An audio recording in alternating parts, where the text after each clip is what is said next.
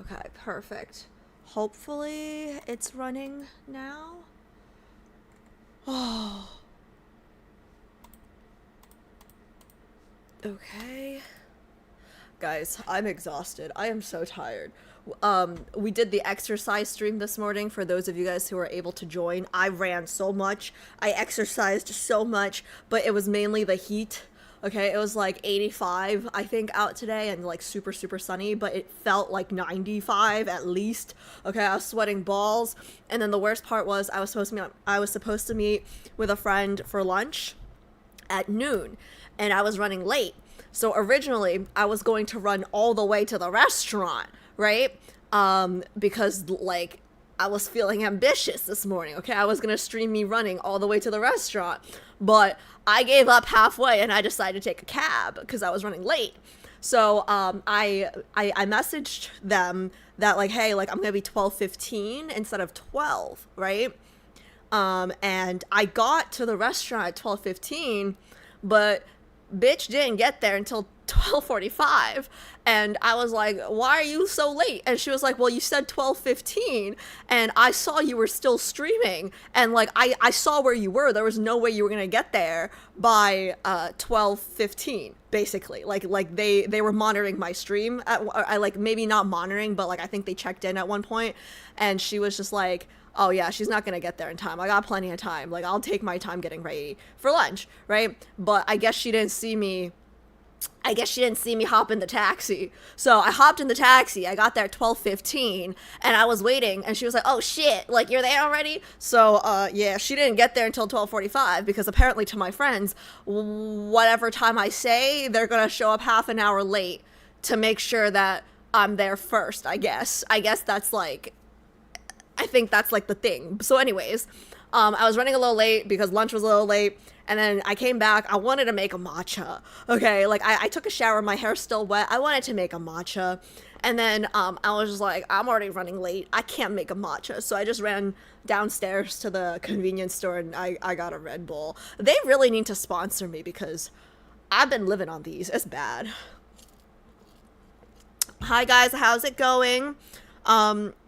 Yeah, for those of you guys just coming in, I'm exhausted because I exercised today.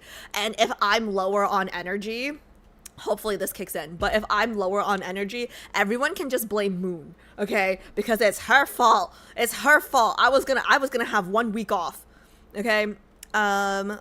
Celestial, hi, welcome. Long time no see. Hope you're doing well. Nagi, hi. Yes, we are doing TOE today. I should probably change my title because what is this avocado? Oh, Avocardio? Cat, was that you? Was that you? Was that you? Okay, let's do Throne of Eros. Finally. Okay. I want to yippity yap a little bit. Yappity yip, yippity yap. I want to yippity yap a little bit. Yappity yap, yippity yap, whatever. I want to yap a little bit before we start. Cause it's been a while since the last stream that we did where, oh, thank you so much for the follow, where we caught up on the situation. Oh, Loxy's here too. Hi, Loxy, how's it going? Oh, actually, let me pull up my combined chat, because right now I'm only looking at Twitch.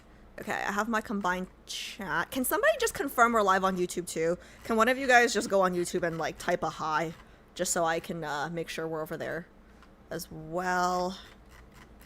You're live. Okay. Thank you, June. Thank you. Thank you, G. Okay, thank you. What was I gonna say? I did the Xavier Coster interaction at Anime X. Oh my god, stop! So I haven't seen any of the. I've been off the internet after I was on the internet. Hoping not to. Yeah, you know what? I'll time myself. Let's give me. I know we have to get through 3 cards today. So for those of you guys who don't know, we're doing Throne of Eros, starting with Sylus. Who's second? Second, is it Xavier? Let me see. I think Xavier's second, right? Let me pull up my roadmap real quick. I think Xavier is second. Roadmap. Ugh. Why am I sniffling? Like, exercise, whoever said exercise is good for you is a liar, because I feel terrible after exercise. I feel terrible right now. Okay, yeah, so we're doing Sylus, Xavier, and then Rafts today. And then tomorrow, so today's a 2-day stream, guys. So tomorrow we're doing, I think Zane's first, and then Caleb's. We're ending with Caleb. And don't at me. If you don't know, we spin a wheel. So the orders are random, like wheel-based, okay? Okay, so super quickly, before I get off track. Maru, first-time chatter, hello, welcome. Okay, anyways, so super happy for you that you got to do the interaction with Xavier. I haven't seen any of the Anime Expo interaction stuff, but I've been avoiding it mainly because Ardor told me not to, like, she basically said, like, if you saw any of these, like, you would be crying, from jealousy. Because I remember seeing, I think it was, like, the Billy World 2025, interaction. I have a short of it, and like my first reaction was to like max out my mic and like scream, "That should be me." But anyways, super happy for you. Did you take any footage? If you're comfortable sharing any footage, right? Like I want to see like the Discord if you want to post it there or anything like that. But anyways, I just wanted to give you guys a super quick update. I want to like I feel like I should have like put notes together or something, but I'm just gonna speak from the heart, okay? And when I speak from the heart, you guys know it gets a little questionable. It gets a little messy, okay? But we'll figure it out. I just wanna, okay, let me do a timer. I'll do a timer. Let's put 15 minutes on it and try not to go over 15 minutes. But will the timer stress me out? I'll put the timer, but I just won't look at it too much. Should we do that? Yeah, you know what? Let's just do that. Let's just do 15 minutes. Yeah, okay. Okay. Last time we streamed was before, it was before July 9th, I believe. Okay? So, I just want to tell you guys, something that I've been really looking forward to for like the past year since I've played this game is catching up to everyone and being able to partake in community drama. Like, I never want to be like the center of the drama. I just want to like be a part of the community and like gossip from the side, right? And now that I'm like kind of here, it's not fun. Like, I thought it'd be more like fun gossip, like, ooh, like Caleb called her little sister again. Like, how do you feel about it? How do you feel about it? No. Okay? Like, that was kind of the drama that I was like looking forward to, right? This shit that's been like going, like, it's too real. So, like, I like, this is not the drama that I was looking forward to, okay? So I was online for like a total of like 2-3 days maybe, and then I had to take myself offline because every time I came on, like every time I went on, like there'd be, how do I say this? Like, I'm a pretty high F, in terms of my Myers-Briggs, right? So like my emotions, I feel like are pretty easily influenced. I'm very, very strongly opinionated, but sometimes it takes me a while to actually figure out what I really feel because I am a react based on emotion first kind of person, which is not good, right? So, believe it or not, the version of Alice you guys are getting is already the mature version, right? Like if you asked G&J like 10 years ago, that would have been off the rails, right? Typically, how I feel about certain things, based on principle, like, don't change, right? But I'm trying to be more mature and, like, react when I am calmer. You know what I mean? Does that make sense? So, anyways, it's been a few days. I have not been online the past 2-3 days because I'm not gonna lie, like, the 2-3 days I was online, y'all were making me depressed, okay?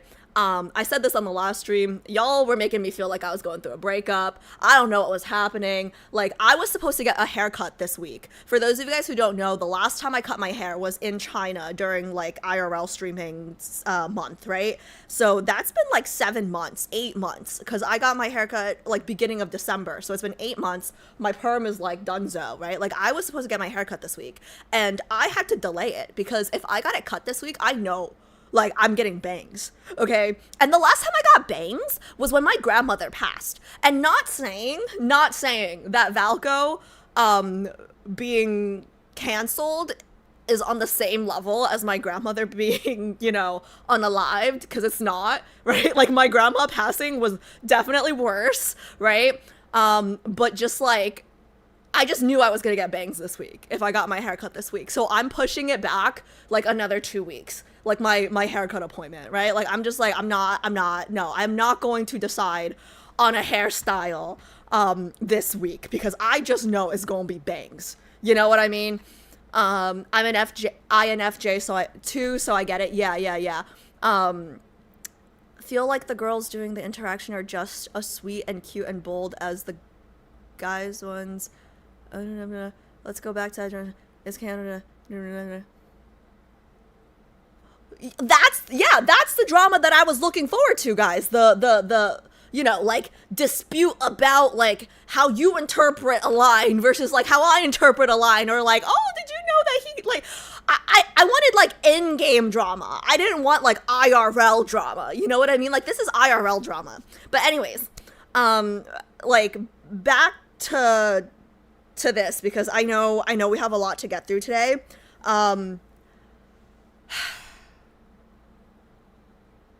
If you have been living under a rock, or you don't play Love in Deep Space and you're just, you know, grandfathered in from my Lost Ark days, you know, the guys, just so you guys know, if you guys have not been keeping up to date, they did not release Valco on the 9th, right? But I'm just gonna be very, very honest right now. My brain says it's over and, like, we're not getting him. But my gut says it's not over and we are. You know what I mean? Like, I don't know if I'm just, like, another level of Delulu, and, like, I don't know, like, my gut just says we're still getting him. I don't know why, guys, okay? So I'm just sharing, like, maybe I'm in denial, right? But my brain says we're not and it's over, but my gut says we are and we have to keep fighting. So, like, where do I stand as of today? I don't know. All I know is based on, like,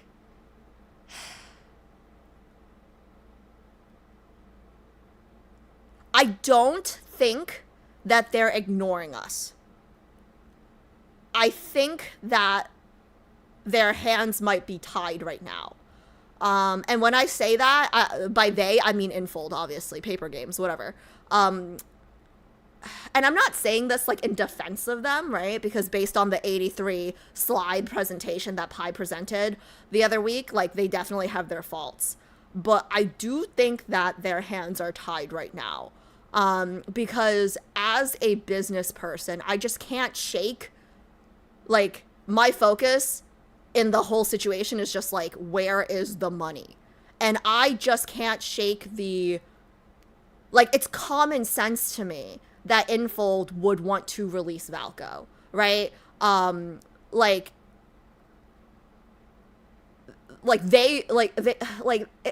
me, they want to release Valco too.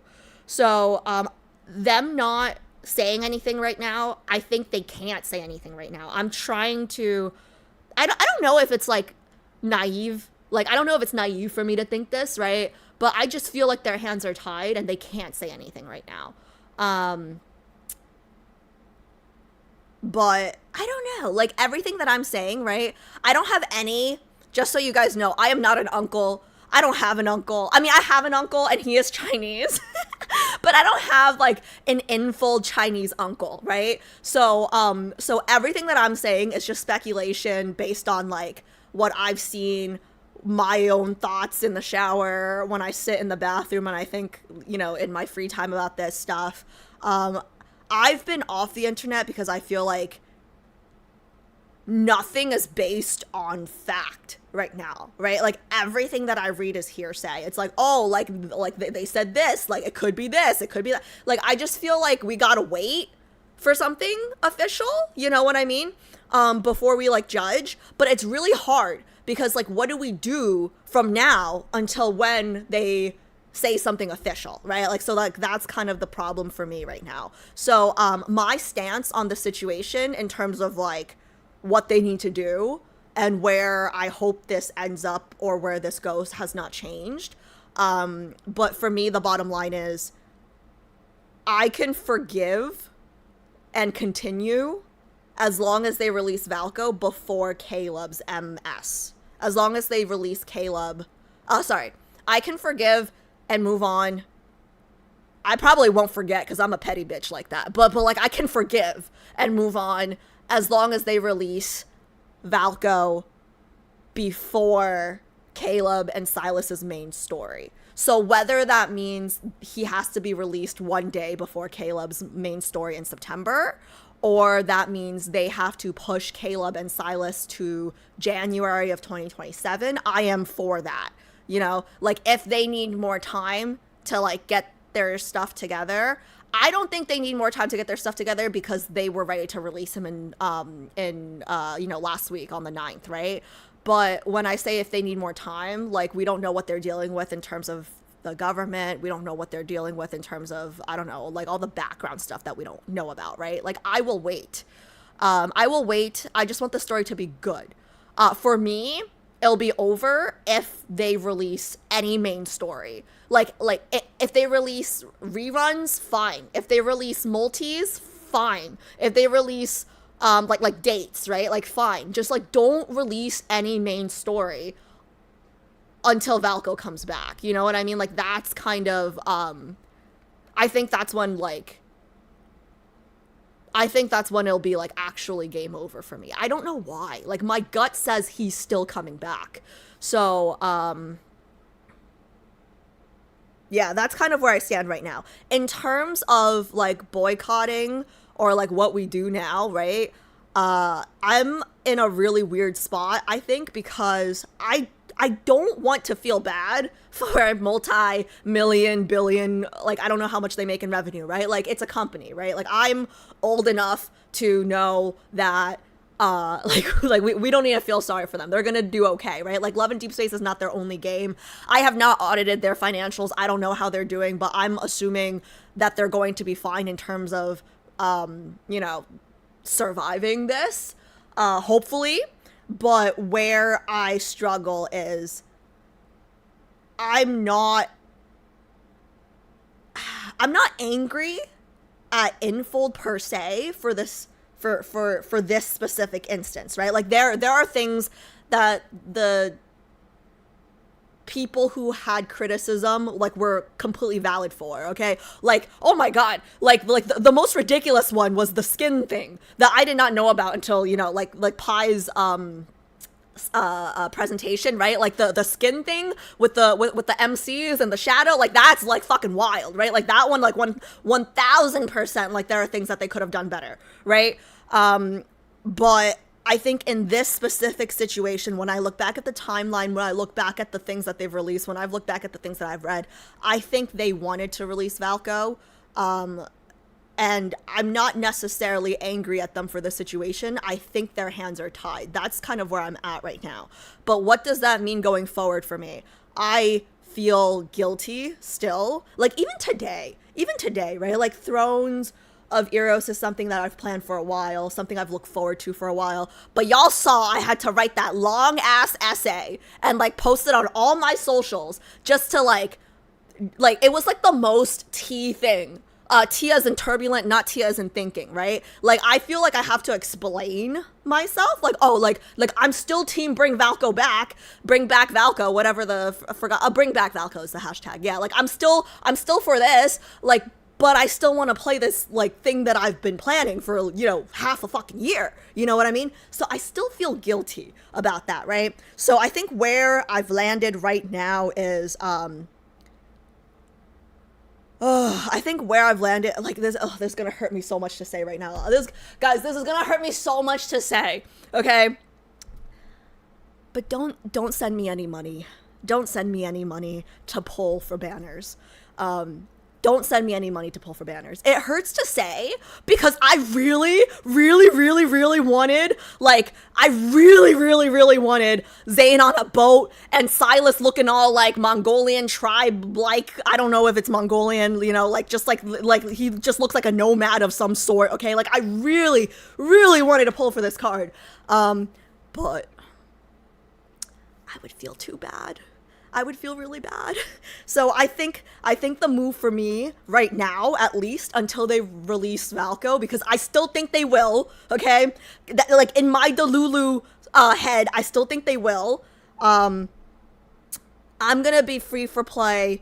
I mean, I've been free for play, but, like, you know, chat sponsored me. So I'm asking you guys to not sponsor me until Valko comes back, or I quit the game, basically, because, well, if Valko doesn't come back, I might not quit immediately.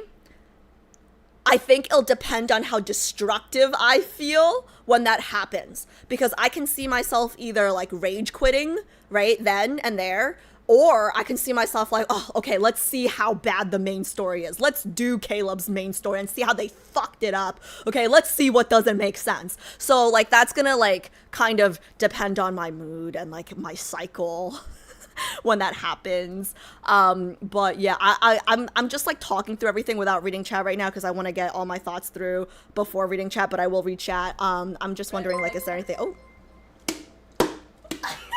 Bex gifted my name is Pay a subscription. Thank you. Gifted a tier 1 Thank you, sub Bex. to my name is Pay. They have given 30 gift subs in the channel.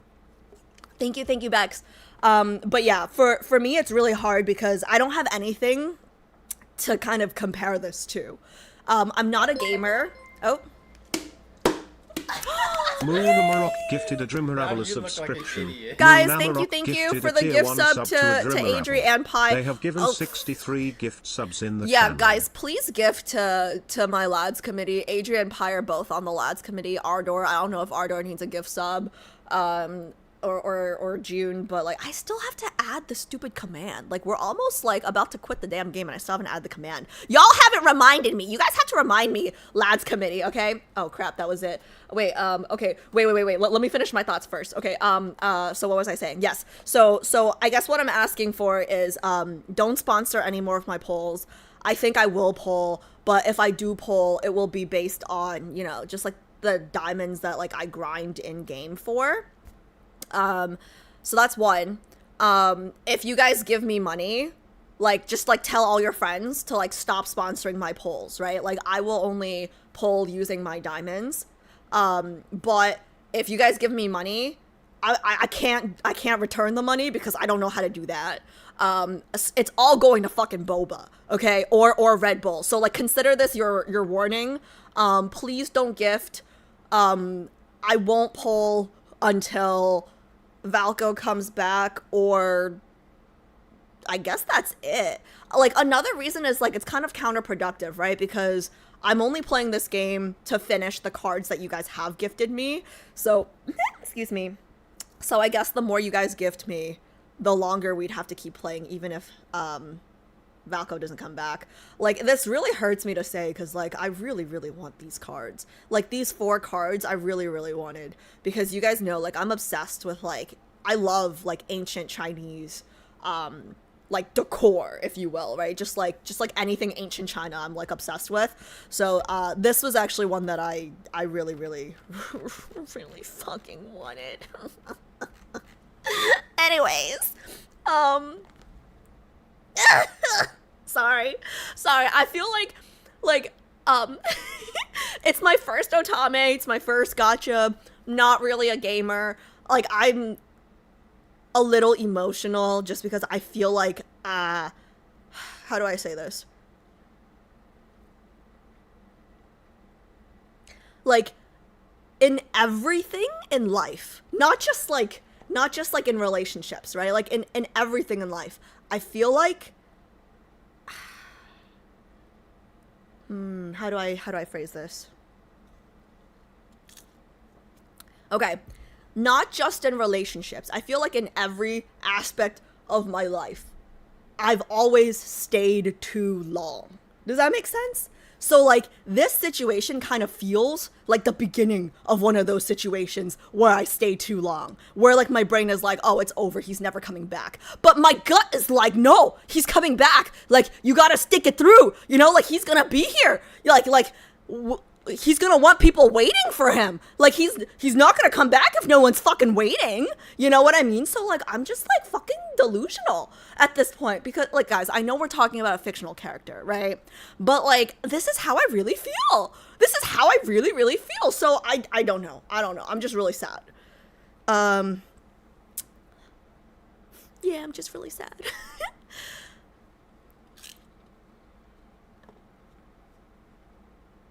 Can always enjoy all the cards without spending anything. Other people would be happy to let you watch them on their accounts or by watching on YouTube. Yeah, that's true, but I mean, it's true, but how do I say this?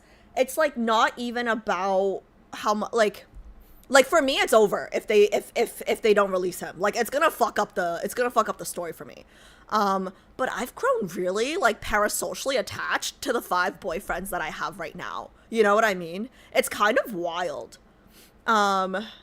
It's like staying in a relationship for potential, yes. And I feel like I'm too old to do that. You know, but you know what? At least I'm doing it with fictional men this time instead of IRL men, okay? So, like, if Infold lets me down, it's not like Psy let me down, you know what I mean? Like, at least it's a company that's screwing me over right now. Like, and like, I've been screwed over by so many companies. It's a little different. It's a little different, right? I will say that last thing on this topic, guys, I think it's so unfair. I think it would be so unfair. Like, I don't know. I feel like Infold's probably monitoring, like, you know, everything that's going on, like, all the discussions and everything around this, right? I hope they are.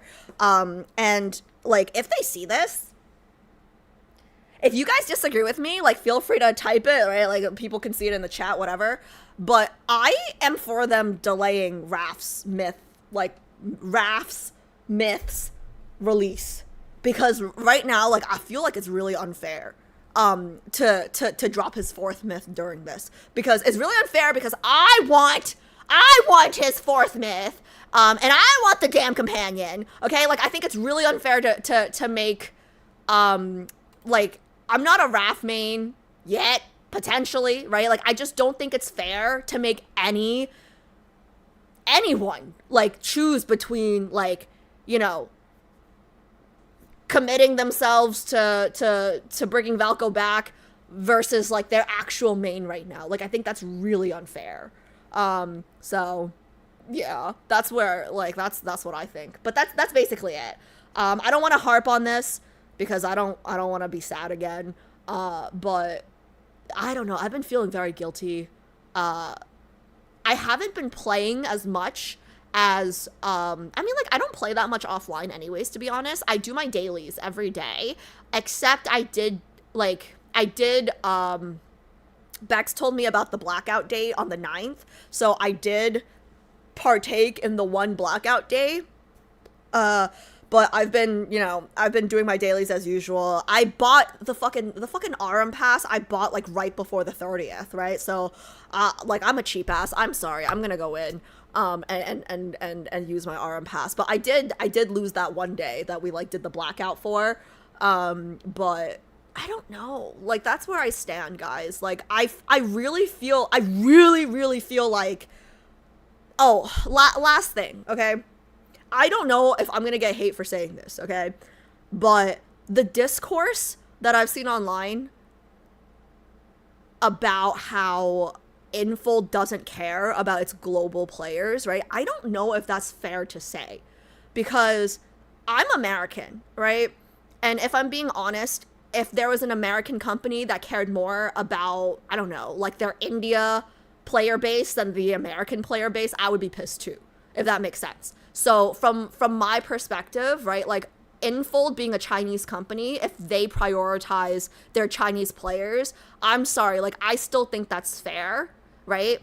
But if you think that Valco was created for the Western or the global eye, if you will, right, then I don't think it would be fair to also say they don't care about their global players. Does that make sense? Like, this situation, I really hate to side with the company on this one, but I really don't think that they wanted it to blow up like this, right? So, I don't know. Like, that's just my perspective. Like, if an American company prioritized non-American players or non-American customers over me, I would be upset about that. Does that make sense?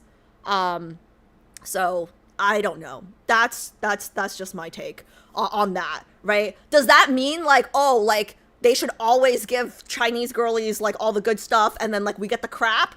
I don't think that, right? Because like we still spend real money. But like it's kind of like I played Lost Ark. And like Lost Ark was a Korean game, and if I remember correctly, like we got everything like a month or 2 months even after the Korean servers. So like people would have to watch like when all the new raids came out, like people would be watching the Koreans play it first, and like, you know, by the time we get it, it's like, I mean, like, not that I was ever I mean, like, maybe my static was, but like they were never going to be breaking records with me on the team. But like I remember when I played Lost Ark, right, like the Korean people, like they would do all the raids blind, which I basically did, because, you know, like I don't like to do prep work. I like to go into everything blind, but like the Korean teams, like it'd be blind for everyone, like because it's the first time everyone's doing it, and like they would like compete to like break records, right? And we never got to do that because we got the content like a month or 2 months later. You know what I mean? So like I just kind of feel like we have to, as a community, recognize what makes sense to fight for, and recognize like what's like a losing battle, and like, you know, it's not worth wasting our breath. You know what I mean? So like wanting Valco back, like, yeah, I'll talk about that shit like all day, because like I want him back. Like that's something worth fighting for, and I think it's still possible, right?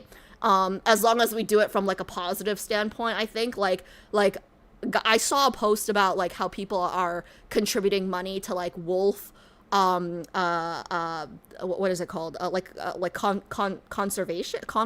conservations, just like donating money to help like wolves, and then like donating chocolate to like children. Like I love that so much good has come out of like such nastiness. Like I cried for like an hour when I saw that.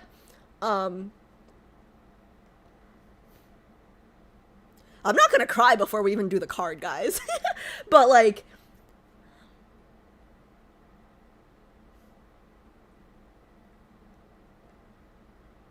yeah, like I feel like that's a lot more productive than sending cow shit to Infold, right? So I hope we keep doing good things while we wait. But you know, the discourse about like, oh, fuck this game, like I don't want to spend money on this company who's going to prioritize CN players. They're a CN company, bro. Okay? It's like that, let's, like, that's not a good reason. You know what I mean? So, yeah, like, that was just something that annoyed me. It's like saying, oh, why are you nicer to Julia than you are to me? Because Julia's my fucking sister, you dumbass. You know what I mean? So, like, there are things that, like, we don't have to get mad about. Because it's never gonna change, no matter how mad we get. So, yeah, like, that's, and if you disagree with anything that I say, I live in a free country, like, you know, you're allowed to disagree with me, but, like, that's it. Like, these are my thoughts. Don't cancel me, guys. Anyways, okay, let me read some chat now, and then we gotta start the game. I'm just gonna read chat for 5 minutes, 4:30, fuck, we gotta start the game, okay? That's it.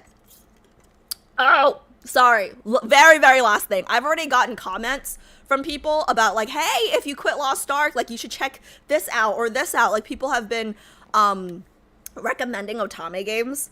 And I'm just gonna be really honest, like right now, I can't even think about doing another Otame game. Like, I can't be hurt like this again, guys. Like, I can't. Like, I'm so emotionally attached to the 5 guys that I have, and plus now a 6th that, like, I never even got a shot at, right? Like, I can't imagine myself playing another Otame game. So, in all seriousness, like, if I do quit Lost Ark, like, what's the next step? Sorry. Lads, if I do quit Lads, like, what's the next step for me? I don't know. Prior to Lads, right, I was like in between games, so that's why like Lads was able to get in, because I was in between games. I just finished Elden Ring, I just finished like IRL content. I don't even remember what I was doing, right? But have you updated? Yes, yeah, don't worry about that. I did that, right? I did that, right? Pretty sure I did that. Let me double check. Okay, let me, I'm opening the game right now, while we wait. Okay, let me do that real quick. That's a good call. Okay, let me check. Okay, I did not, but it's going really fast. Don't worry. It's updating really fast, Pi. Thank you for that. Love you. Don't know what I'd do without you. Shit. I thought I did it. Okay, anyways. What was I saying? Oh yeah. So, I'm not gonna lie. Some of the games that were like on the potential ballot before Lost Ark suddenly came in, like Lost Ark, I was supposed to play it for like 1 day, right? So there were some games on the ballot, okay? You guys ready to hear them? You guys want to hear them? I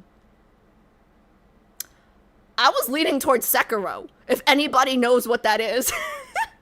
Because we had just finished Elden Ring, and I played Elden Ring with G&J, and they were carrying, apparently they were carrying, or whatever, so, you know, like, I feel like the next step would have been a Souls game, but, like, solo, like, on my own, you know? Okay, sorry, let me, or like Wukong was another one that we thought about, that was on the list, but yeah, okay, sorry guys. I'm reading chat now, so, if I missed any comments that you guys, like, wanted me to comment on or anything like that, like, just, I don't want to scroll back up, so, comment again. Okay. Honestly, waiting and not forgetting about Valko are the best things to do right now. Yeah. So, like, I just feel really bad because I'm posting content that I did, like, 2, 3, 4 weeks ago, like, shorts, right?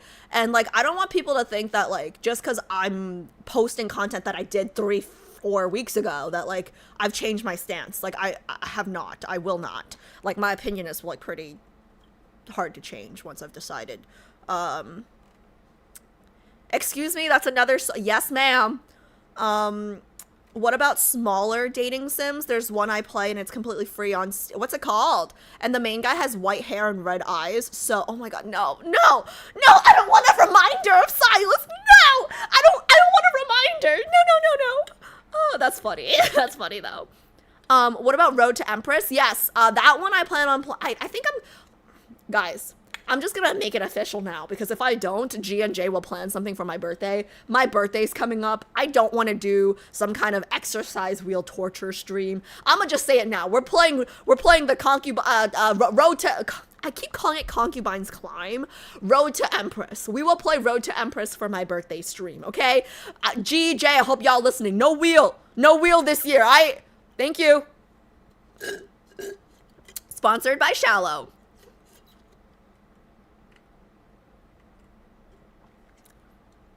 Sarah, hi. Hope this game isn't glitchy for you, Alice. The kindled scene look very bad in some devices after the update.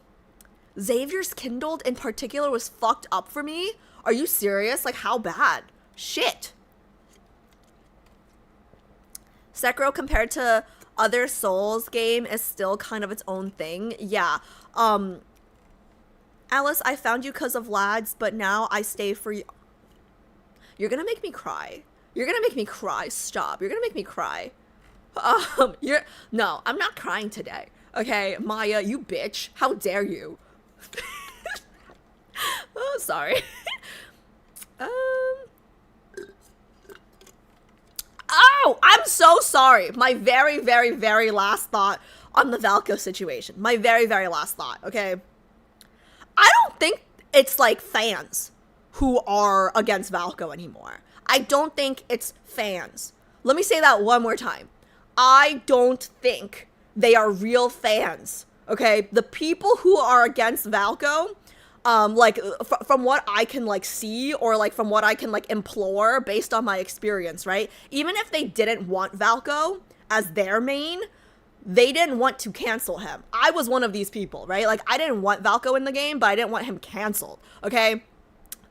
I didn't want him in the game because I can't even choose between 5 guys, let alone 6. Had nothing to do with Valko, right?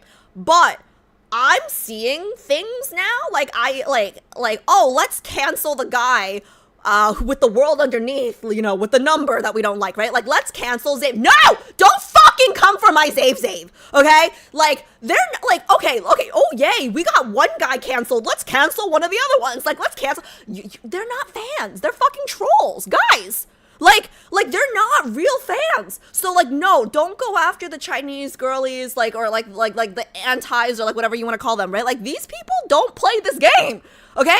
And if they play this game, like, they're just trying to destroy it. Like, what do you mean we got one of them and now let's cancel the others? Like, there will be no game. Like, are you, like, you know what I mean? Like, they're not fans. They're not actually players of the game. So, don't get baited.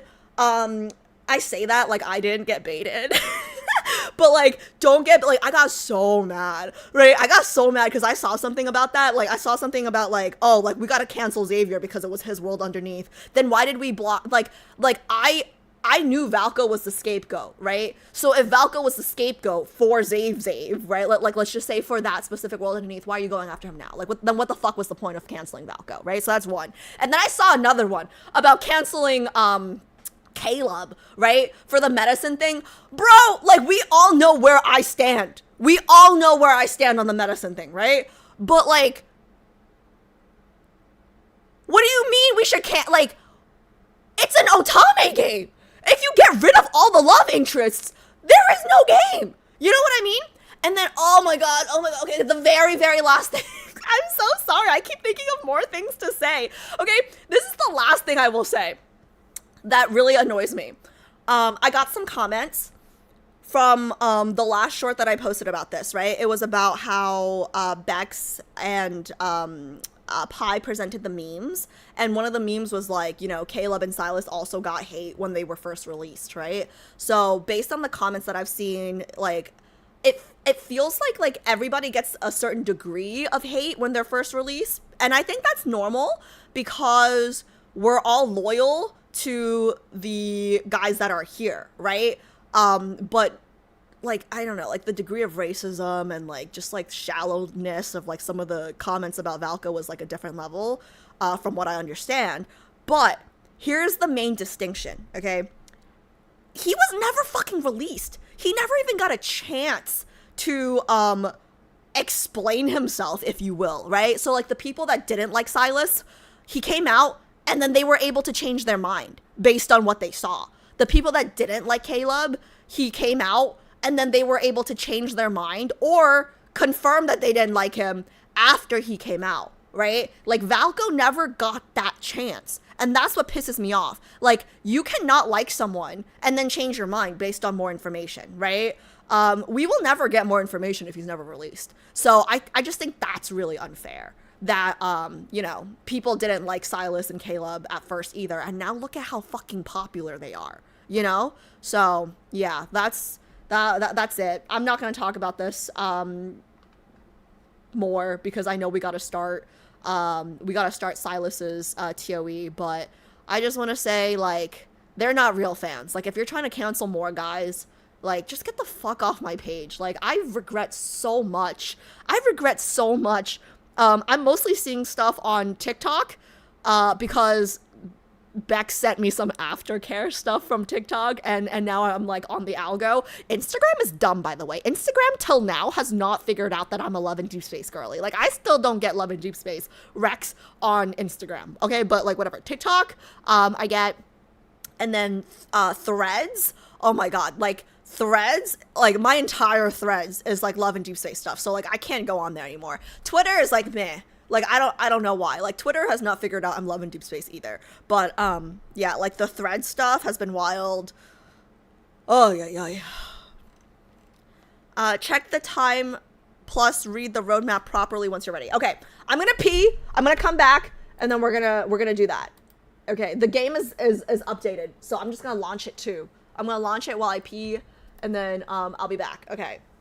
Algorithms on sites in general are screwed. Yeah, it's actually like really annoying. But what can you do? Okay, I'm gonna pee real quick, and then we can come back to this. There's a lot of fear-mongering going on. Unless it's stated officially, it's best to not fall for it and get affected by it. Yes, yeah, guys. And just remember, like, an uncle is not a source, right? Like I have a Chinese uncle, guys. Like, do I believe everything that he says? No. So just, you know, critical thinking is important, and it's okay to, like, read stuff, but just know that, like, everything you read is probably not fact, you know? Like, you can probably take everything you read with a grain of salt. But I kind of feel like the girls who watch me, like you guys in chat, right? Like, I feel like you guys are not the problem. Like, it's like, I feel like I could be biased, right? But I feel like my audience, maybe because I'm a little older, I feel like most of you guys are a little bit more mature. And I mean, I have no proof of this, but I just feel like the people that are, like, the craziest are a little on the younger side. But then again, that's, like, not really fair to say, because like, even at 18, I would have never, okay, like never say half the shit that's, like, guys, like, let's just, you know, like, it's a game, but it's, I don't, it's crazy. Oh my god, my current feed is Holland. I love that guy. He's hilarious. I know nothing about soccer, but I love that guy. First time catching you live, found you through Lads YouTube. It's so nice seeing you fighting for Valko. I'm excited for this stream because I don't own the game and won't get it unless they give Valko back, so it's nice to watch you play it. Thank you, welcome. I just spent the past, I don't know, half hour talking about Valko, so if you're curious about anything we talked about, you guys can always watch the VOD back once it's published later on YouTube. I'm gonna pee before we start, but I'm gonna go because I know Pi is... My lads, girlies, my committee is a little stressed out probably because I gotta start Sylus's card. Okay, I'll be right back. I'm gonna pee and then I'll come right back.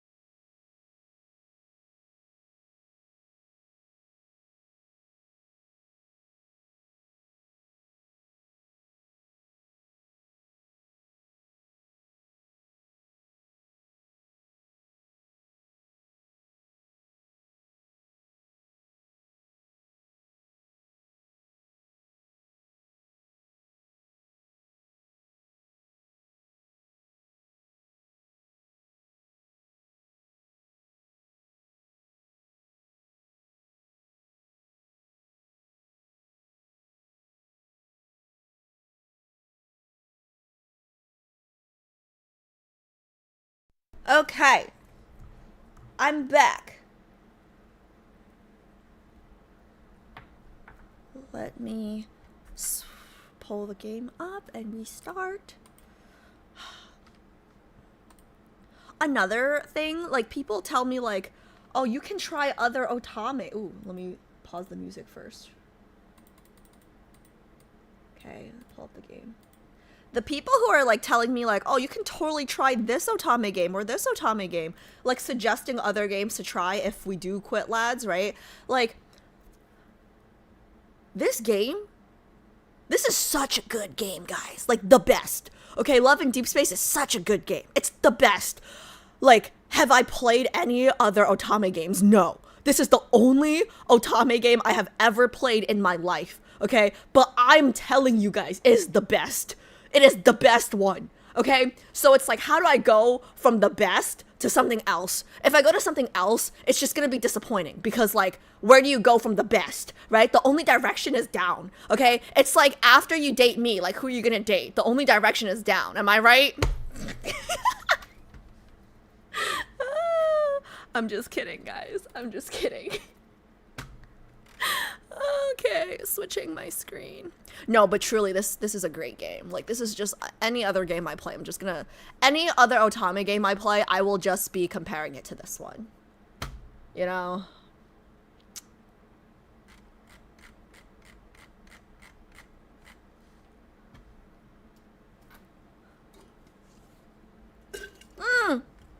I am so excited.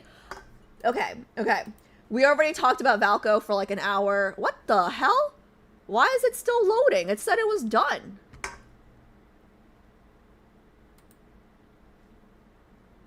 Okay. I guess we can talk about it for one more minute. It's at 84%. Okay. Sorry, I thought it was done. Okay, I'm gonna pull it up on the side so I have it up so as soon as it's ready we can go. 84%, 85%, 85%. Anyways, what was I gonna say?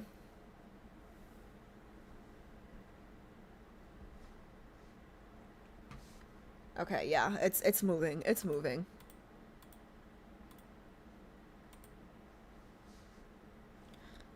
Fuck, I've been boycotting. It's like seeing an ex. I miss them. I know, guys. I know. That's why I said, you know, if you've been boycotting, you should just check out the stream. Like, less guilt. Less guilt. Stay strong. Proud of you, Ian. It's so hard. Ian, I don't know if you were here for the beginning of stream, but we've been talking about Valco for like the past hour. Okay, and now I'm playing. Now I'm about to play one of the cards, but like we've been talking about for an hour. It's been so I think everybody in the community knows Ian by now, but if you haven't, go check him out. He's hilarious. He's hilarious. I follow him on Instagram now, and like all of his shorts are so entertaining. It's the best in visuals, yes, but other Otame have a better story for me. Really? Okay, see, I wouldn't know that because this is the first one. This is the first one. Are you sure? I don't know if I believe that. But I'll take your word for it. I haven't logged into the game since they canceled Valco. I miss Xavier so much. Well, Loxy, don't worry, okay? Because you'll get a Xav fix very soon. We're doing Psy first, but then Xavier's right after. Oh, and like, since we have a few minutes while it's still loading, I thought it was done. I'm so sorry. I'm so sorry, Pi. I'm apologizing to Pi, June, and, you know, lads committee who are telling me to hurry up. It's moving. It's just taking a minute. Whatever you guys decide to do, right? Like, no judgment from me. I've already shared what I'm going to do, right? So, for anyone coming in late, like, you guys can rewatch the VOD later on YouTube, but TLDR, like, any money that you guys get, like, any money that you guys gift me will not be used for polls. Any money you guys gift me will be used for boba. So, like, this is the warning. Tell your friends, okay? I don't do, like, I don't know how to refund. So, yeah, like, don't say you got scam-assed, okay? Because, like, it will be used for boba. Okay? This is my disclaimer. But, yeah, whatever you guys decide to do, I do think that, like, you know, if you guys decide to quit, if you guys decide to take a break and then come back, like, do whatever's best for your mental health, because, it's a game, you know, like, this should be, like, I don't know if I'm, like, simplifying it, but this should, bring joy to your life and not stress to your life. Like, life is stressful enough. We play games to escape stress, you know? So, girl roadmap. Oh, okay, sure. What's on the roadmap? Okay. Let me share the roadmap on the screen. Roadmap.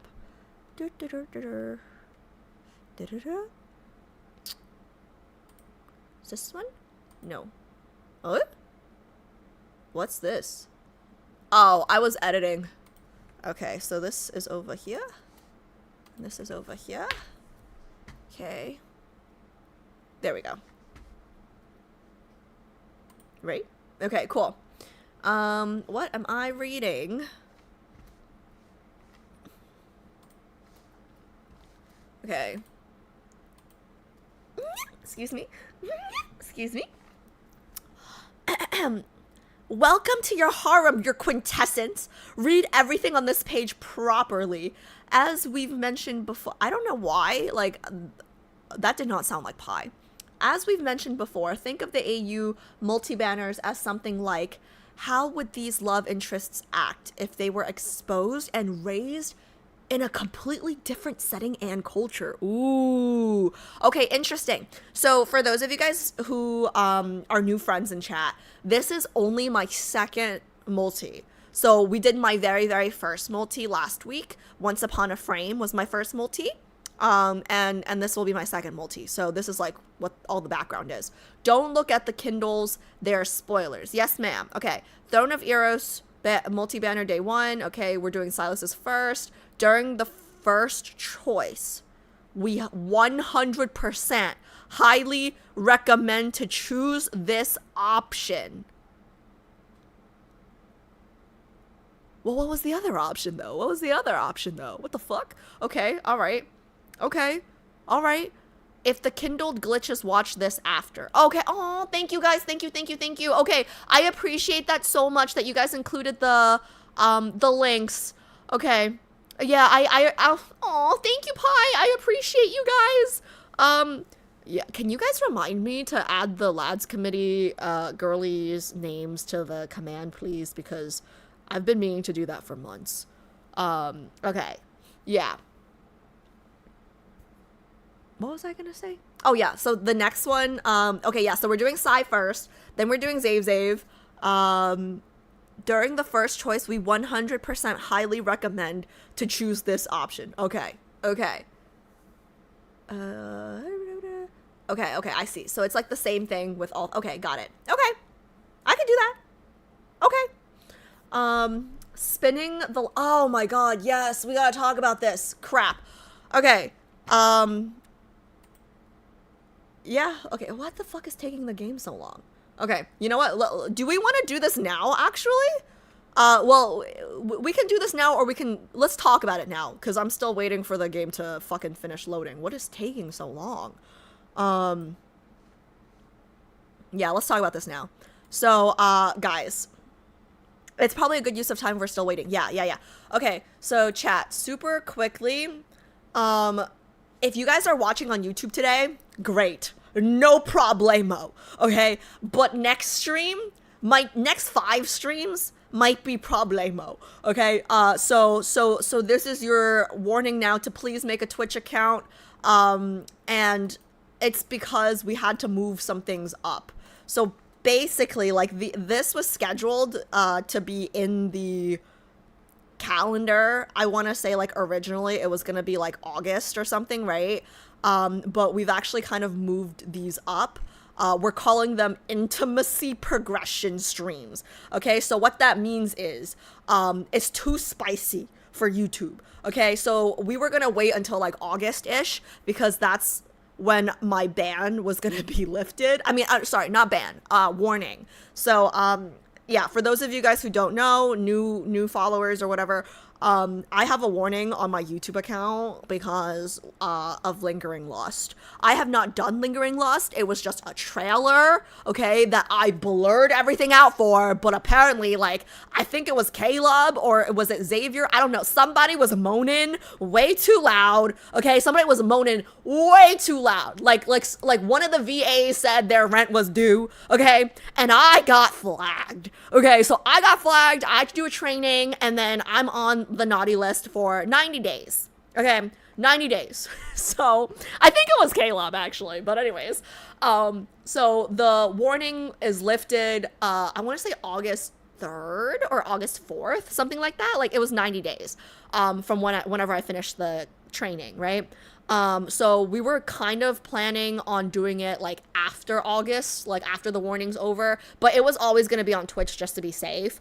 But you know, we're kind of moving everything up now because I don't know. Oh man, everything comes back to Valco. I don't want to make it depressing, but like there are cards that you guys have gifted me that I plan on playing before I quit. If I quit, right? Right now I'm not quitting because I feel in my gut Valco is coming back. Okay, but just in case, like, you know, these were highly anticipated, so we're moving them up. Thank you so much for the follow. These will be exclusively on Twitch because, you know, I'm not trying to get banned off of YouTube. I might do some shorts for YouTube for these that are like, you know, but like, I'm not trying to push the limits. I posted a short yesterday on Instagram and TikTok about, you know, Caleb third myth cultivation and all that stuff. I didn't post it on YouTube. So all you Caleb mains, go check it out. Oh my gosh, wait, Serene, thank you so much for the tier 1 sub. Thank you. What was that? Oh, it was delayed. Nocturne just subscribed. Guys, thank you so much for the follow and the tier 1 sub. Yes, so this is the layout, okay? If you guys are curious what's happening, this is not the order. We're about to spin for the order. Oh, wow. Okay, thank you. I'm assuming these are like YouTube followers that are like coming on Twitch. Perfect. Thank you guys.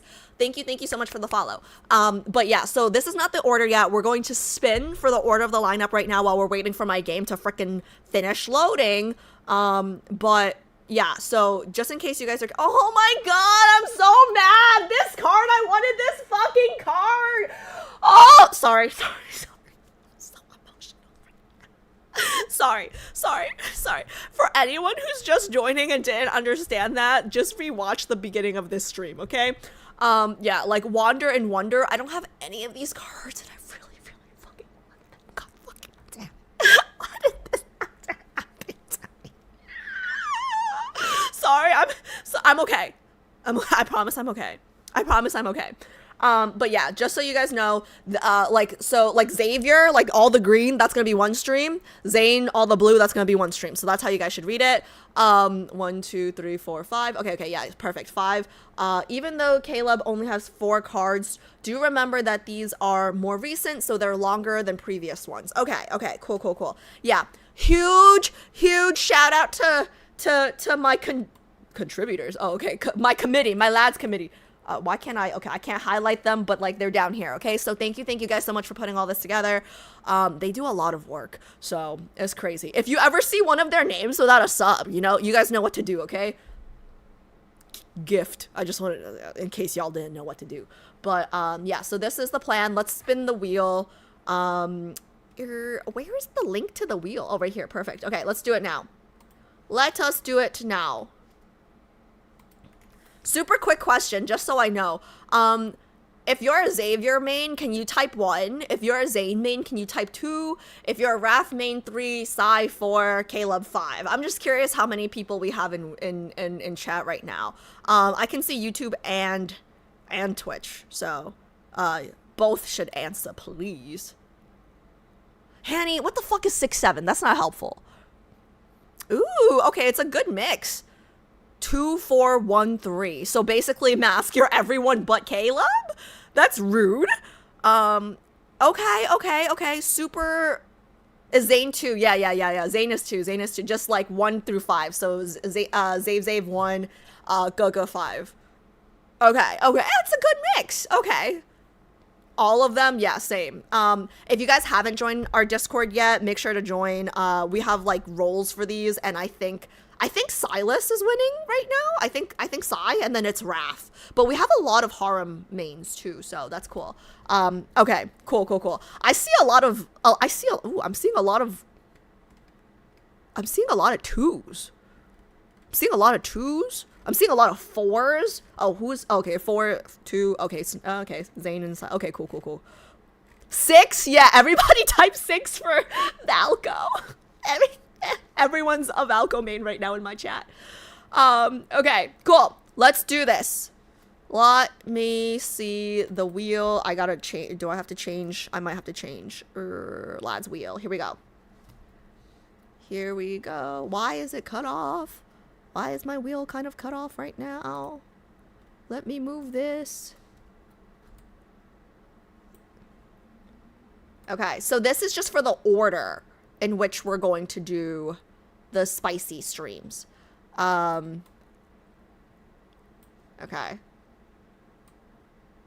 Who wants to go first? Okay, call it. Call who you think it'll land on first. I'm spinning. I really don't care. But, like, can I just be honest about something? Like, I kind of feel like... I'm gonna have bedchem with all of them. I feel like I'm gonna have bedchem with all of them.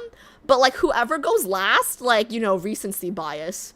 Ooh, interesting. Zane's going first. Interesting. Okay. You know what? You know what?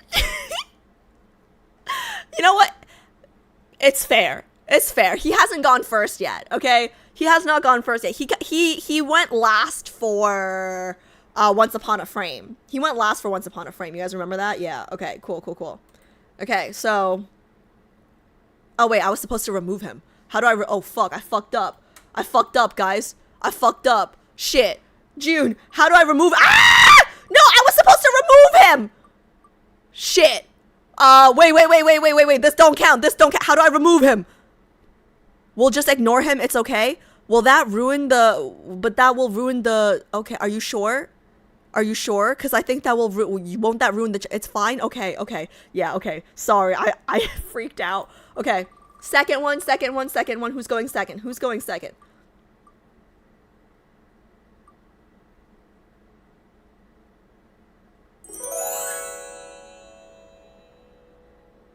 You know, this is actually oddly kind of fair. Because, we're doing Zane and Caleb last for this one. But we're doing them first for the next one. Okay, remove. Okay, going. I think whoever goes last will, like, low-key have the advantage. Okay, Xavier third.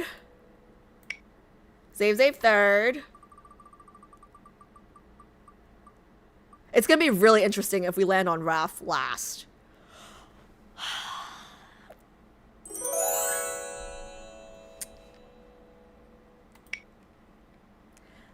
Guys, I might be a Sylus main if he goes last. I'm just saying. Where's that? Okay, cool. Lads committee, we have the order, right? You guys have the order? You could use your streamer power to change it if you want. What does that mean? What does that mean? I mean, I'm okay. Like, I'm okay with, like, the order. No, the order should not matter.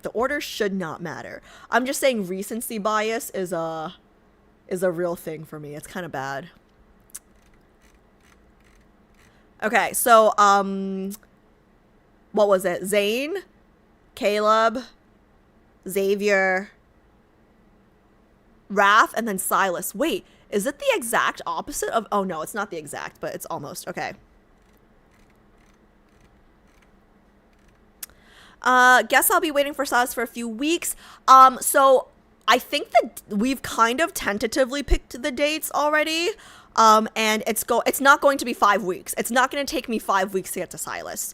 We're kind of trying to speed up the... I mean, I can give you guys the tentative dates. Where is it? I can give you guys the tentative dates. Where the hell is my phone? Oh, shit. Give me 1 second. Where is my phone?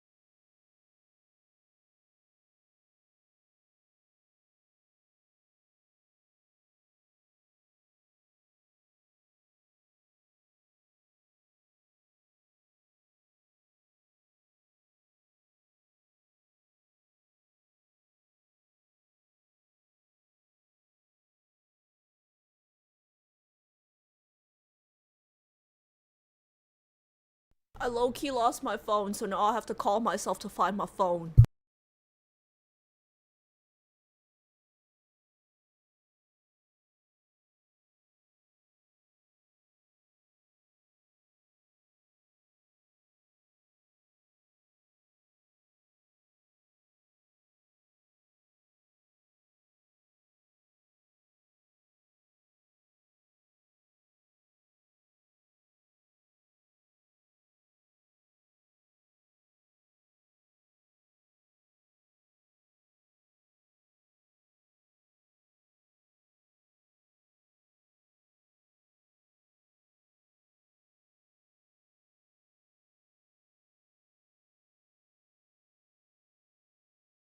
Okay, guys, I found it. I found it.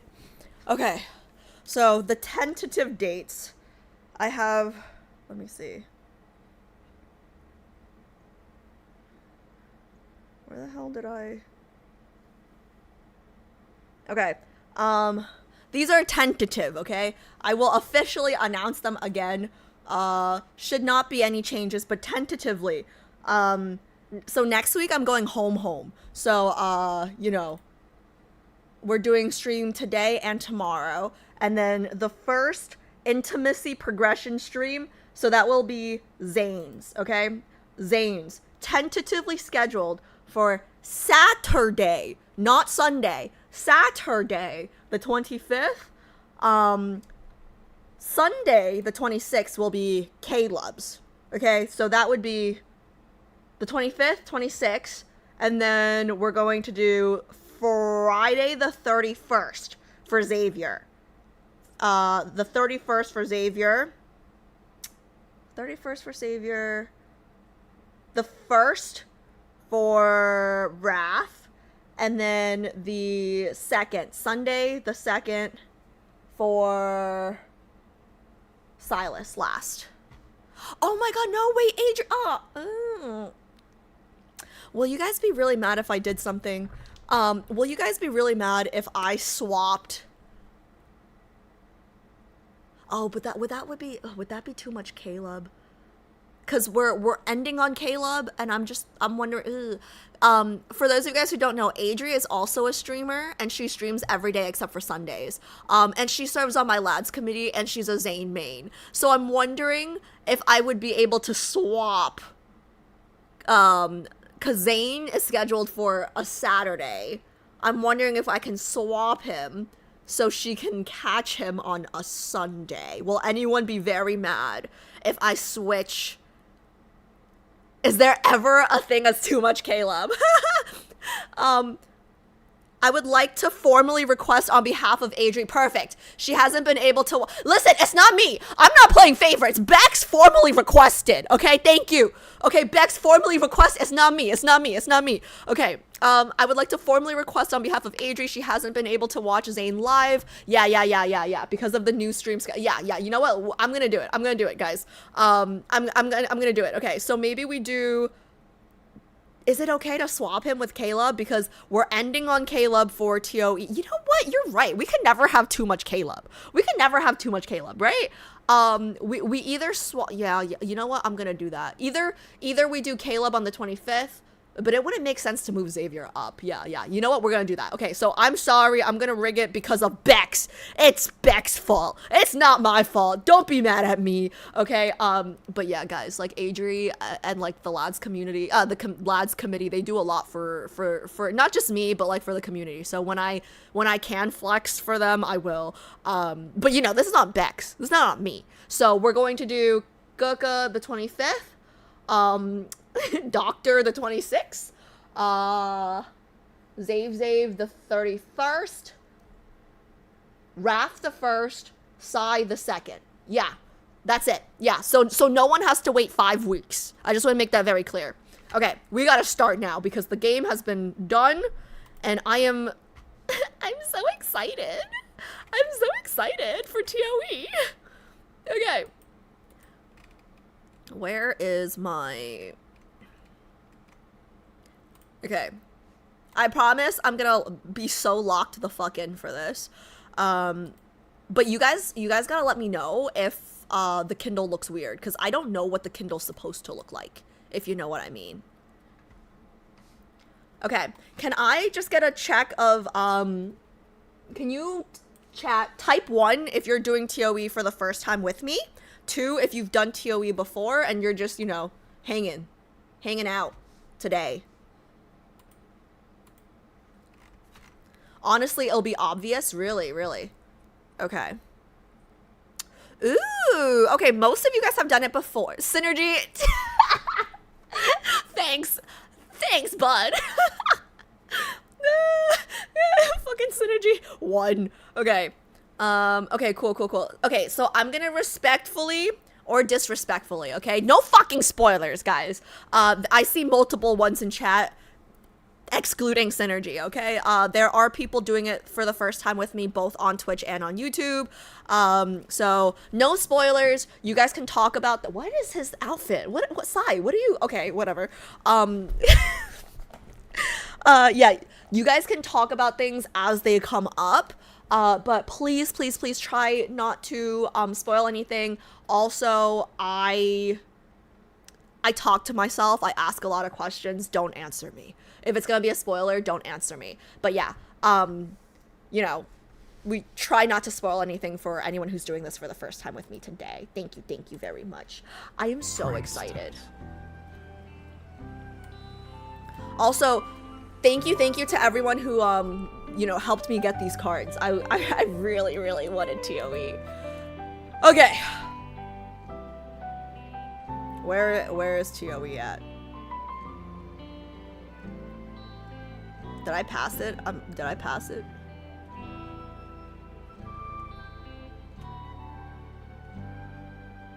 Where is it? Oh, right here. Okay, before we go in, before I click download, because it's gonna take 2 seconds, I just want to say, we're forgetting all the drama.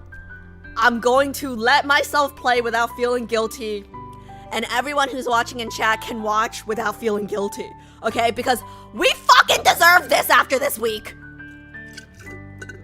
Damn, I finished my, okay, I might need another. Okay, that's it. Let's go.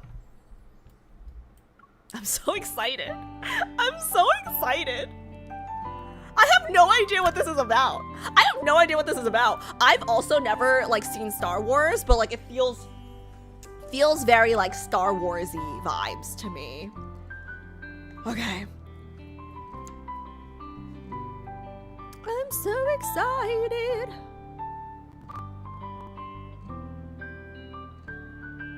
Okay, I'm not looking. I'm going straight into the date.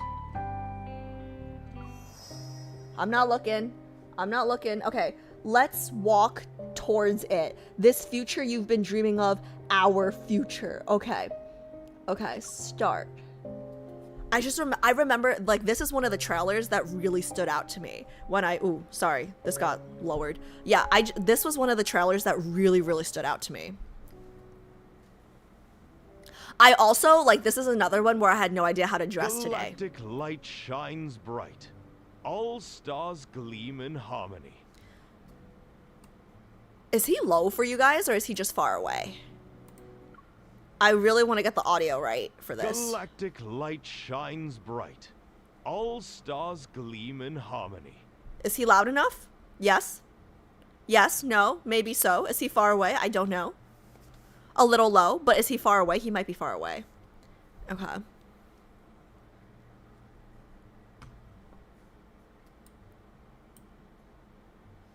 Keep going, he might be far away. That's what I'm thinking. I'll stop the first time, like, we hear Sai. As witnesses, they shall celebrate the official engagement between the Empress of the Cosmic Empire and Sylus, the sovereign of the Chaosy Galaxy. Guys, I'm not even gonna lie.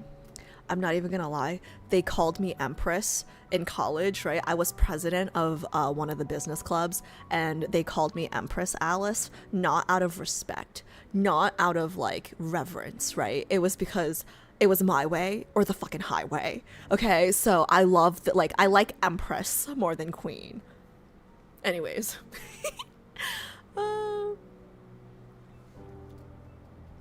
Let me just turn it up for you guys a tiny bit, but I feel like it's because he's far away. But I'll turn it up a tiny bit.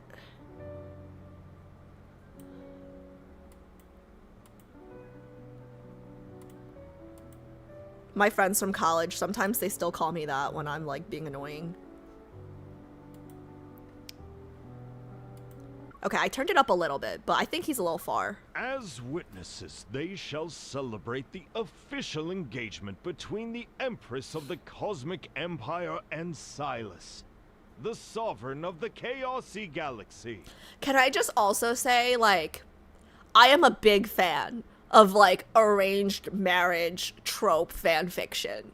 Okay? Like, the arranged marriage trope where, like, they started off not wanting to like each other or whatever, right? Like, oh, you have to because it's your duty, blah, blah, blah. We hate each other, yeah, blah, blah, blah. And then they end up, like, being soulmates. Like, I'm into this trope so much. So I'm already, like, 2 lines in, I'm here for this. I'm so ready. I am so ready for this. Okay, okay. Okay, I'm so excited. Sorry.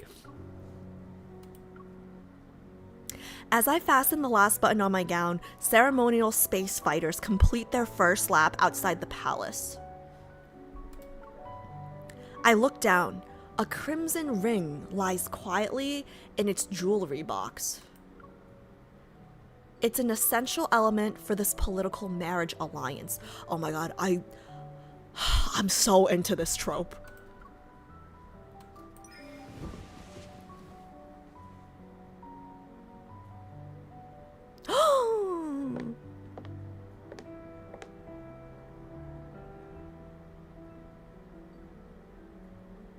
Did you choose a color? Sorry, didn't mean to interrupt you, but I missed this. I was just staring at him. I didn't click. The lightweight gown was deliberately chosen. I lift my skirt and hurry towards Sylus. Standing before the doors of the main hall, he waits with his arms crossed. Let me know if he's too quiet. Did you choose a color that matches me? Does he need to be louder, chat? Let me know. Did you choose a color that matches me? I can turn it up. I can turn it up if needed. Just let me know.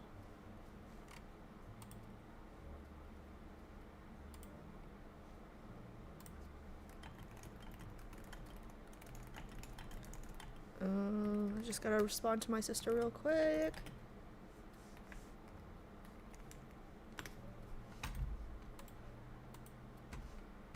It's good? Okay. Volume is low. Okay, okay. Most people are saying it's good.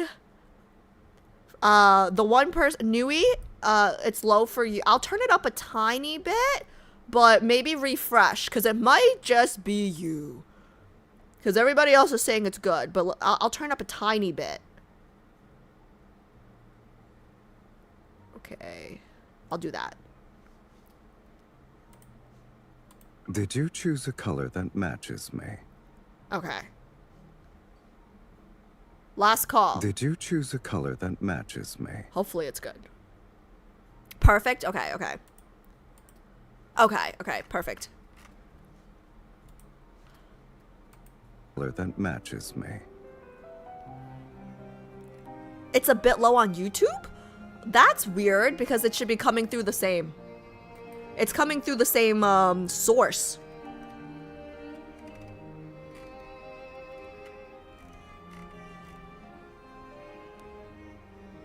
Yeah, that's weird. It should be coming through the same on Twitch and YouTube.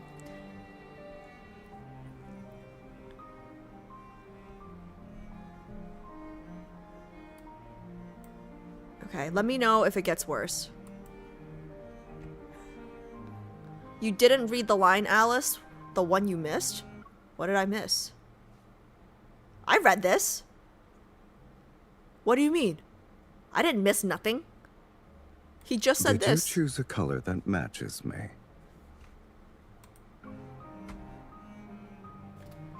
Oh, you should feel honored. As if acknowledging my words, Sylus bows and extends his hand. It's a gesture of invitation. Oh my god, guys, I'm so curious. Like, did they know each other from childhood? Like, was this arranged since birth? Or like, was he supposed to marry her sister, but like her sister died and now she has to take the throne? Like, I don't, there's so much. There's so many possibilities. Ooh. It's time to receive our blessings.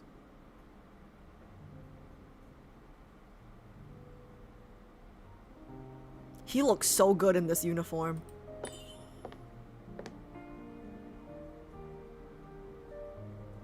Remember, this is just a deal between us. Don't cross the line. Ooh, okay, okay.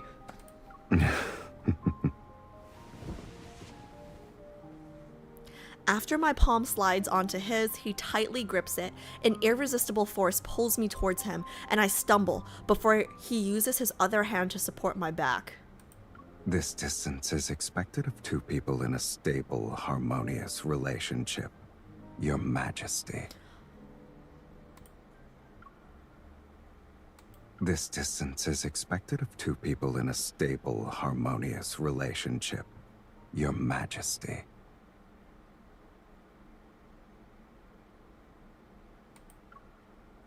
I like the way he says, Your Majesty.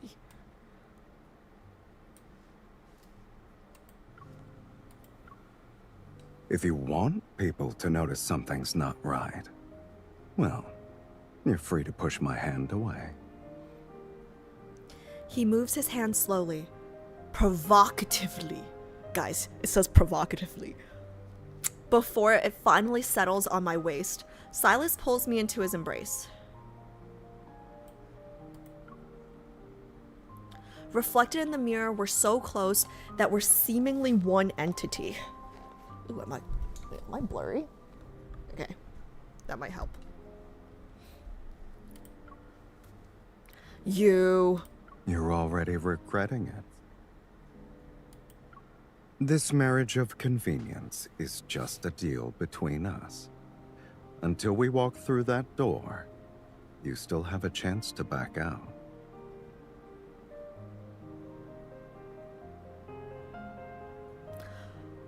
It's like the consent is so nice, you know? Like, he's giving us a chance to back out, guys. That's crazy. You crazy. I ain't backing out. Where am I gonna find a better looking husband?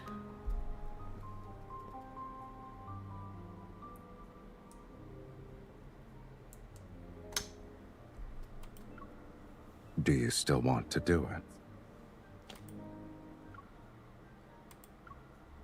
Do you still want to do it?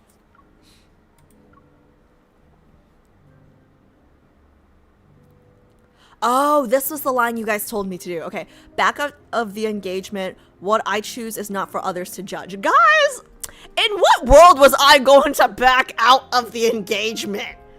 Guys, in what world was I going to choose back out of the engagement? Yeah, so this was the line that my lads committee said, make sure you choose the second one, right? In what world was I gonna choose to back out? Okay. What I choose is not for others to judge. Listen to what I have to say. I am the emperor. Ah! What the hell? I didn't click nothing. Listen to what I have to say.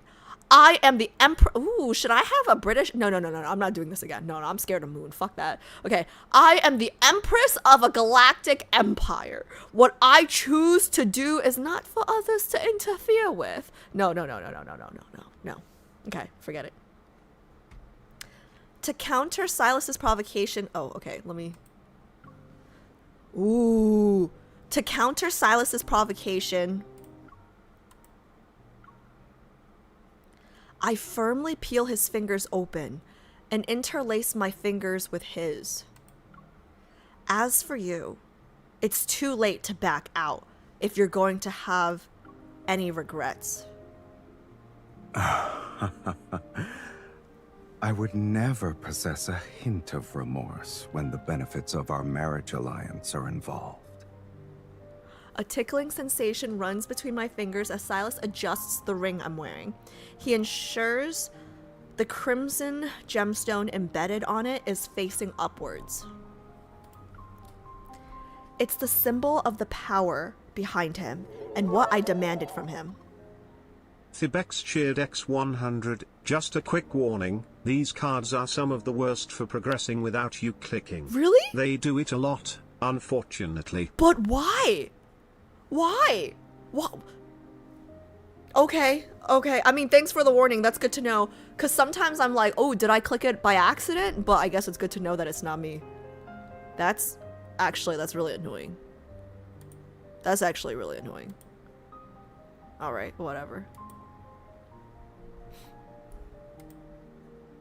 Okay, that's good to know. I will, move accordingly, I guess.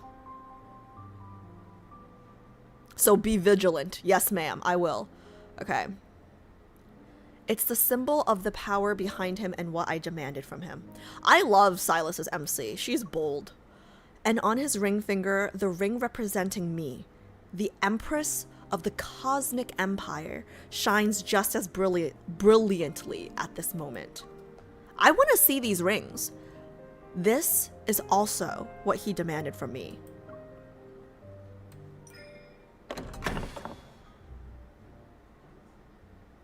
I want this outfit for my Sai. Like, I want this outfit. The palace gates open before us. Arm in arm, Sylus and I enter the aerial garden beneath the boundless universe. Conversation abruptly ceases. The nobles and ministers in their luxurious attire set down their glasses and bow to us with the utmost reverence. The luncheon officially begins. As I gesture for everyone to forego the formalities, Sylus moves even closer. His words, mixed with amusement, wash over my ear. Your Majesty, I'm no longer an outsider. I am your fiancé.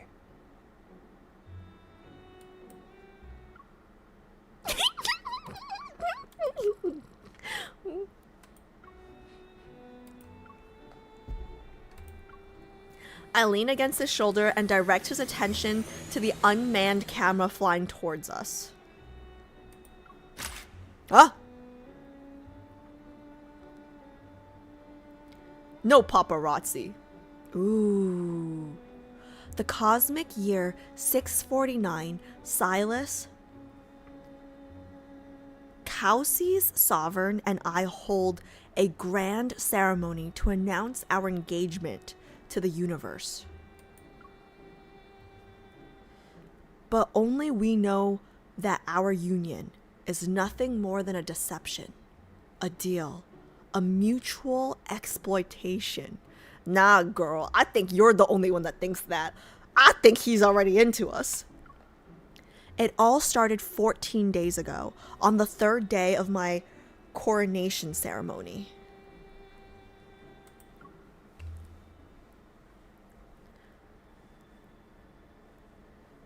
"14 days ago. Yeah. The third day of my coronation ceremony is known as Day of Fealty. On this day, the nobles of the Empire, the overlords governing planets, and even the sovereigns of galaxies who are vassals of the Empire must present the most precious gifts to the new monarch to prove their loyalty.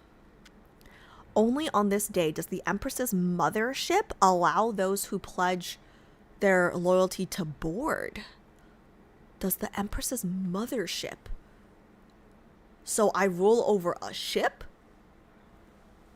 It permits people to be within 10 inches of the Empress so that they can present rare treasures she might already possess and recite words of praise she has long grown tired of hearing. There's no other reason. Rulers throughout the ages know the purpose of Day of Fealty has never been about those gifts.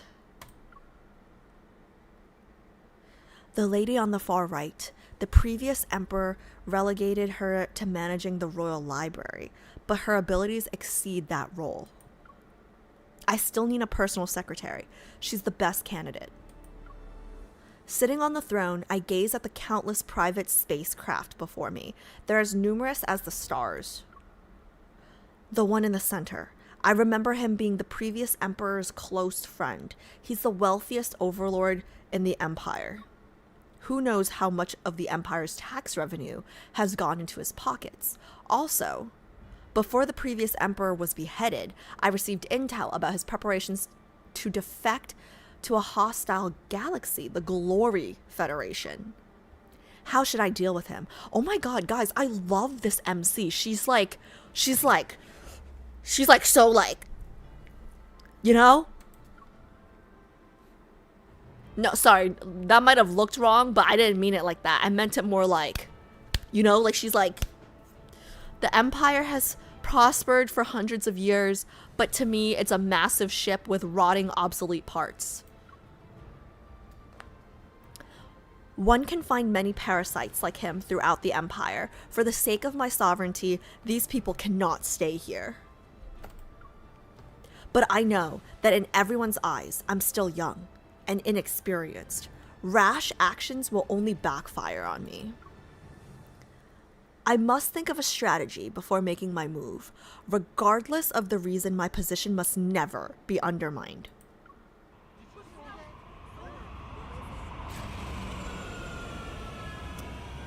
Enter Sylus. The whispers interrupt my thoughts.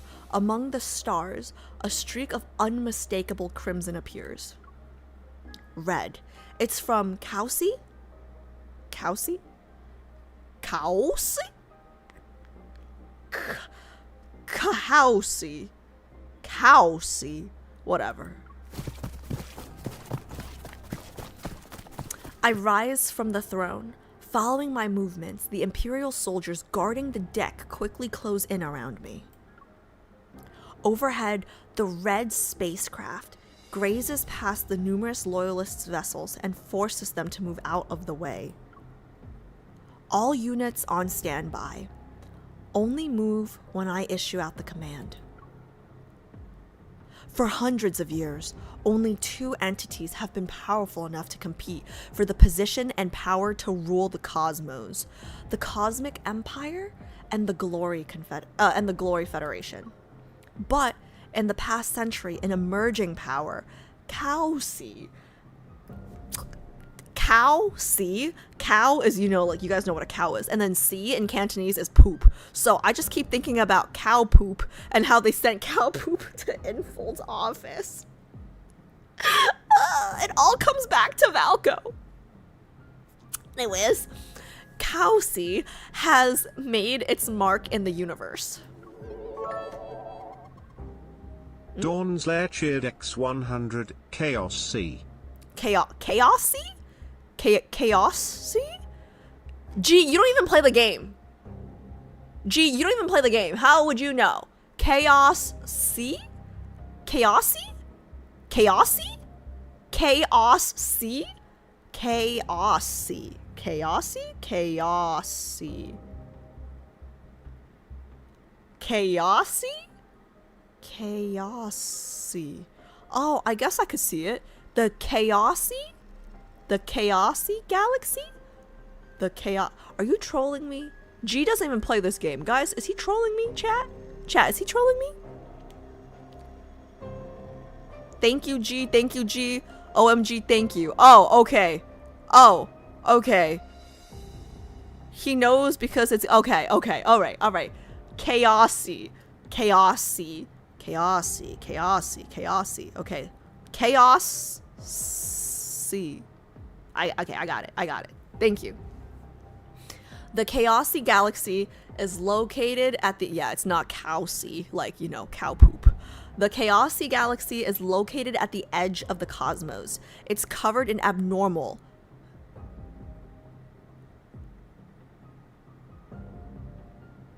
It's located at the edge of the cosmos. Is the N109 zone on the edge of Lincoln?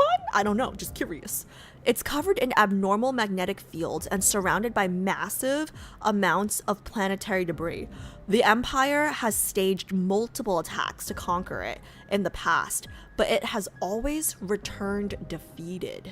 The reasons, aside from its easily defended terrain, include a unique resource controlled exclusively by Chaosi's inhabitants. Erythrostone. Did I get that right, G? Erythrostone. Chat, is that right? Erythrostone. Erythrostone. Whatever. Forget it. You guys understand. You guys can see the word.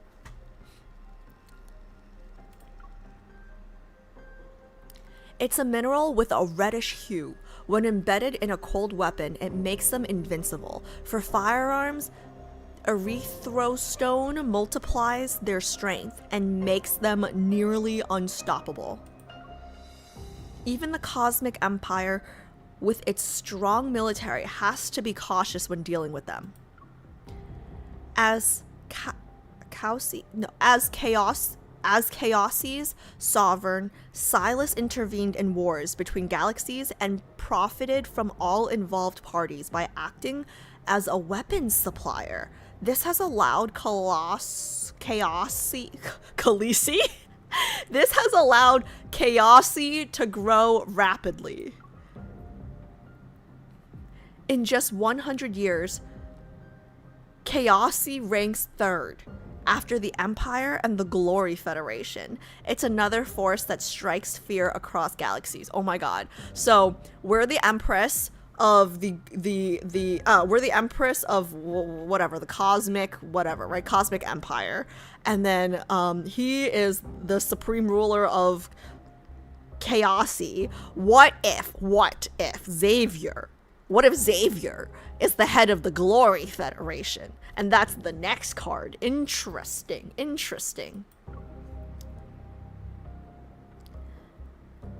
Chaosi will never pledge loyalty to me. To show up uninvited. What does Sylus want? My mind races as I consider countermeasures. Meanwhile, the red vessel is already docking. The Empire's blades and guns are in position. They're aimed at the vessel's hatch and the person who's about to emerge. This is quite the welcome. One step, two. Composed. He walks away from the vessel and acts as if the weapons aimed at him don't exist. Guys, he's so hot. Just like that, he's standing before me. He is so hot. I'm here to see you, Your Majesty. I can't save every line that he calls me Your Majesty in. Like, I can't save... Can I? I can't. Can I? I can't. No, I cannot save every single line that he calls me Your Majesty in. He doesn't bow to me. Instead, he opens an exquisite jewelry box display in a erythrostone ring.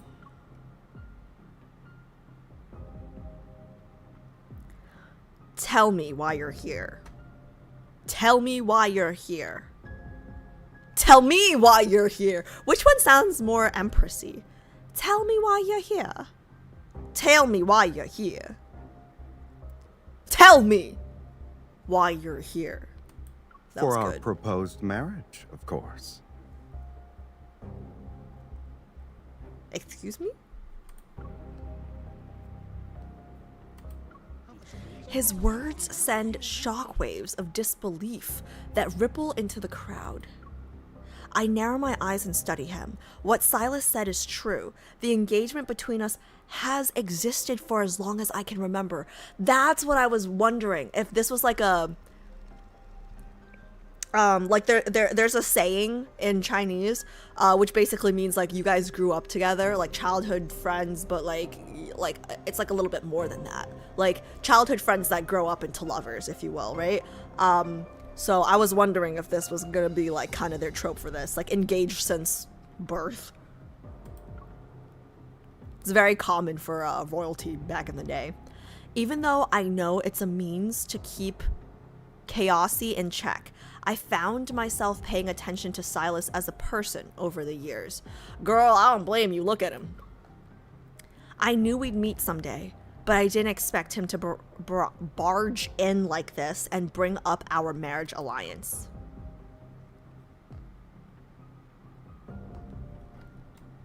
Rumors claimed Sylus was hideous, monstrous, and terrifying to look at. I used to think that if I really had to go through with the marriage, I'd just kill him.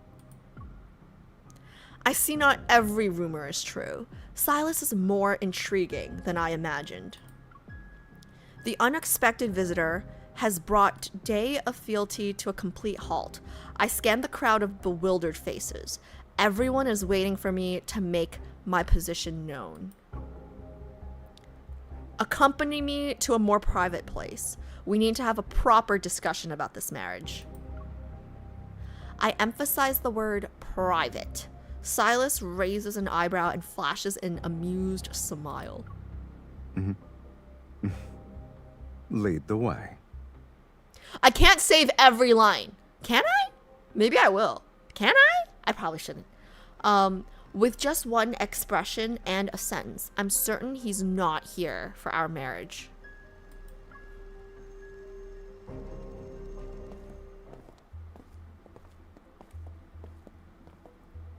My footsteps echo against the marble floor of the palace corridor. Sylus follows behind me.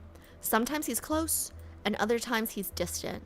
It's as if he's playing a game that's designed to test my patience. Oh my god, this is how I felt in his third myth. You guys see that short where I asked Sylus girlies if it's like normal to like want to beat his ass and jump his ass at the same time? That's exactly how I feel. Okay? At the end of the corridor is the study used for receiving envoys from other galaxies. I open the door and lead Sylus inside. Oh my god, he looks so good. Let's cut to the chase. Our engagement has existed since childhood. If you actually wanted me to honor it, you wouldn't have visited me now. I thought an empress would have more sophisticated negotiation skills. But I don't mind. I like people who are direct. Bitch, did he just call us... I'm visiting you because... Well, I'm sorry, bitch, did he just call us unsophisticated? I'm the Empress, bitch! I'd like to maximize the benefits of this deal.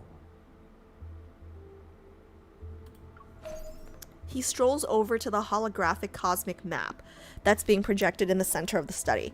He moves his fingers to push the Empire towards me. Is the Empire's throne still comfortable? I'm afraid the former Emperor left you a rather large mess to deal with. For example, there are certain people who oppose you. They're powerful, yet impossible to remove. Why are you telling me things I already know, bitch? Countless ministers' faces flash through my mind. I mask the disgust and suspicion in my heart with a polite smile. What if I told you that Chaosy is willing to help you deal with these obstacles? Oh, it is Chaosy, guys. I'm listening. With a flick of his finger, Sylus sends the projected Colossi galaxy towards me. Its after images trail behind it as it settles next to the cosmic empire. Marriage is the simplest, least suspicious way to unite two powers. Assuming we use it as our pretext, Chaosy shall become your deadliest weapon. One unbound by Imperial constraints. What's in it for you? For matters involving eliminating people, you don't need to consider the voices that restrain you. Or worry about whether acting too hastily will lead to a rebellion. At some point, Sylus moved closer to whisper dangerous, tempting words in my ear. Is a fiend trying to tempt me? The plays and taverns always involve a study, where a human makes a deal with a fiend, and the price is one's soul.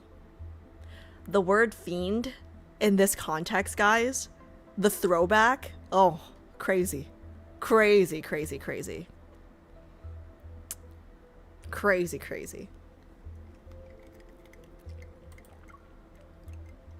However, I suspect my soul is less attractive compared to the benefits you can gain from me. Sylus smiles and places the jewelry box containing the ring in my hand. Chaosy's former sovereign stepped down years ago. Yet he still covets the power that comes with this position. He made all sorts of friends and continues to be pesky. One of them has unknown origins and serves as his biggest supporter. I want you to use your status as Empress to find out who that person is.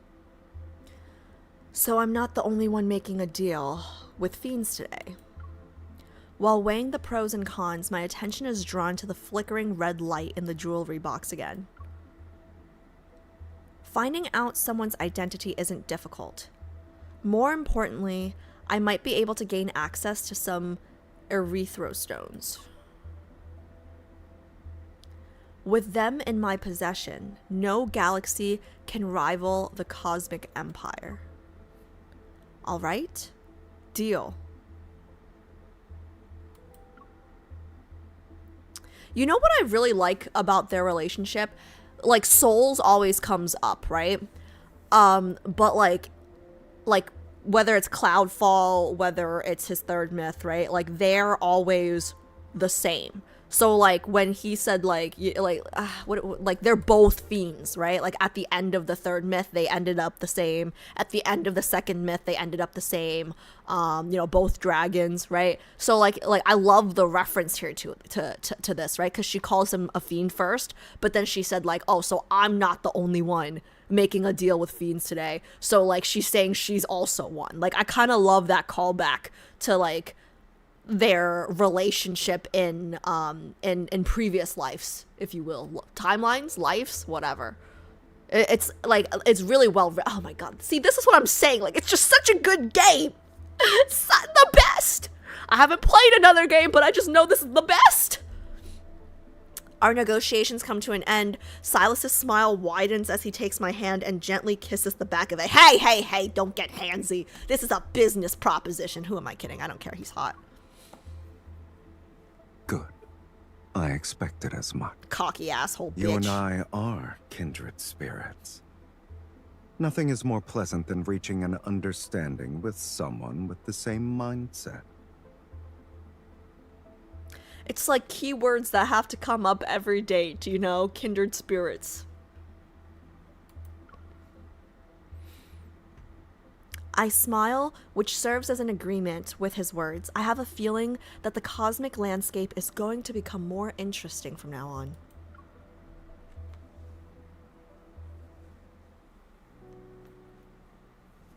The ceremonial space fighters, their contrails in the Empire's colors, have completed their 13 passes. There's just one last step. You may kiss your fiancé, Your Majesty. Well, shit then.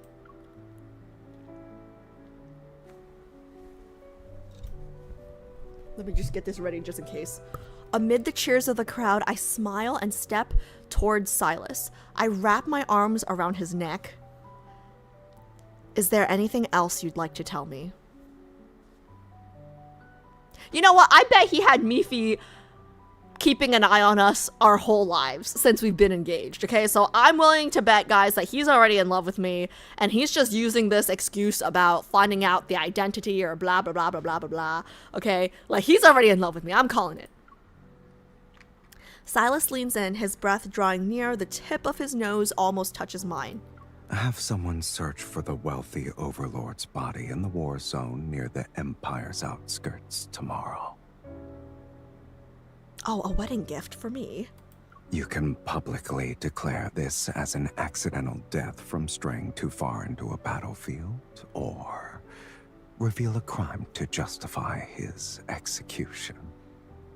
It's up to you. I love him taking care of, like, things for us, but then giving us the choice of, like, how we want to present it, you know? Like,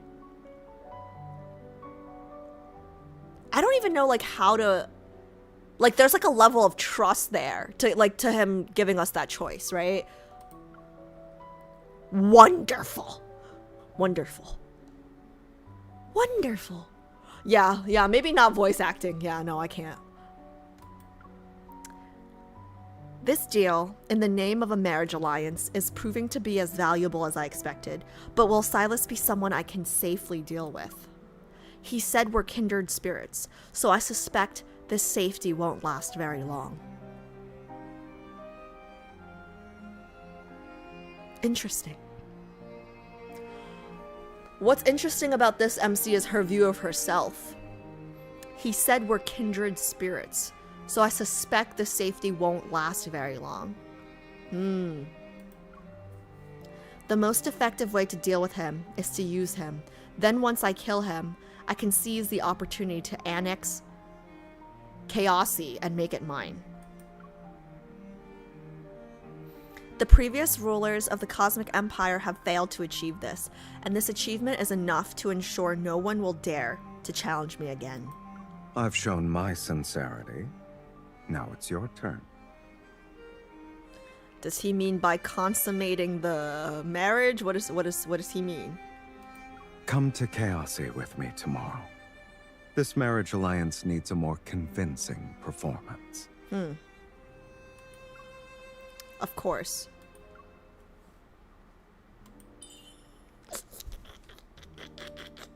After finishing my last words with a smile, I kiss Sylus. Ooh! The wine from the banquet is sharp and potent. The spine-tingling flavor seeps into my mouth as Sylus kisses me back. However, even though I've made a deal with a fiend, I can only feel how wonderful it is at this moment. Perhaps it's because of the power that's easily within reach, or maybe it's because Sylus's kisses are truly intoxicating.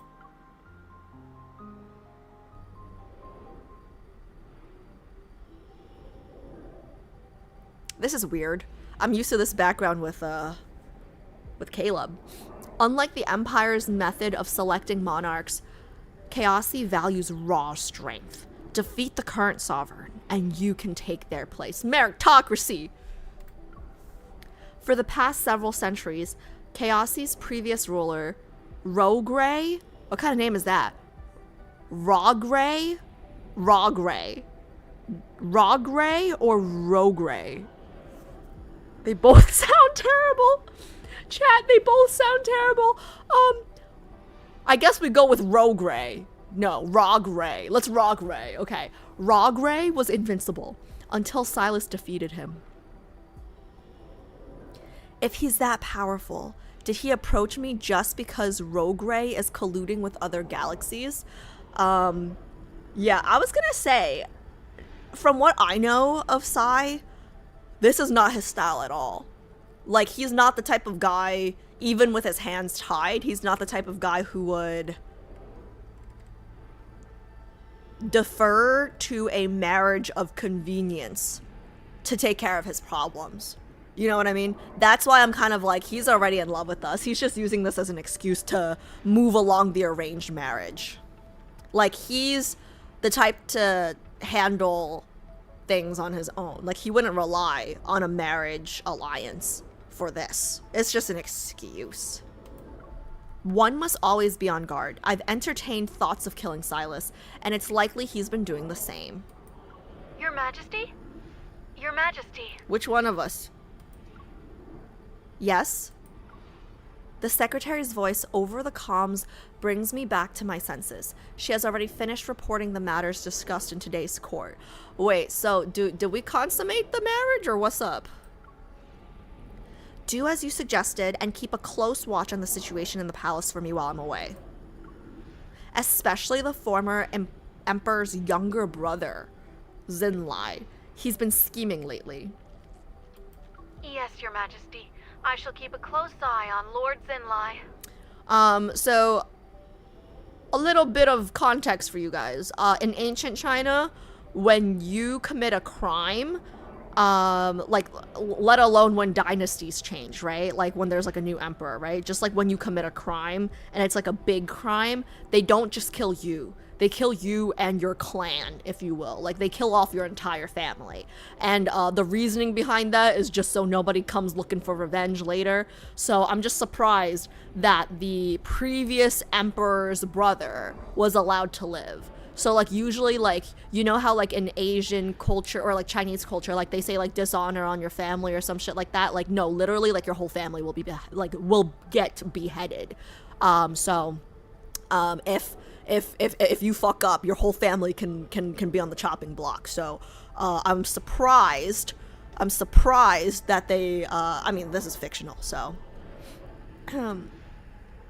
Yeah, eliminate your own, yeah, like, it's, that's why you see so many dramas where it's like, oh, like, this kid's been hiding under a different identity, but, like, then we find out, like, 25 episodes in that he's actually, like, the son of the guy that the last emperor killed, and now he's back for revenge, or some shit like that, you know? Anyways.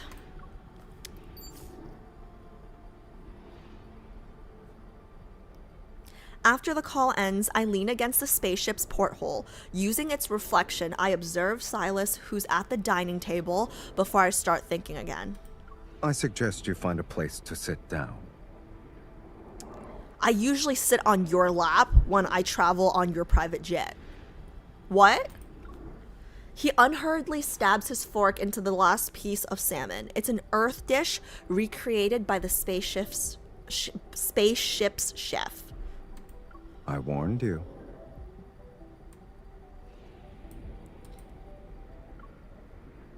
I warned you.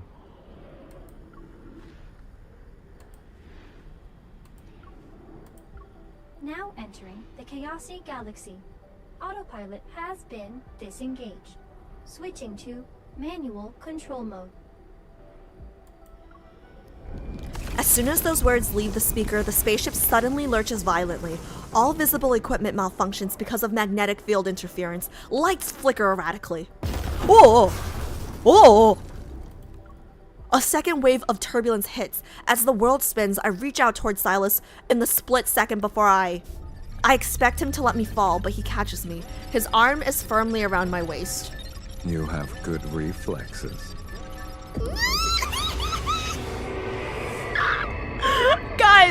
Guys, the way I'm thinking about Sylus, his intimacy progression card being last, like, Sylus's face looms close. I can almost make out the fine hairs on his face and the shadows cast by his eyelashes under the light. Why are you being kind all of a sudden? And why is there baby making music all of a sudden? Do you guys hear the baby making music in the back? If I hadn't helped you, the Empire would probably be preparing their next monarch's coronation ceremony right now. Besides, it's normal for spouses to lend each other a helping hand. Can you lend me a penis too? We haven't officially gotten... Didn't we? Are we not officially married? Before I can continue, Sylus grabs a helmet and places it on my head without saying another word. We're here. Say whatever you want to say after you put on the helmet. You know, he's a bitch about it, but he's always taking care of us. With a snap, he flips down the helmet's visor, and my vision is immediately tinted. And my vision is immediately tinted with a dark gray filter as environmental data appears. A moment passes before my vision clears. Sylus has also put on a helmet. The hatch opens and he smiles as he turns to look at me. Welcome to Chaosy, Your Majesty.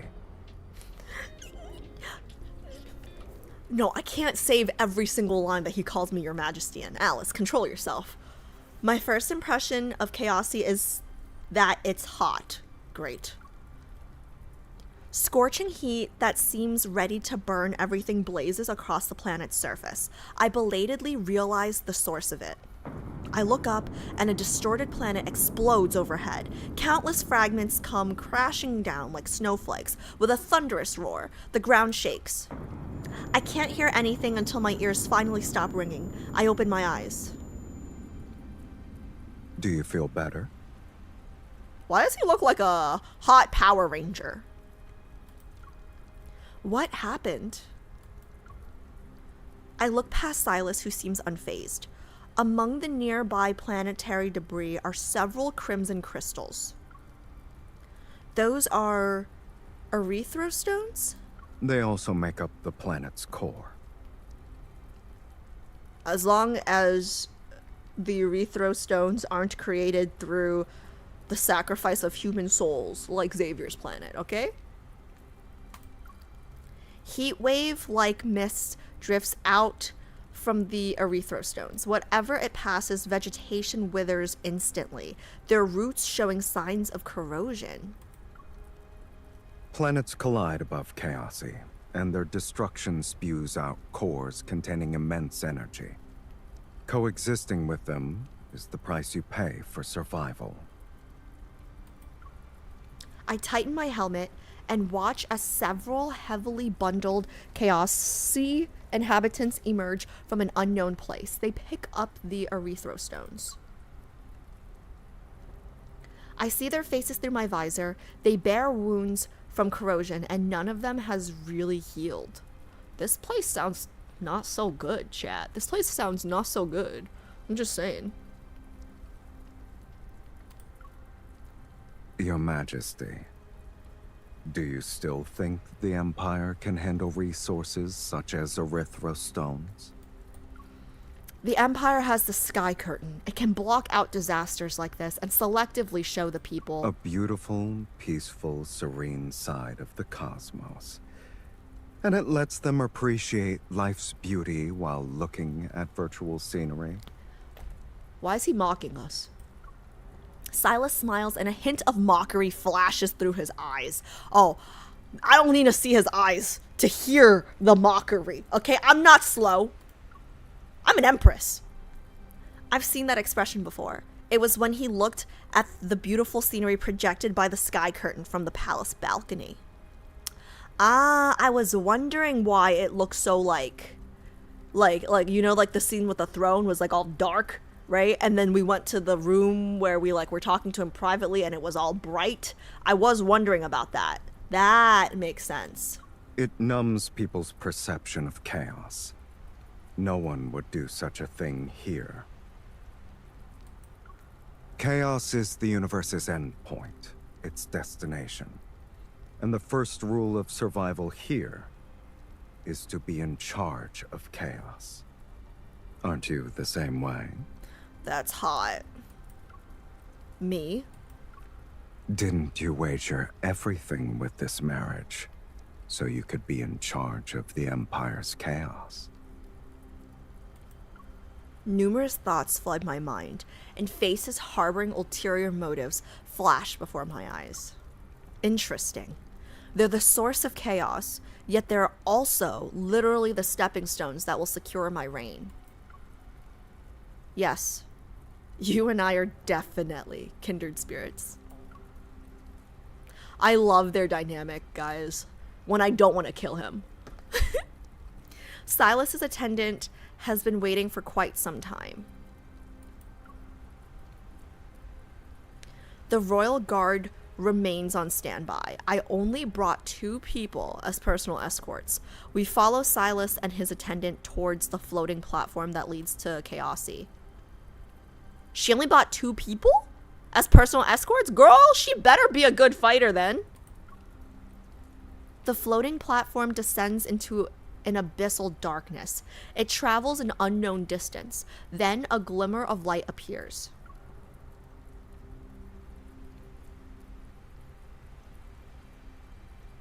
The capital is underground.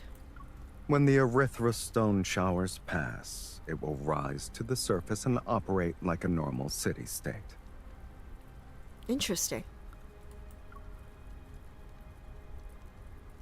The underground capital is seemingly encased in an endless night. The lights never go out, and people's shadows are accompanied by bustling sounds. The center of the city is our destination. That's where Sylus's residence is. At the highest point of the residence, a dragon-shaped, erythrostone is embedded. It's what Sylus chose as his emblem. Classic. Like a sun or a heart, it's impossible to ignore. It compels people to look up. My lord, the welcoming banquet for the Empress has been arranged. Lord Rogray and his relatives have also arrived. It is Rogray, guys.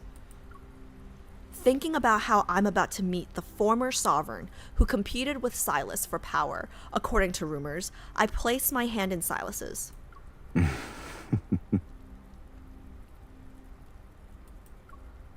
Why are you laughing? You're not pretending anymore?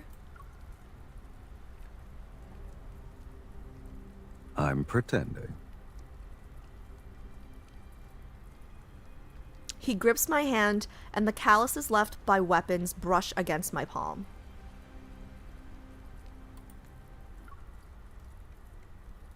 I'm pretending. He's pretending. He doesn't like it when I hold his hand. Bitch! Give me back my hand. You don't like it? Give me back my hand.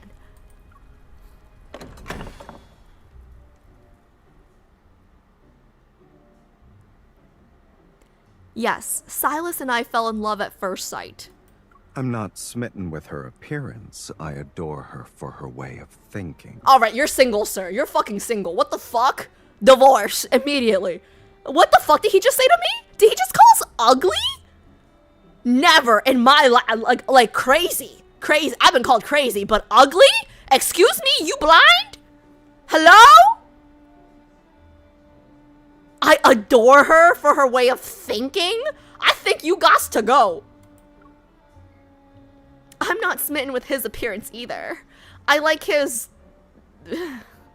money. Like, I don't know what else he has. Like, I can't say penis. Pissing me off. I'm not smitten with her appearance. I adore her for her way of thinking. Guys, he just called us ugly. He just called me an uggo. Oh my god. It's like when my grandpa said I had the best personality out of all of the sisters, like my sisters, right? His granddaughters, right? Like, you know, it's like, oh, Alice, you have the best personality. Really?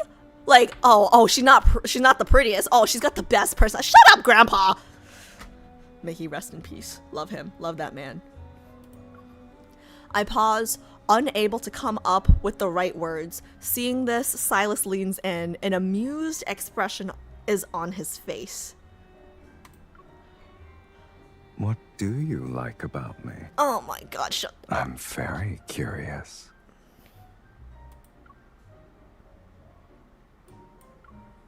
This banquet, being held on the pretense of welcoming me, is actually a confrontation between Chaosi's old and new leaders.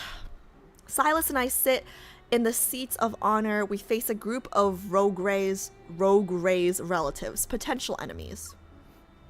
We were discussing something that interests everyone in casual conversation, love. Prying eyes scrutinize my relationship with Sylus. I love your thick skin, bitch.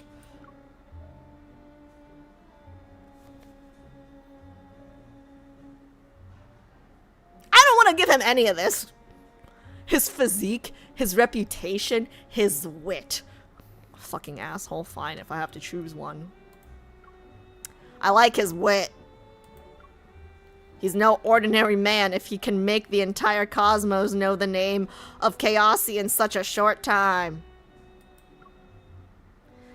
He's the only one who's worthy of being my husband and our future together. There's a slight movement beside me as Sylus raises his glass. This drink is to my wife. Yeah, your ugly wife. The words, "its future wife," were on the tip of my tongue. I want to subtly correct him, but when I turn, I meet his amused gaze. Wait, what do you mean future wife? They got married, didn't they, chat? Did I misunderstand something? I thought like, at her, like, in her, empire, like, somebody said, you may now kiss the bride. No? Are they not officially married? Oh, engaged. It was just an engagement part. Oh, okay. Gotcha. Never mind.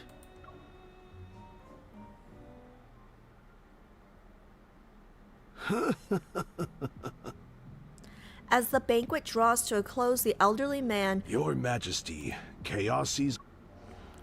As the banquet draws to a close, the elderly man sitting beside Sylus slowly stands up. He raises his glass to me before tilting his head back to drink.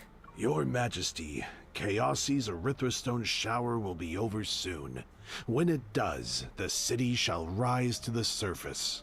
The erythrostone shower will be over soon. Our sovereign will be busy with his affairs, but I can show you what Chaosi has to offer.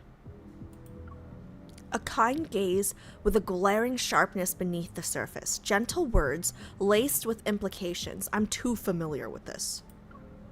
He's trying to win me over. Not in like a perverted way, right? Because I'm engaged.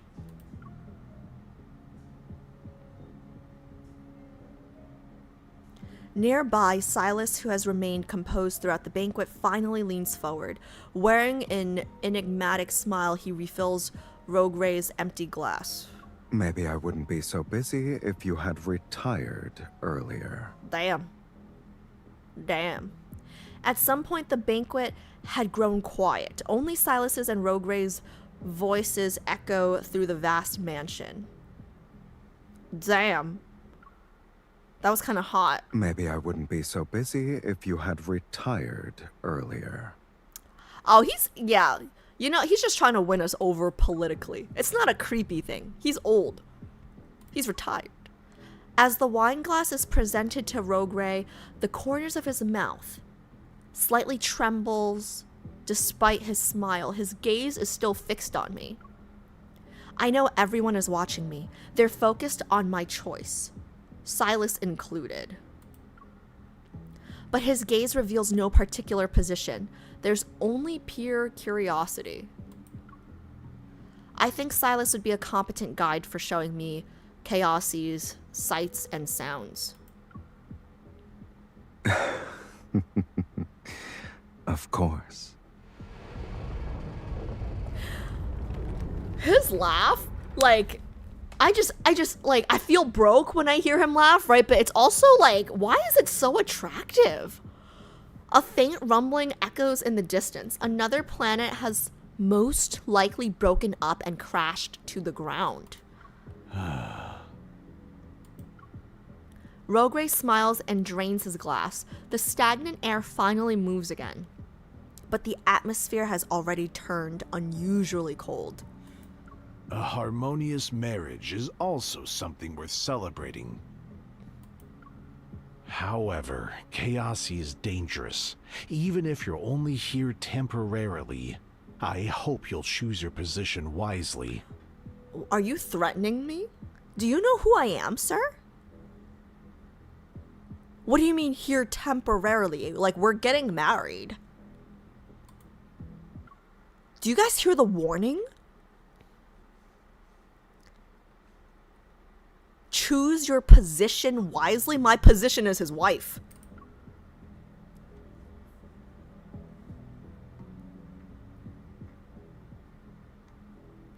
The open conflicts and underhanded scheming in Chaosi are far from over. In just a few short days, I received numerous invitations under various pretexts.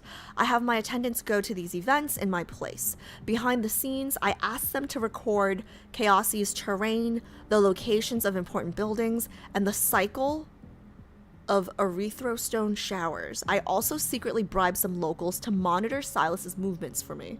She is so smart. I love her. I love Sylus's MC. Like, she's smart. I haven't forgotten why I'm here. Even though Sylus and I are ostensible allies, he remains my greatest obstacle if I want to conquer Chaosi. I thought these few days in Chaosi would pass by peacefully. Unexpectedly, Rogue turned out to be more audacious and reckless than I had anticipated. On the night the erythrostone showers ended, the city rose to the surface. I jokingly asked Sylus to fulfill his duties as a guide and actually had him take me sightseeing. An assassination plot that had been silently brewing in the darkness soon catches up to us. Who are they trying to assassinate, him or me? Be careful. Once I hear the commotion, jet black arrows fly from the trees behind us. They whistle as they... The song... Oh my god, this song. They whistle as they cut through the air. I tried looking for the song, guys. I can't find it on their Spotify. Like, if anybody knows where the song is, let me know. Like, the violin in the song is hauntingly beautiful. Hauntingly beautiful. Sylus reacts more quickly. Before the arrows can take us both out, he pulls me into his arms and dodges to the side. Unfortunate. We won't be able to enjoy the night. Can you fight? Huh? Can you fight? Can I? I don't know. Can I fight? I hope I can.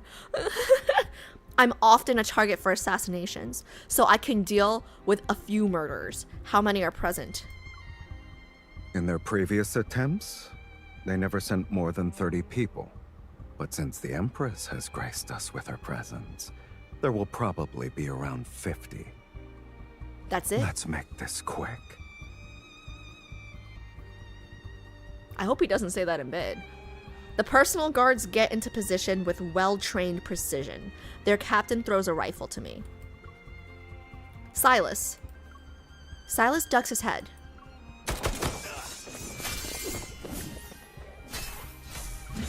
The attacking assassins surge like waves, one after another. They quickly drown out the sound of their comrade's death in their mechanical assault. Their erythrostone weapons flicker with an ominous glow. Each swing carries a deadly killing intent. Since they're attacking me and Sylus, I'm almost certain that these are Rogray's people. But if I die here, the situation will be more advantageous for Sylus. Why would he save me? Girl, I'm telling you, he's been in love with us since the beginning. There's no time to overthink. I pull the trigger again and hit the assassin attempting to ambush Sylus. Ah! I hate this. Attempting to ambush Sylus from behind. Under the starlit night, the assassin's blood flows through Chaosi's dry riverbeds. My shoes and Sylus's face are stained. I don't know how much time has passed, but the long battle is finally over. The victors have been decided. Bodies lie scattered before me. Breathing heavily, I lean against a tree. In the darkness, Sylus pulls a blade from the ground and slowly walks towards me. My temple throbs. I conceal myself further and grip my dagger in self-defense.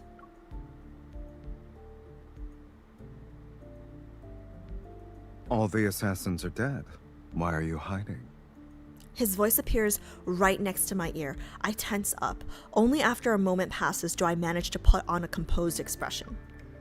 And you, holding an assassin's weapon, what are you planning to do? Oh my god, wait, we don't trust each other now.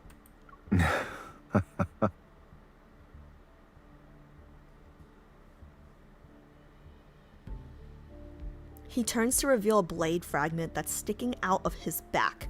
Blood continues to seep from the wound. I want you to help me get it out.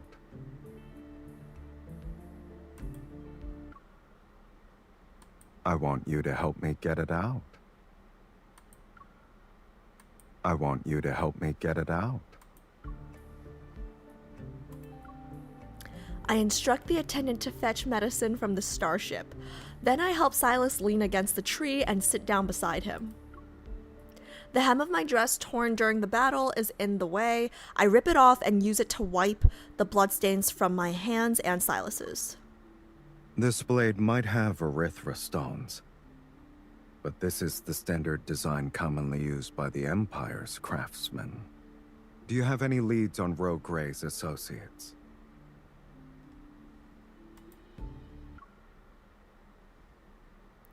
Standard design commonly used by the Empire's craftsmen. Is he saying that the Empire's? Which Empire? Is he saying like the cosmos? Like our empire? Is he saying like we or like someone from our empire sent the assassins? I freeze. Recalling my original deal with Sylus, I was supposed to investigate and uncover Rogue Ray's hidden allies. At this moment, a name comes to mind. Xinlai. Ah. He's the previous emperor's younger brother. He should have been the next monarch because of his bloodline, but the empire abolished the hereditary system long ago. Oh. So he resents you for taking his position and wants you dead. Ah. And he just so happened to meet the former sovereign of Chaosi, who wants me dead. They're a perfect match. Just like us. It was mentioned in my secretary's recent messages that Xinlai has gone missing since I left. Before disappearing, he contacted multiple weapons dealers within the Empire. The fragments of information coalesced to reveal the conspiracy's true shape. As I recall my experiences up to this point, I belatedly realized something. You already knew Rogue Ray was colluding with the Empire. Is that why you sought me out? You used me as bait, Sylus.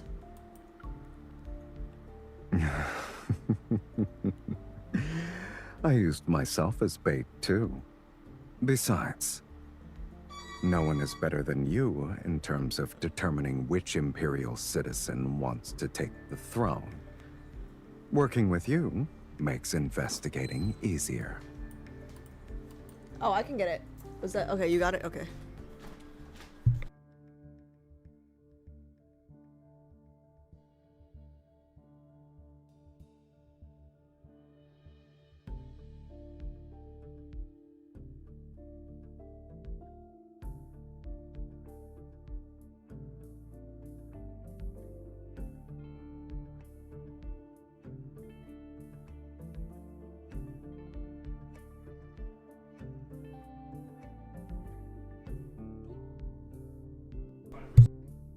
Okay.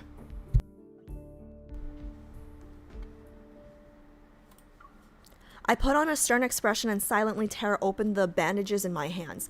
I'm practically embracing Sylus from behind as I wrap his wounds.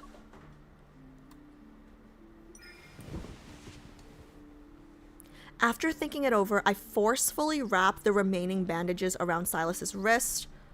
Oh man, Bex, I'm glad you gave me the warning, but this is really annoying. The automatic, like, not clicking thing. I forcefully wrap the remaining bandages around Sylus's wrist and tie a tight knot. You're being childish. You're being childish. I glare at him before leaning back against the tree. My gaze sweeps over the cracked earth beneath my feet. Then I gaze at Chaosi's sky. The city-state that has risen to the surface is a speck on the horizon. Without the pervasive red mist, its bright light is as striking as stars. In the night sky, crimson nebulae slowly churn and flicker with a faint electrical light. They pulsate like a silent heartbeat. Do you often deal with assassination attempts? Anytime, anywhere, daytime and nighttime. It's very annoying. But enjoying the scenery after? This is a first. In the Empire, the scenery is pre-designed by engineers using the weather system. Well, that sounds fake as hell. I've never seen anything that's like this. Natural, wild scenery before. It's precious.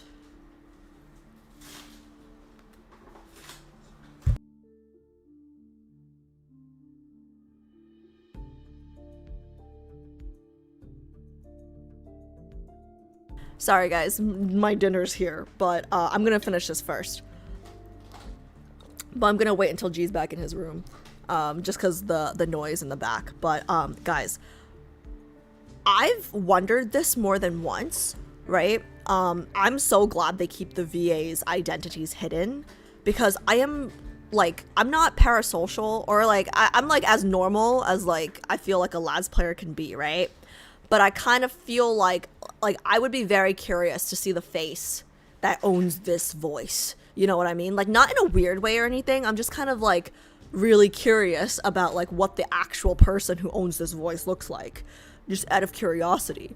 And then like voice acting in general, it's like so curious to me, because what do you mean you can make like 3 different sounds come out of one person's throat? You know what I mean?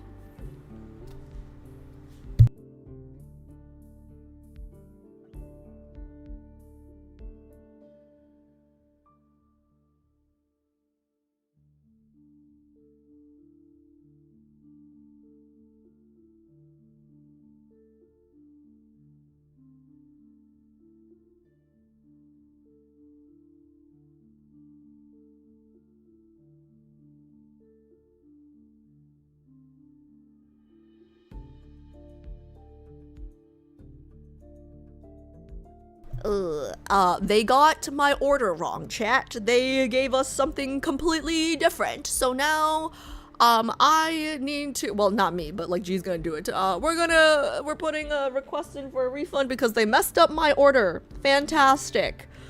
Well, I should just stick to making ramen because, I don't know what's going on. It's really bad. It's been bad these days. Anyways. What? What? They got your order wrong too?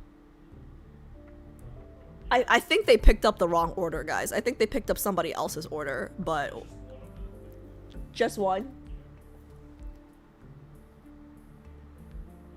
Even, oh wait, really? Your dinner is right in front of you? Yeah. I feel like it would ruin the immersion. That's true, that's true. I get you. I think it's good that they're all kept secret. I saw him because of another game. Oh, don't send me the picture. Yeah, June's right. I don't want it to ruin the immersion. Even though the Korean ones are known, they are. I try not to look them up, lol, because I don't want to correlate their voices to others. That's fair. That's true. I feel like seeing their faces would just make me see them when the characters speak and kill the immersion. That's true. How different is the order? It's pretty bad because basically they got one of the orders wrong, and the one order they put something in that G does not eat. I don't want to say what he doesn't eat because I don't know if he's not a picky eater, but there's one thing he doesn't eat, and I don't know if he wants to put that out on the internet because, you know, I don't like putting my weaknesses out in the world. You know what I mean? Why are you laughing? It's true. I'm a good friend. What? Full refund. Of course it's a full refund. They got the thing wrong. You can't even eat it. All right. Anyways, like Zane with carrots. basically. I offered to switch my dinner with like my thing with his because I'm okay with whatever the fuck it is, but he's very picky about the food, so whatever. Yeah, it's bad. I miss Jay because when there's like 3 of us, it's easier to order like family style stuff, and also like minimum orders on takeout stuff, right? Like we always try to order together, so delivery fees, tips, all that stuff is a little lower, and yeah. It was cheaper with 3 people. Like, the more people that order, the cheaper it actually is. But anyways, yeah, I don't like to expose my weaknesses online, guys. Good thing I have no weaknesses, so it's all good. But anyways, all right, cool. I'm gonna lock back in. English is the only one that is not revealed. Wait, why? Why only English? Why only English?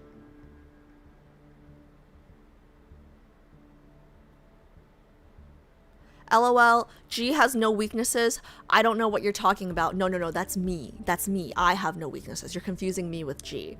I think I saw him, but I just pretend I didn't and don't think about it. It's just Sylus to me, LOL. Okay. You know what? You guys have convinced me. Let's not ruin the immersion. You're right.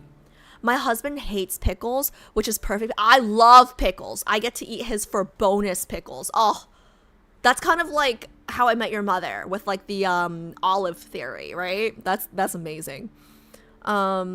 Chinese is not revealed either because they had an issue with an English VA for the other game when they once spoke about an issue the CCP. Ooh, okay.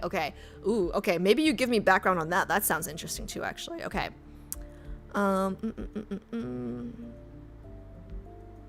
Okay, locking back in. I've never seen anything that's like this, natural, wild scenery before. It's precious. This is the same feeling that Chaosy gave me, and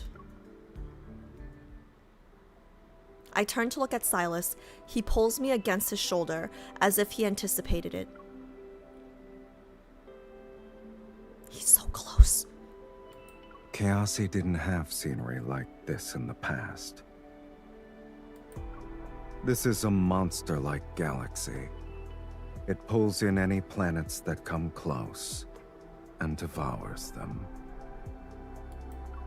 Chaosy's primary and secondary stars are also locked in the same struggle. They pull and tear each other apart. This nebula is the remnant of their struggle. Are you saying Chaosy will march towards its own destruction? Maybe in a few hundred years. Maybe tomorrow.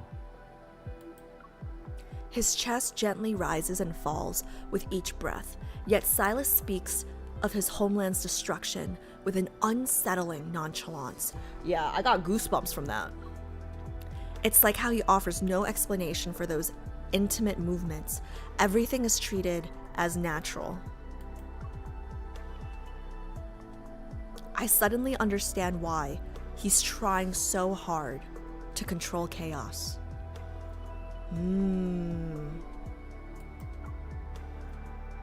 You'd rather be destroyed on your own terms than wait for an ending. That's so powerful. Oh, that's so sigh. There's a soft rustling beside me as Sylus takes my hand. He guides it towards the nebula. Slowly, carefully, he guides my fingers to trace the scenery before us. It's as if he's sketching an invisible future. It's like a dragon. Sylus raises his chin towards the sky. Its shape is like a dragon. Have you heard of them before? Your emblem in Chaosy is a dragon. They're mythical creatures, yes? The Empire's library has several novels with stories about them.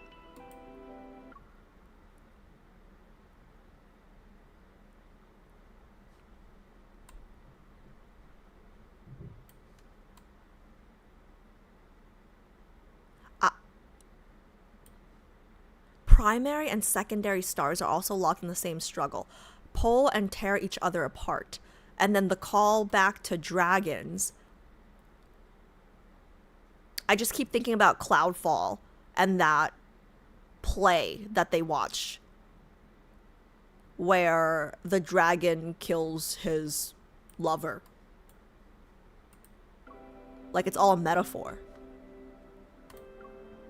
In those tales, dragons devour cities, burn wastelands, consume people's souls. Sylus suddenly laughs, as if he thought of something. Most people endure the status quo while secretly hoping for a new established order to arrive. But that is built on the destruction of the old world. So people create dragons to overturn the current world for them. All the dreams they don't dare to realize are realized by it.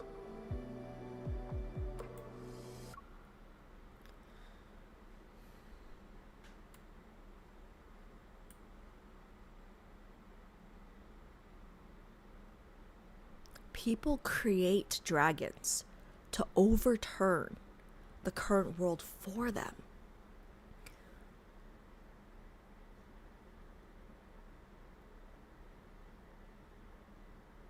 Most people endure the status quo while secretly hoping for a new established order to arrive. But that is built on the destruction of the old world, so people create dragons to overturn the current world for them. It's like he's saying people create monsters. Or like,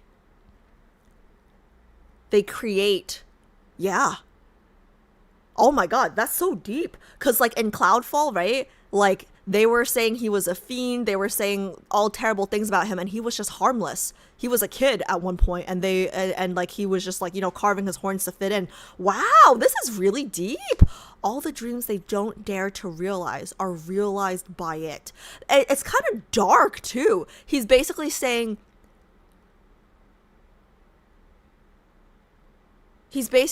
people create monsters to do the work for them, basically. Like, they're, oh my, it's kind of like, ooh, it's almost like, it's very political, actually. It's very political. Like, but the real monsters, like, people create monsters to do the dirty work for them, but the real monsters are the ones that created the fake monsters. Does that make sense, chat? I don't know, that's what I got. That's what I got. Like, these are the moments that I fell in love with Sylus. Because, you know, you guys know me. Like, at first, I prejudged him, right? But, like, these are the moments where I'm like, damn, you a little wise. You a little deep, sir. You a little, like, not surface level.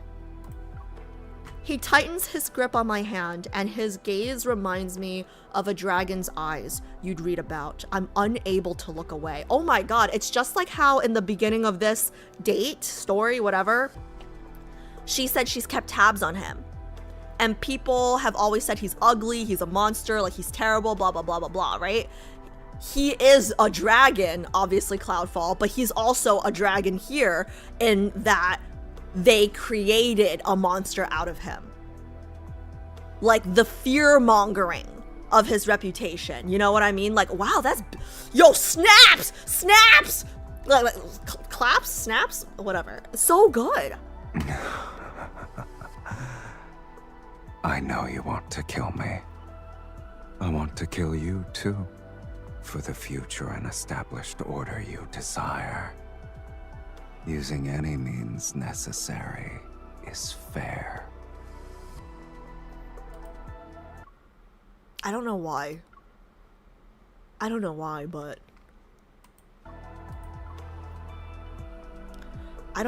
that was hot. Like, he told me he wanted to kill me, but whatever. You want to conquer the cosmic empire after killing me and turn it into a livable chaosy. The speculations I've harbored are voiced, yet I feel calmer than expected. Why can't we just share the power since we're married or we're to be married? Hello? We don't have to kill each other, guys? And you want to annex chaosy to make it the cornerstone of your reign. We really are kindred spirits. See, I told you we were a perfect match.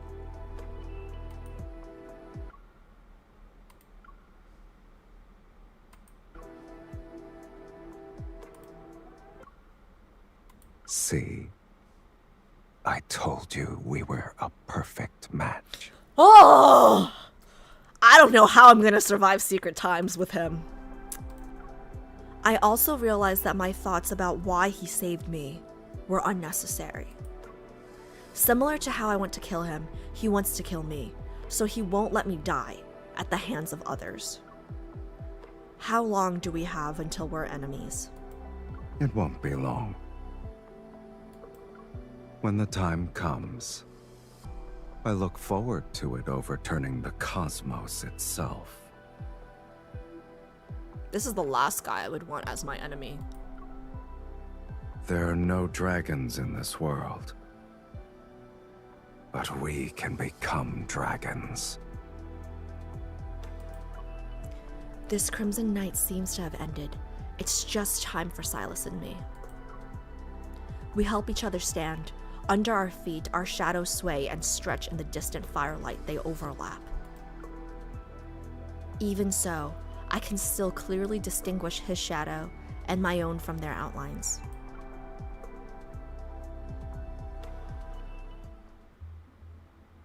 That's beautiful. 10 days pass. My visit to Chaosy has ended, so Sylus and I part ways at the war point.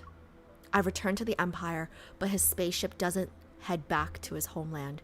I know that Chaosy won't just watch from the sidelines and supply weapons in galactic wars now. Before the countdown to our enmity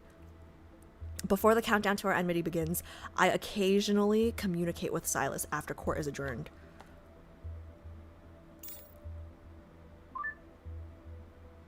Is the collection team I sent to Colossi useful? Chaosy useful. The Empire's Reach Department has been developing a batch of anti-corrosion equipment. I thought it'd be perfect to send them to you for testing. Using this equipment to collect Erythra stones is convenient. But this is enough. The team doesn't need to stay in Chaosy anymore. As he speaks, a notification appears in the interface's lower right corner. It's a request from the guards at the Imperial border regarding the repatriation of the collection team personnel. The Empire's technology is second to none in the cosmos. I only wanted to support my fiancé's homeland.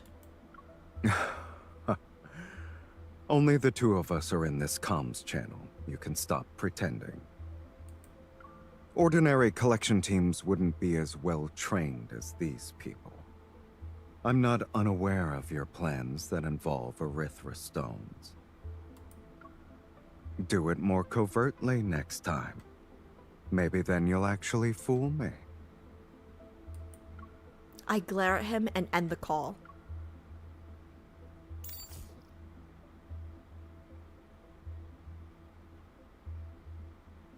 At least the informants I planted in oh my god. At least the informants I planted in Chaosy haven't been discovered. Stupid name, Chaosy, so hard to say.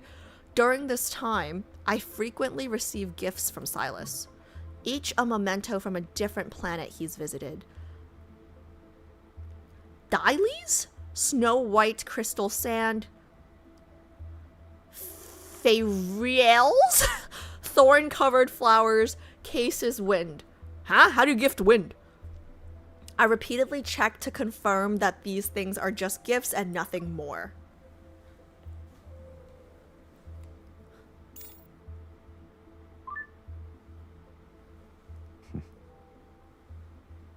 If I were to give you intel, I wouldn't use these baubles as cover. Is receiving gifts from your fiancé an unbelievable thing for you, Your Majesty? It's not like we're in an actual romantic relationship. Of course I'd be surprised. You also called me ugly! Over the comms, Sylus gestures as if to flick my forehead. You should start getting used to it from now on. Before we become enemies, our marriage alliance should continue for both our sakes.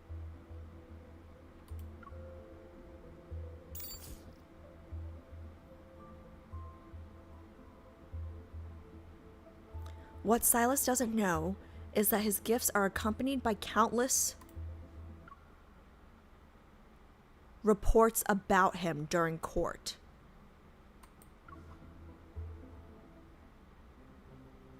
Chaosy's former sovereign Rogray has been on the run for several days.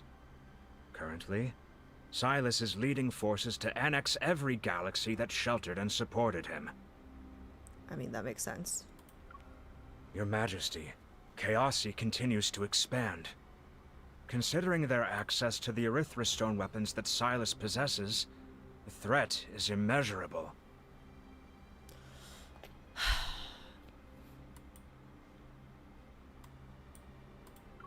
Your Majesty, there have been sightings of Zinlai and Rogray on the same planet. They're recruiting mercenaries. Oh, so they're not even trying to keep it low-key anymore. We've tracked them down. They established a military base in the Lorne Galaxy. I'm afraid Zinlai is preparing to attack the Empire. Your Majesty, Sylus has become synonymous with destruction throughout the cosmos. You should annul your engagement with him. Otherwise, the galaxies that support the Empire will feel a sense of betrayal. Your Majesty. Enough! I close my eyes and rub my temples.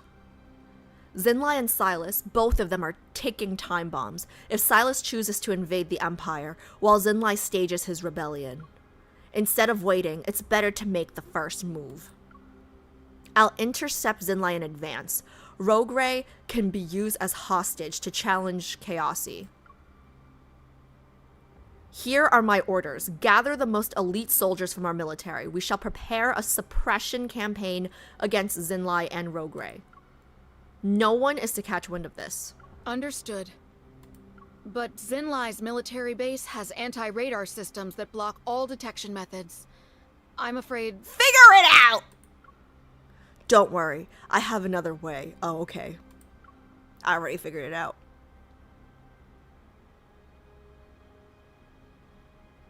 It isn't until nightfall, when the garden's shadows slant into the Great Hall, that the strategic discussion about the campaign finally ends. Just as I'm about to leave, the strategist's voice rings out behind me again. It's like a persistent ghost pursuing me. Your Majesty, please announce the annulment of your engagement with Sylus as soon as possible. Shut the fuck up! Otherwise, the Empire's relationship with other galaxies will be difficult to maintain. Your job will be difficult to maintain if you keep questioning my choices, bitch! I know what I'm doing.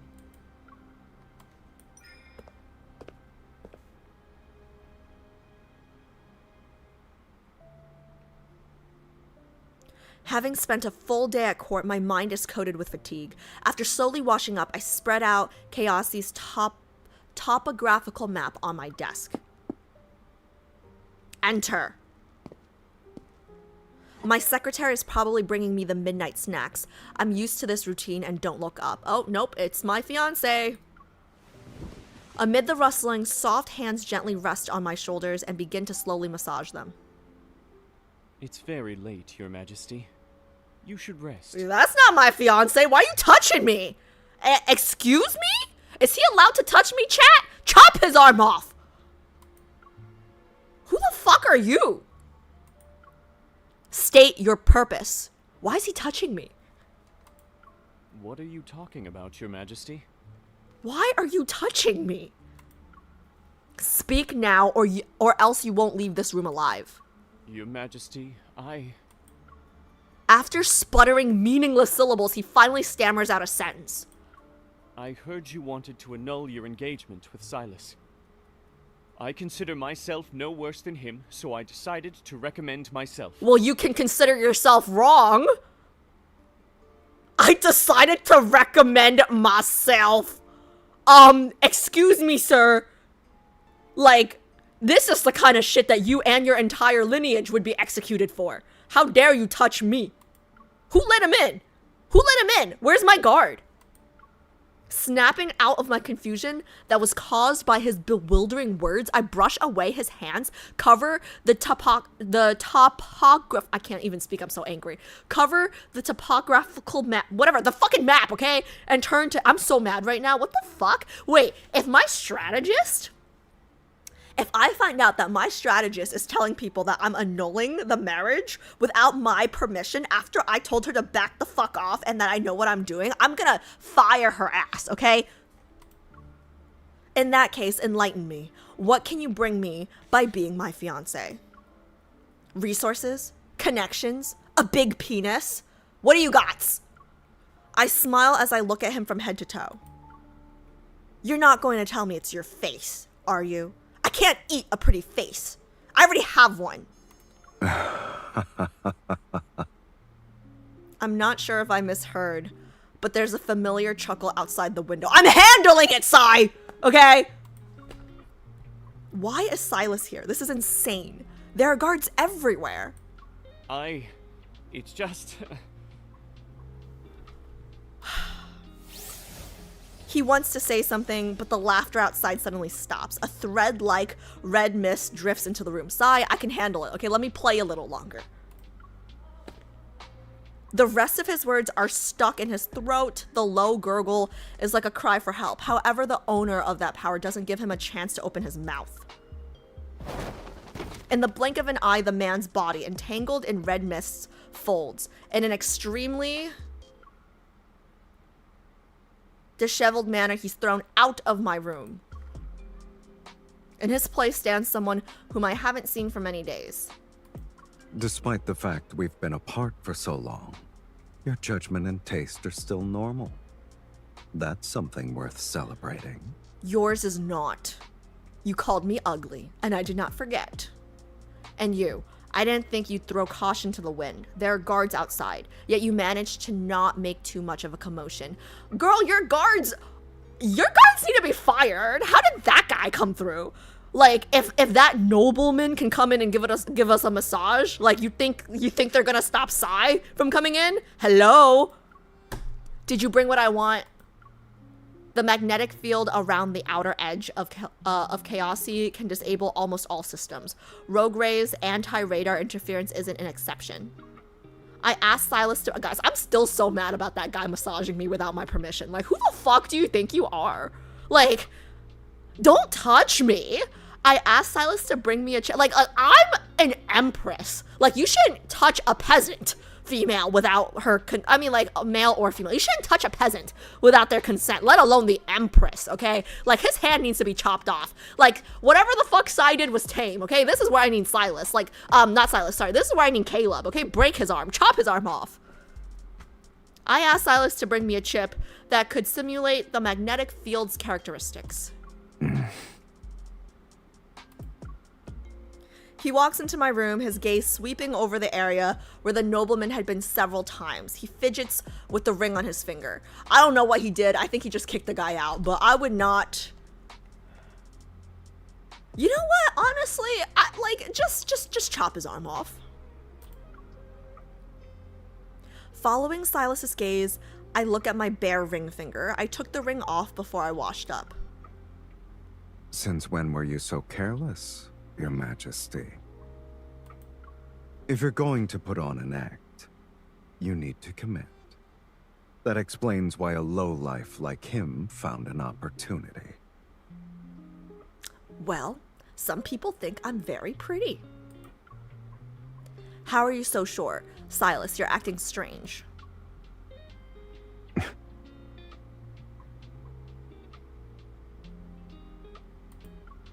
He takes another step towards me, his fingers sliding along the edge of the table. The ring I had temporarily placed there falls into his palm. Do you want to call off our engagement? Okay, what is up with the baby making music, guys? Why? The baby making music, guys. The unexpected question catches me off guard. I didn't expect Sylus to care. Just as I'm about to tell him the truth, I change my mind. Are you concerned? Maybe I want to pick a fiancé that thinks I'm not ugly. I reach out to lift Sylus's chin.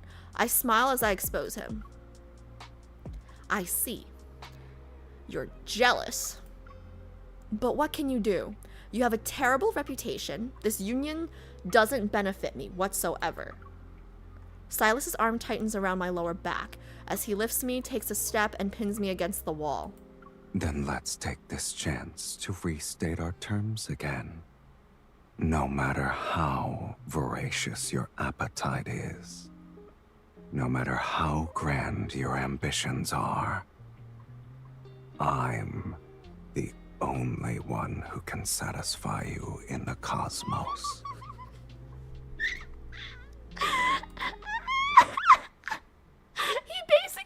No matter how fucking horny you are, I'm the only one that can get you off.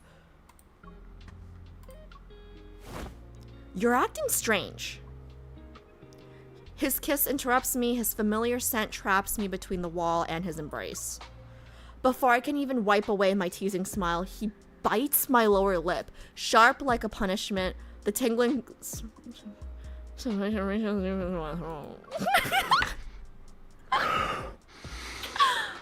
I can't. Whoa, hello? I didn't read that. The kiss is as fierce as a falling planet, scorching and burning hot. It seemingly melts away the distance created by those days without his touch. It incinerates my accumulated frustration and restlessness. Tell me you have no intention of calling off the engagement. Oh my god, he needs to stop. You care about this. That's childish. Unable to find a few seconds to breathe, I tilt my head back and let his trail of gentle kisses fall on my neck. He continues.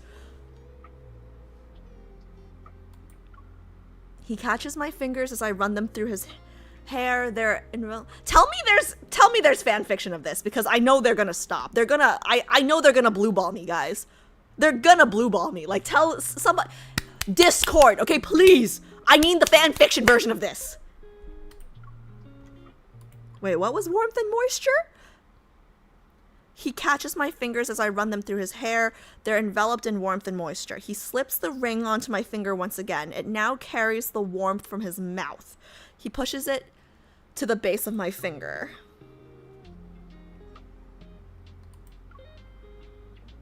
You can say my behavior has been unusual. When we were apart, I missed you. Every single day. His VA needs a raise. His voice actor needs a raise. His VA needs a raise in full. Once you're done dealing with this Valko situation, okay? He needs a raise. My body feels weightless as Sylus carries me to the soft bed. Ooh. My body feels weightless as Sylus carries me to the soft bed. We fall together, our legs and arms entangled. Oh, are we not waiting till the wedding night? Fuck that, I don't care. Let's go. I take the initiative to close the distance between us this time.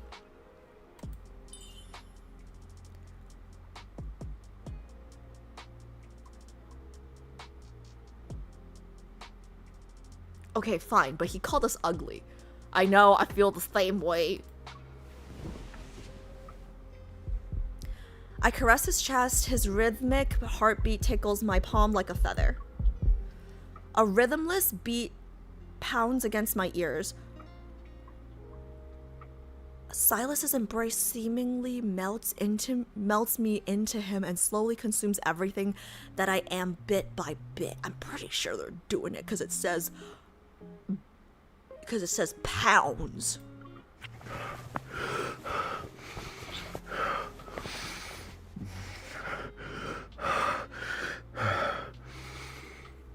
Are you guys hearing this, chat? Soon the last trace of rationality is burned. The world around us fades, and what remains of our senses, there's only each other's breath, touch, warmth, and scent.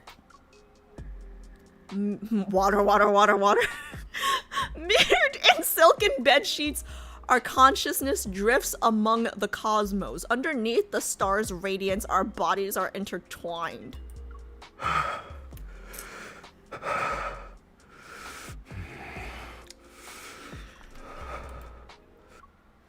I don't think about anything. I don't worry about anything. I only know that tonight, Sylus, who's acting slightly unusual tonight. Hey, she's my kind of gal. She's a tsundere. I like Sylus as MC. He's somewhat to my liking.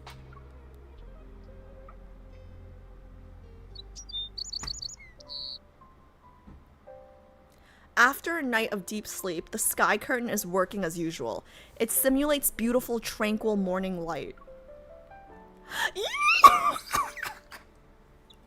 Okay, seriously guys, if anybody has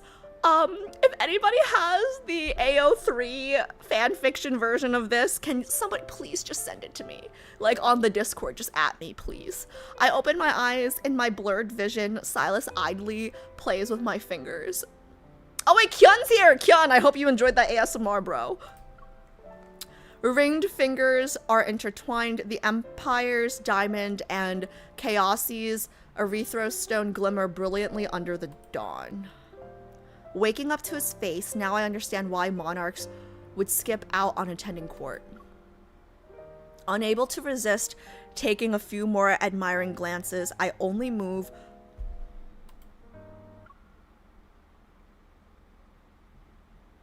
when I'm completely satisfied. I slowly free myself from this embrace. The guards outside will change soon. You should leave while they do that. 1, 2, 3, 4, 5, 6. I kind of want to scroll down, but I can't, like, they're like, it should be a little. Okay, it's fine. You're kicking me out as soon as you wake up? Get the fuck out, you're done here. Smiling, he gets up and gives me a chip while putting on his clothes. You know what, chat? Now that I'm thinking about it, maybe I should thank that nobleman. Like, maybe I should thank that Delulu guy. Just as I'm about to take it, his hand moves to the side. If you want me to help you, you should at least tell me why. Ever since I returned from Chaosy, I've been thinking that the Empire's defense system needs an upgrade. The magnetic fields around Chaosy are natural forms of defense. They're worth studying. I lie with a straight face, sit up straight, and pull the chip from Sylus's fingers. In that case, I should ask you for payment. What are you, a prostitute, bro? Also, is the Kindle coming? Or was that just laggy because it's laggy? He takes his belt. Sorry. He takes his belt from the chair and loops it around me. A slight pull brings me to his side. You need to leave with me when I see you next time. We're going somewhere? Answer my question first. Oh my god, his voice. What if our relationship is different next time we meet? Sylus never agreed to spare the Empire from conflict, and I never said I wouldn't take action against Chaosy. Not to mention, I'm currently planning a campaign. Sylus is included in my calculations. Let's make another deal, then. Should that happen, our relationship will return to what it was when we first met. Are they both stupid? Why can't we just get married and live happily ever after and rule over both places? Outside, the sound of footsteps from two groups of guards meeting as they change shifts resounds. Like, if we have a baby, the baby will rule over everything, right? Like, what's going on? So what's your answer? I agree. I'm afraid he and I will officially be standing on opposite sides the next time we meet.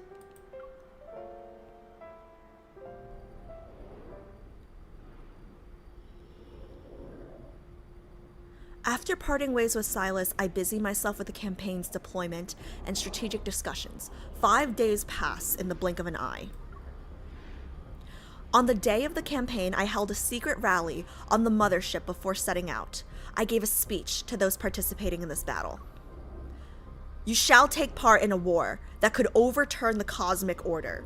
You will become the authors of history, like the mighty dragons from those legendary epics. You shall be the architects of a new order. After today, the Cosmic Empire will continue to prosper. Passing through the warp point and arriving at Lorne, the scene before my eyes was beyond my expectations. Dangerous red lights from the approaching fleet flash, and every one of Zinlai's private soldiers has guns and blades embedded with erythrostones at their waists. Even if he was allied with the former sovereign of Chaosy, it'd be impossible for him to obtain a weapon supply of this scale.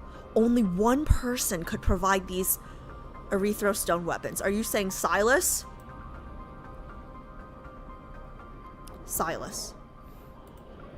The forces participating in the encirclement are only a quarter of the Imperial army. Faced with erythrostone weapons, victory is almost impossible for us. When did he learn of my plan and decide to turn the tables on me? He probably didn't. You guys think the same, because you guys are kindred spirits. You really are just like me. We're always merciless towards each other. Okay, hear me out, chat. Hear me out. If they really need to fight, right? Let's not fight to the death, okay? If Sylus wins, he will just marry us as his queen. And if we win, we will just marry him as the Fuma. I don't know, what do we call it in English? Like, the queen's, like, consort? Like, I don't, like, like, he wouldn't be the king. He would be, like, the queen's, like, husband. I don't really know what it's called in English. But, like, you know, like, if there must be a winner, you know? But, like, let's not, you know? So it comes to this. I know that if I were in Sylus's position, I would have made the same decision. Yet, anger still surges from my heart. I curse his name again and again. Oh my god, wait. I curse his name again and again. Guys, she curses him again. Damn. When you learned of my plan, did you feel the same way? I practically slammed the comms button on the mothership's console. All spaceships can now hear my voice. All units, stay calm. You are to follow my orders. Get into a defensive formation. Retreating is our priority. Your Majesty, Chaos Sea's Sovereign is targeting you. You cannot fall into his hands. Please, come with me. I'll escort you back to the Empire. I know sometimes retreat is the best form of offense, right? Like sometimes the best defense, sometimes the best offense is a good defense, but I don't believe in that shit. Let's go right in! A massive explosion echoes from the upper levels of the mothership. The hull violently shakes. Another laser pierces through the mothership. It's brutally torn in half. I grab the general and lunge. We narrowly escape disaster. Listen to me. Call for reinforcements. What about you, Your Majesty? I'll handle myself. I'm staying here. I will never let myself fall into Sylus's hands. However, I want to stay here. I'll be a witness to Sylus walking towards the future he desires. Can we not have a happy ending? This is a date, no? I thought date endings were happy. Oh, is this the Kindle? This is the Kindle. Okay, wait, I'm gonna pause for a second for it to buffer, guys. Super quick question. Are dates not supposed to end happily? I thought all dates were supposed to end happily. No spoilers, chat. No spoilers. Don't give me the answer. No spoilers. But I thought dates were supposed to end happily. Okay. Anyways, super quick question. Sorry, not question. Super quick shout out. What was I shouting out? Oh, yeah. Remember to make, for anyone joining late or just joining us now, remember to make a Twitch account for the next stream because we're doing Lingering Lust and I can't do those on YouTube. Okay? Okay, 1, 2, 3, 4, 5, 6, 7, 8, 9, 10. Cool. Let's go. Okay. Hold on. Okay, I'm ready. It's gonna be a happy ending. It's just a date, Alice. I mean, remember, like, Once Upon a Frame was a happy ending. I can still hold on. Fuck! He's so hot. I hate him right now, but he's so hot. Are you waiting for reinforcements or the chance to give up?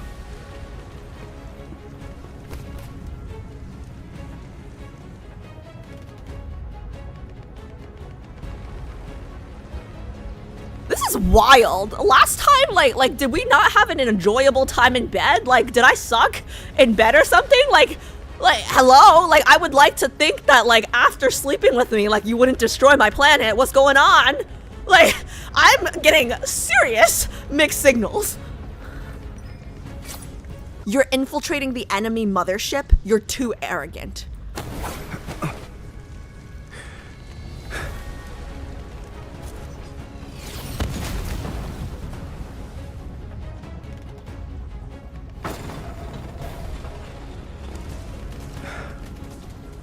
me a life.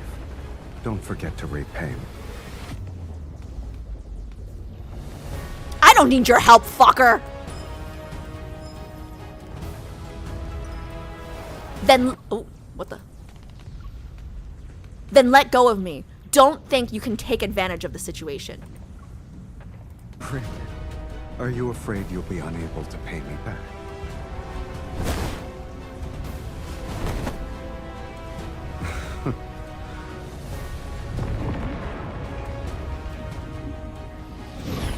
Now it's our turn to level the playing field.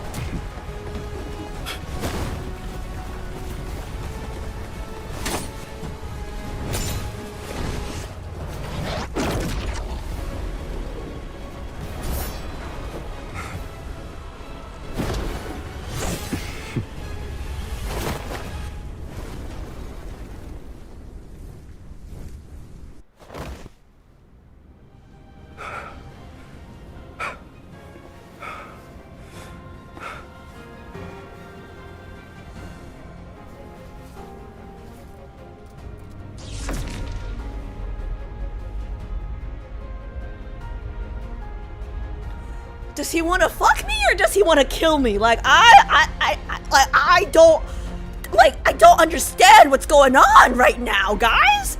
I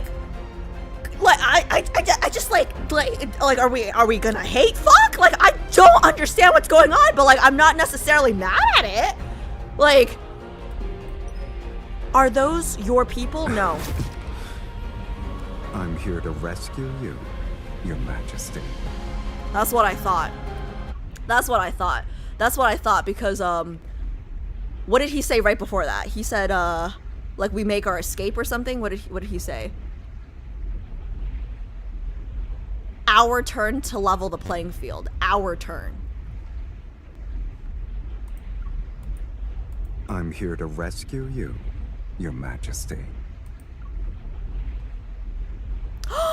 Don't tell me he was playing double agent. Like, we know he's been supplying, like, I know MC is not stupid. Like, this MC is smart. I know she wouldn't be wrong about that. Like, he has been supplying weapons to the enemy. But what if he's playing double agent?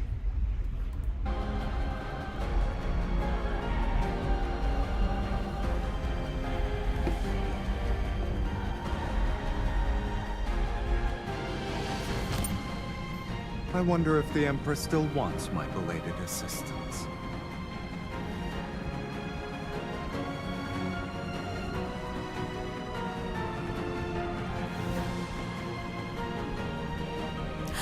Okay, just give him to me. Just give him to me. Like, yeah, I want it. But I doubt you'll help me unconditionally.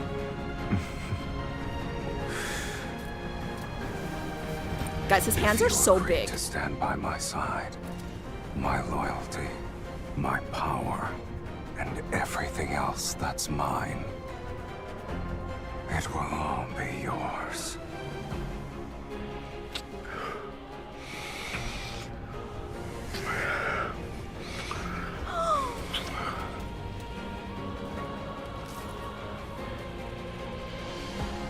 Guys, that was so beautiful. That's so them. It's like a fucking war zone in the back and they're just making out like teenagers. That's so beautiful. Yo, that is so Sylus and his MC. Like, it's literally a war zone in the back and they're like, guys, there's just something so attractive about Sylus where like, it's literally like the whole place is burning down and he's just so fucking calm. You know what I mean? The coordinates Sylus entered into the spaceship are for the third planet in a solar system. Covered in yellow sand, it drifts in the cosmos. Guys, like that scene right there, I was ready to say it. Like, I'm a Sylus main, but I caught myself because I'm pretty sure I'm gonna say I'm a Xavier main. And like, very shortly after this one. Covered in yellow sand, it drifts in the cosmos. Through the porthole, my destroyed mothership gradually recedes into the distance along with that war where the tide of battle had turned. All of it fades away. Zinlai's army is annihilated by Sylus, and Rogray has long since been captured. The victor is obvious. I checked. Not a single person from your army died in Lorne. Do you feel relieved? A blade spins out between my fingers, and I pointed at Sylus.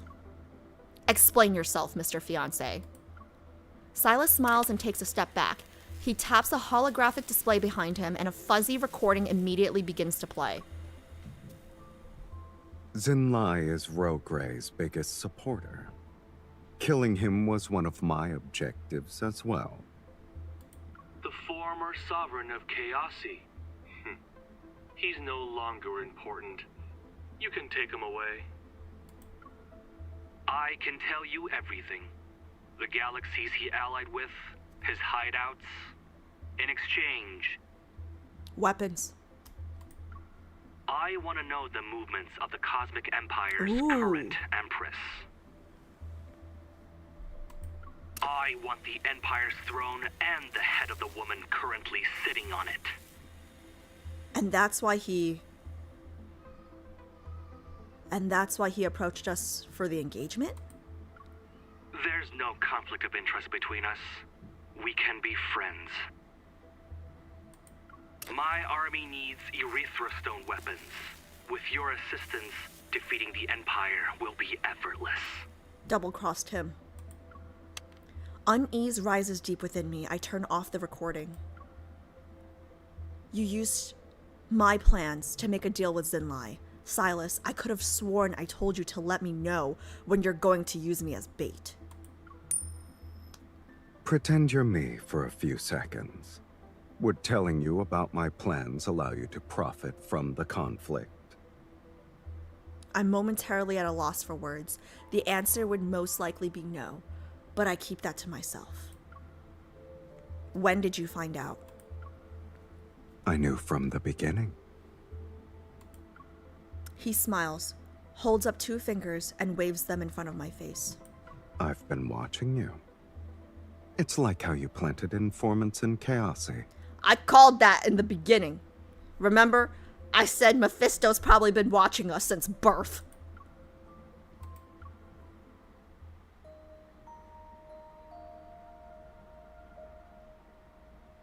The spaceship glides past brilliant star clusters and destroyed asteroids. It gradually approaches a sandy yellow planet. That planet is called Earth. It's said to be the birthplace of all dragon-related legends. He takes my hand and leads me towards the deck. We step onto the boundless yellow sand as if we've landed on the softest page of a legendary tale. The desert? Or a beach? Humans left this planet behind for hundreds of years. It was alone in this corner of the cosmos. Until we arrived. Maybe we'll become legends on this planet tomorrow. Like dragons.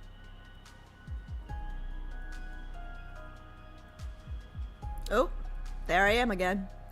The Empire won't fall because of one defeat, but Chaosi's power continues to grow stronger with each passing day. A delicate balance was achieved between the Empire and Chaosi. The Empress and that sovereign maintained a relationship between the 2 galaxies through their political marriage alliance. When their interests align, they're partners with perfect rapport. When their interests conflict, they become ruthless enemies who show each other no mercy. What an interesting marriage. The entire cosmos holds its breath and waits for another clash between the Cosmic Empire and Chaosi. When that time comes, the universal order will shift. That time will never happen, right? Because we're going to have an offspring. We're going to have a child. And the child's going to rule both. It is said that this is what Empress Wonderay of the Cosmic Empire and Sylus, Chaosi sovereign, hope will happen.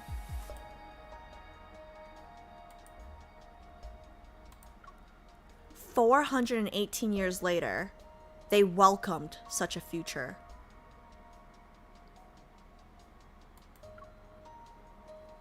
But that is a story for another time.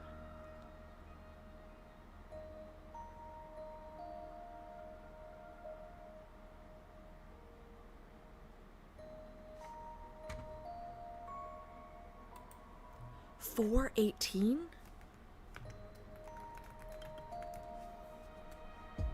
That's his...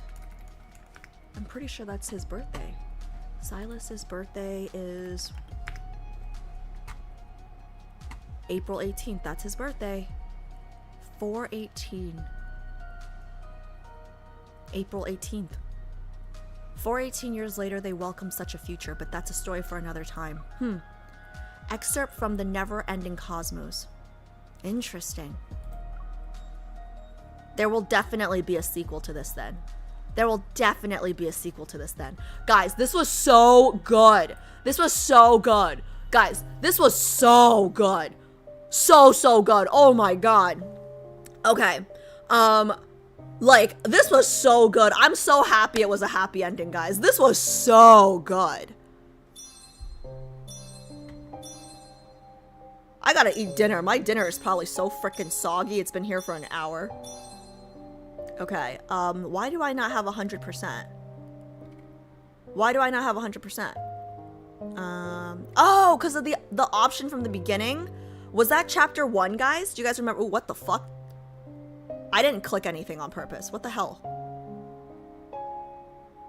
What the hell just happened, guys? Okay, I didn't click on that on purpose, but, okay, let me see. What's for dinner that it's soggy now? None of your business what it is. You clicked? It might have been an accident. I didn't mean to click.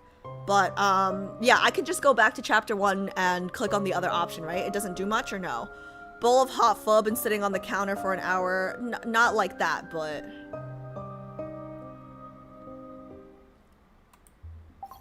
You'll want to go back to the part that was the branching. Quit now, confirm. Okay. It won't take long to do the other option. Okay, was it chapter 1? I'll do it quickly. Was it chapter 1 or no? Pretty sure it was chapter 1. Guys, that was absolute cinema. Cancel. Oh, it'll show the part where it breaks off? Yeah, so it's 1, right? Confirm. That, the Kindle, I'm gonna be watching it again. The Kindle was so good. Like, how we thought he was the enemy. We threw that tiny sword at him like it was gonna do anything. I'm sure it would have done something, but... As witnesses, okay, they shall celebrate the it was so official good. It was so good. And then, like, I'm here to rescue you, your like, every time he calls me your majesty, I wanted to save the line. God damn it. Oh my god. Did you choose a color that matches me? Guys, I like him so much!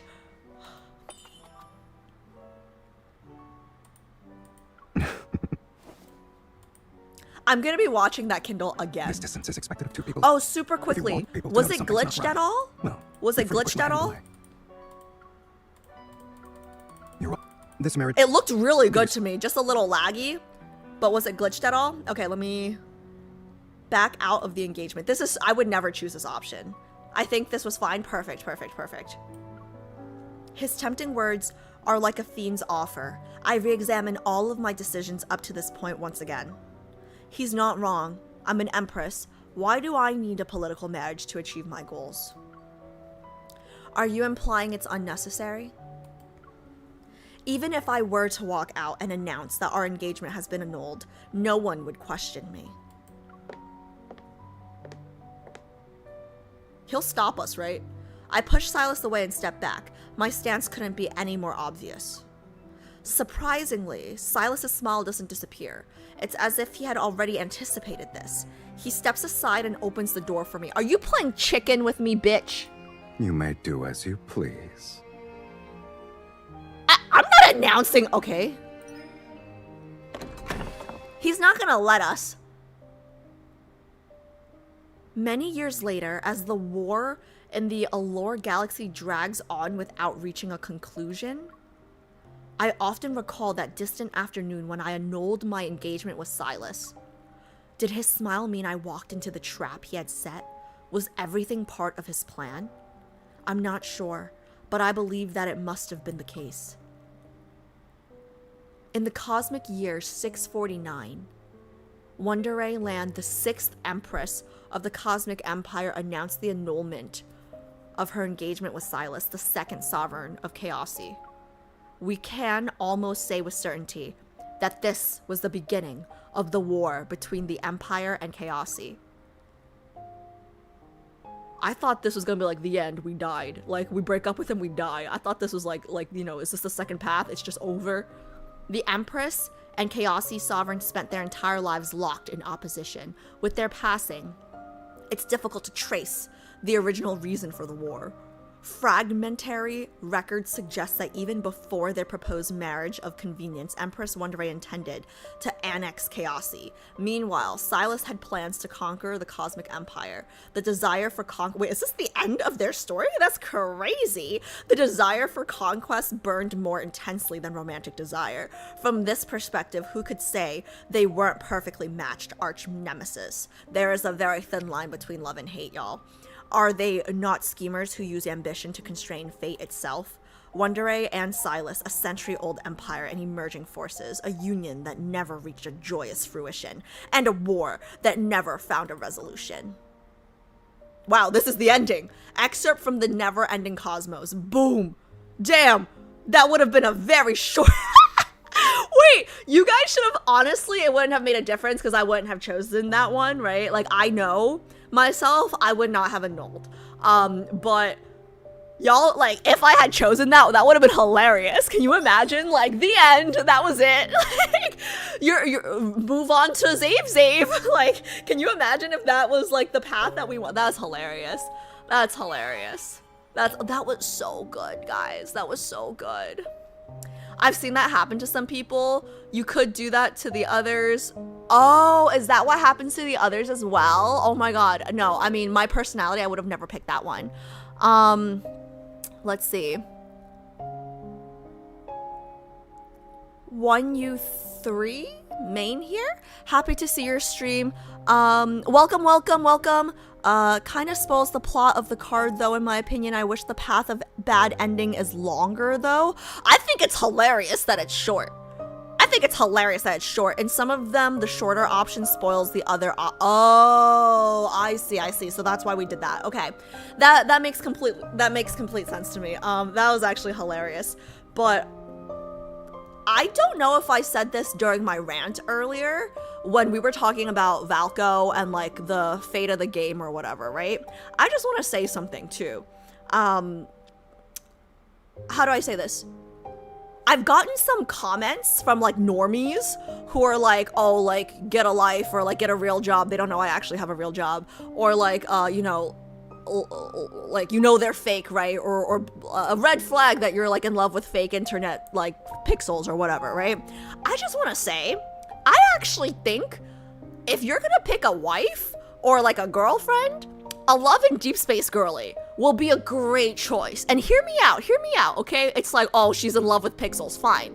But I will say, in 2026, I will say we are maybe a minority of women that still believe in love, right? Or like a small minority of women that are still hopeless romantics. Like 99% of us will not have chosen this option. You know what I mean? Like, I'm just thinking like if you actually want like we're not out doing stuff. We're just at home on our phones, hanging out with our fake boyfriends. Like how much more wholesome can you get, right? So, I don't know.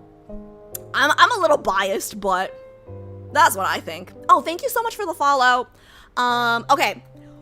We're doing Xavier next. This was so good. I don't know how Xavier's gonna top this, but okay. My dinner is soggy. I have to eat.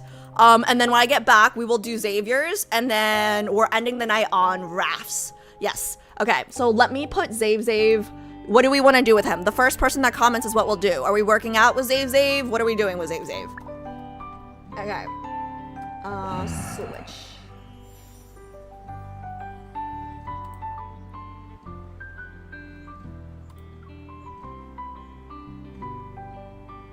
Eh? Did I not switch? Okay, first comment. What are we doing with Xavier? Let me know. First person said, who was the first person? Back in time for Xavier. Sel, you're a little early. I'm gonna take the dinner break first. First person that answered, who was it? I'm looking for the first one. I just wanna make sure. Is it Turquoise? So excited for Xavier and Raph. Study. Okay. I think Turquoise answered first. What do you want to do today? Oh my god, he looks so cute. Look at his outfit and his tight pants. Okay, we're studying, right? I think Turquoise answered first, so we're studying. You want to study with me? Let's find a place that's quiet. His pants are so tight. Like, all their pants are so tight. Miss Silas's story, Hannah, don't worry. The VOD will be on YouTube, so you can always rewind. But I'm glad you're able to make it now just in time for my dinner break. But yeah, guys, I will be back in half an hour. While I'm gone, anyone who's doing Xavier or Raph's card for the first time might want to step away too. You guys like can keep stream on, but like don't read chat, because during my dinner breaks, people are allowed to talk about spoilers because I don't read chat during this time. So if you don't want any spoilers about anything, I would step away now and then come back in half an hour. Okay. I will be right back. Guys, I just want to let you guys know, like, I can totally see myself being a Sylus main. I don't know how Xavier's card is going to beat that. Like, that last Kindle, oh my god, was so good. First time on Twitch, welcome. It's a very good time to be on Twitch, because last time I'm plugging this before I'm going to dinner. People who are watching on YouTube, make sure you guys create Twitch accounts for the next few streams, because I'm going to be doing the I was gonna say the sexy streams. That sounds weird. The intimacy progression streams, the streams that I can't do on YouTube. So like the lingering lust stuff. And will VODs for the next few streams be available? I won't be able to make it. Yes, I'll keep them available on Twitch. So even if you watch on YouTube, but you can't catch me live on Twitch, I'll keep the VODs for the next 5 up. So like people who are in different time zones and stuff, you guys can still watch the intimacy progression streams. Okay. I will be right back.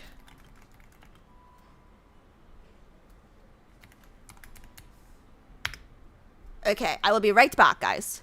Oh, my food is so soggy. You guys weren't kidding when you said these were long.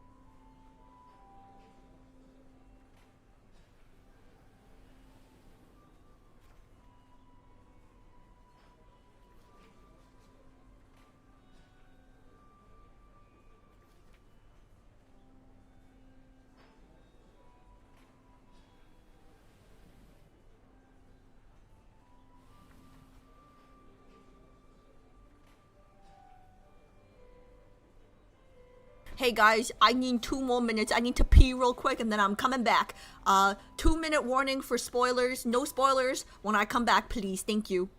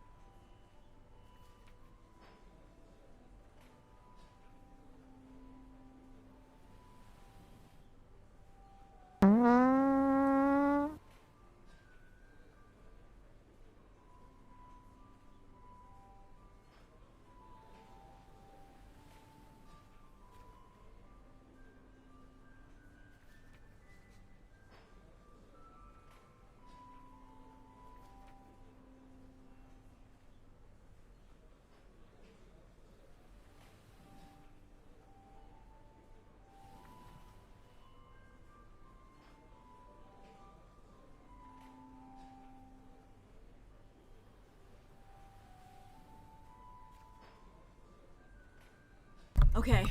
Hey guys, I'm back. Sorry about that. I did not need to take a dump, okay? No matter what Shallow or any of the boys said, I did not. My mom called me while I was in the bathroom, so it took me a minute. Okay. Okay, no matter what they say, guys, okay? My mother called me, okay? So it took me a minute because, well, she gave me birth, so I'm not ignoring her calls. Okay, let's see. Why does your mom call? Well, she doesn't know when I'm in the bathroom. Does your mother know when you're in the bathroom? Asshole. Okay, ooh. 1 second, let me grab my blanket.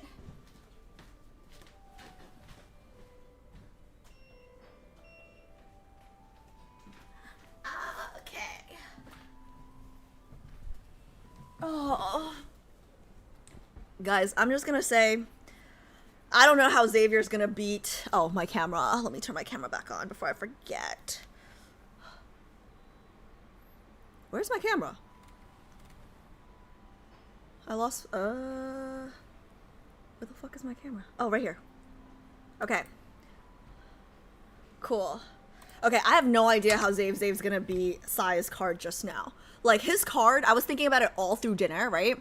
And I just love the little, like, I don't even know if you would call them Easter eggs, because they're, like, super obvious if you've been paying attention, right? But all the callbacks to his previous myths, and, like, it's just, like, even main story, right? Like, his lines. Like, I just love all those little callbacks.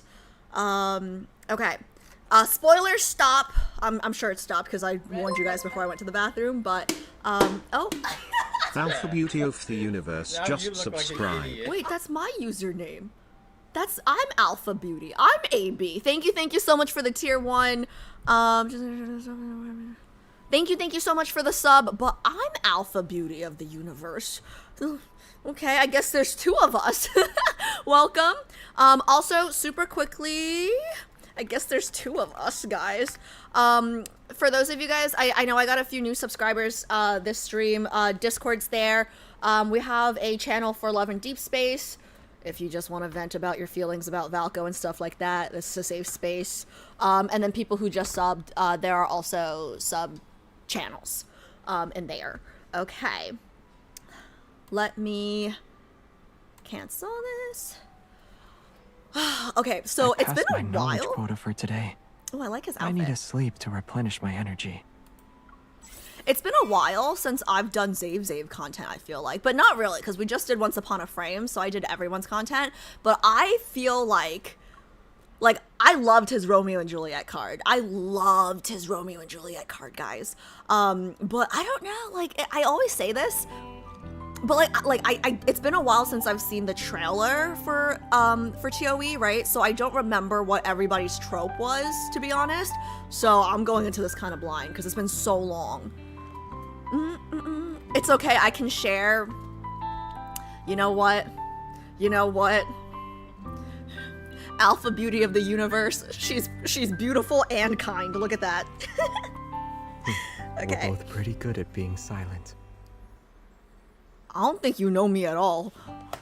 Oh, he just means I'm not clicking or moving or anything. Okay. Okay, Xavier girlies, are you guys— oh, okay. I look over, I just see Sel. Okay, Sel is here, that's good enough. Okay. Let me see.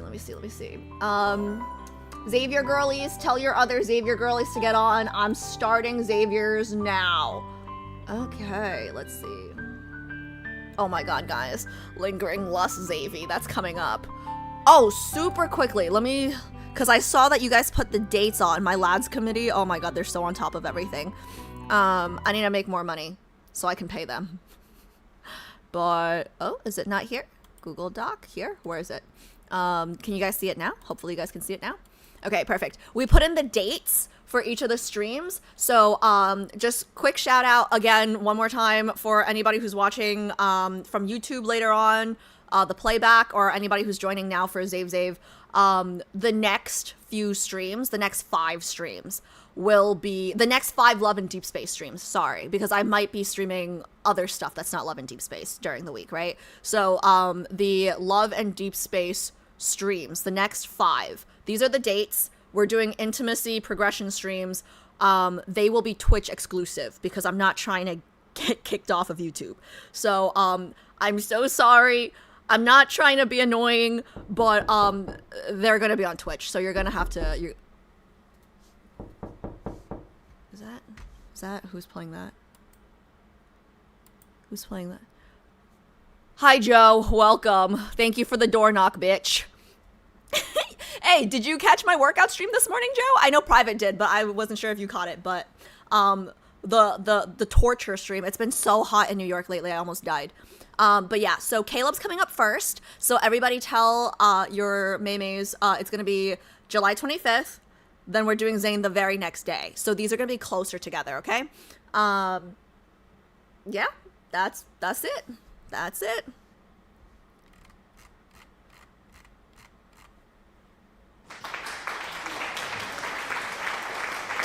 Yeah, I don't know if you'd be applauding if you actually saw the stream, but yeah, okay. Oh, last thing, if you make a Twitch account for these streams, I understand that people are in different time zones and like not everyone can be on to watch me live. The VODs will live on Twitch because again, they can't live on YouTube. So make a Twitch account. Thank you. Okay, without further ado, I really don't know how he's gonna beat Sylus's card. Oh. Eulogy of Light. Let's fucking go. Let's fucking go. Ugh, okay. Like, I just, like, Sai had such a unfair disadvantage, guys, because I love the, oh, I'm in the wrong thing. This is the right thing. I love the arranged marriage, like, didn't like each other and now we're, you know, lovers trope. Like, I love that trope. Okay, let's... Oh, sorry. My pants keep riding up. Like, I don't know why my pants keep riding up. Yeah.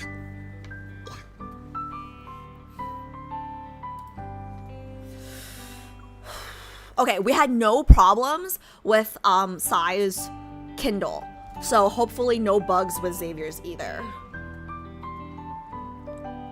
I'm so glad we're doing these, guys. Like, I needed this.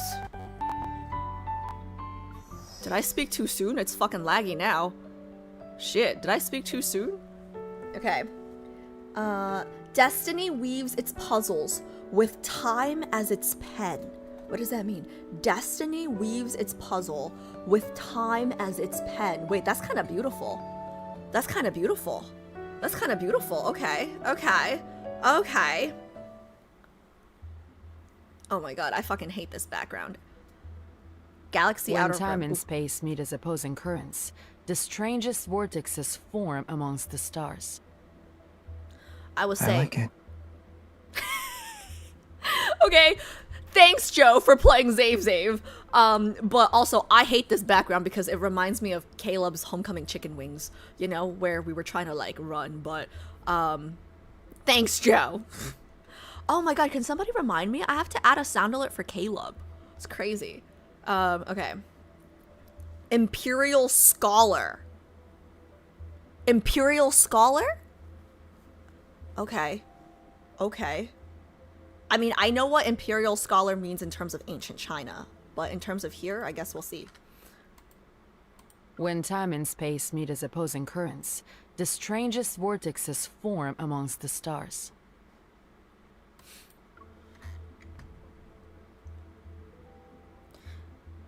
I don't really trust her because she kind of sounds like that one Pilates instructor I had that one time, the Russian Pilates instructor, like I'm too cheap. Pilates is too expensive, right? But there was like a discount this one time when they were trying to pull you in. So I bought 5. It was like super discounted. I never went back after the 5 because I embarrassed myself. But one time I went to a Pilates instructor and she was Russian and she just kept saying 5 more reps, Alice, 5 more reps. And like I'd do the 5 reps and then she'd be like, give me 5 more reps. And like I'd be like, bro, I just gave you 5 more reps. And she's like, no, 5 more reps. It's terrible. It's absolutely terrible. I also fell off of a machine during class and the other instructor had to like stop the entire class for me. So that was embarrassing. I never went back. Anyways, I never went back.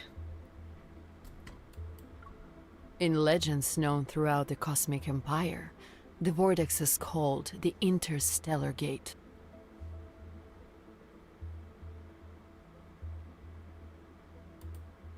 Inside it, time and space no longer follow ordinary laws. Past, present, and future flow together as one.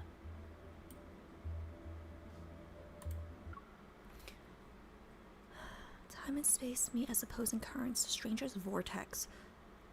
Vortex is called Interstellar's Gate. So the gate is where time and space meet.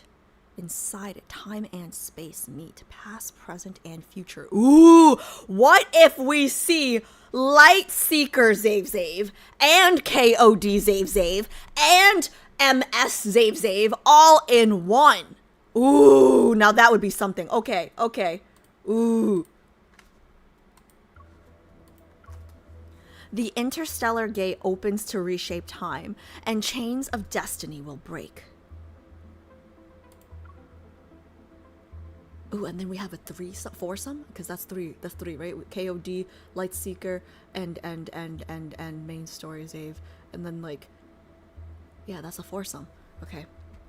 New hope will clear away the cosmic dust, and future's pages will part the mist, just like he shall part my thighs. What the fuck?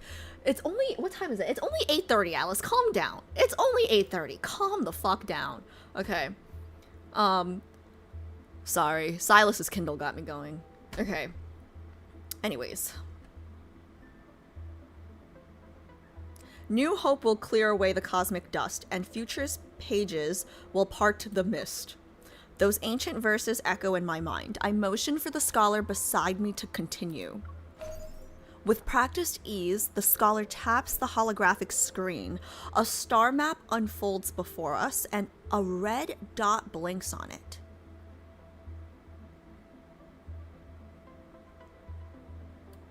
The interstellar gate is more than a theoretical existence. This red dot, our current location. It's exactly where it will appear. If we can't find a method to control it... You're gonna try to control a vortex where time and space collide? Good luck. Then we could see the future? We can even shape it. Boom. Bex does that in her job every day, shaping the future, okay? Shout out to teachers. People with important jobs.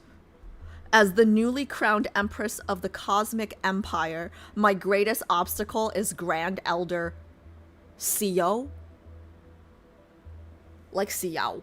Like soy sauce in Cantonese? Xiao? I don't, okay, whatever. Newly crowned Empress of the Cosmic Empire, my greatest obstacle is Grand Elder Xiao. Sounds like Xiao. He has advised rulers since the old dynasty was established 300 years ago, and his power is only second to the throne. Ah, those people annoy me so much. It's like you basically want the throne to be your puppet. When the old dynasty's last emperor died, one era ended and a new one began. No longer a regent, Xiao, soy sauce, retreated to the assembly of elders. At least, that's the story told to the public. To be honest, even as the Empress, I often have to listen and abide by his will.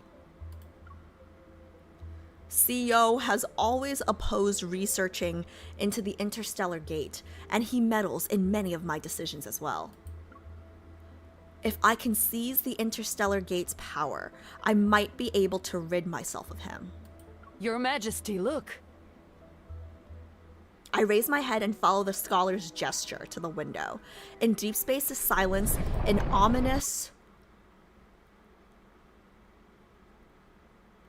enormous vortex opens before us. I see the thing where it skips without me clicking wasn't just in size. Happens here too, I guess. Black and gold swirls flow. They twist together and surge outward in the endless waves. Oh my god, I don't know why this is giving me like when I pull for 5-star cards. Oh, I'm not gonna see that page for a while, the pulling, you know? Anyways. Unreal, indescribably strange, it's as if an ancient legend is slowly waking up from its long slumber. There's another violent tremor. The black and gold waves fuse into one, and the interstellar gate contracts. The raging currents collapse and scatter into countless shimmering fragments. Why is there baby making music when this scene is so chaotic? The interstellar gate appears to be unstable. It can't stay open for long. What is this, like, funky jazz baby making shit? Like, I don't, what? Hello? So traveling here was pointless. Before I order my party to retreat to Alor, a speck of light appears in the vortex center. Something is crossing over from the other side. A sleeping pod? How could such a thing emerge from the interstellar gate? The rest of the legend returns to my mind. Radiant stars shall sail from the interstellar gate, and the unknown forges the path ahead. Radiant stars shall sail from the interstellar gate, and the unknown forges the path ahead. I bet you Xavier's coming out of that sleeping pod and he's asleep. The lost will find their homeland, and the Empire shall endure forevermore. Is Xav lost? And this is his homeland? Guards, lower the platform. Bring the pod aboard. I'll see what lies ahead. This music really does not fit the mood.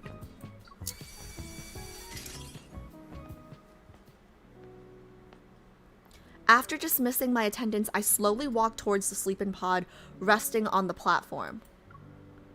It's a model that was discontinued 200 years ago. Can you imagine if it's like, you could just buy Xavier off the shelf, but then like his model was discontinued 200 years ago? Holy shit, is that why everybody's single?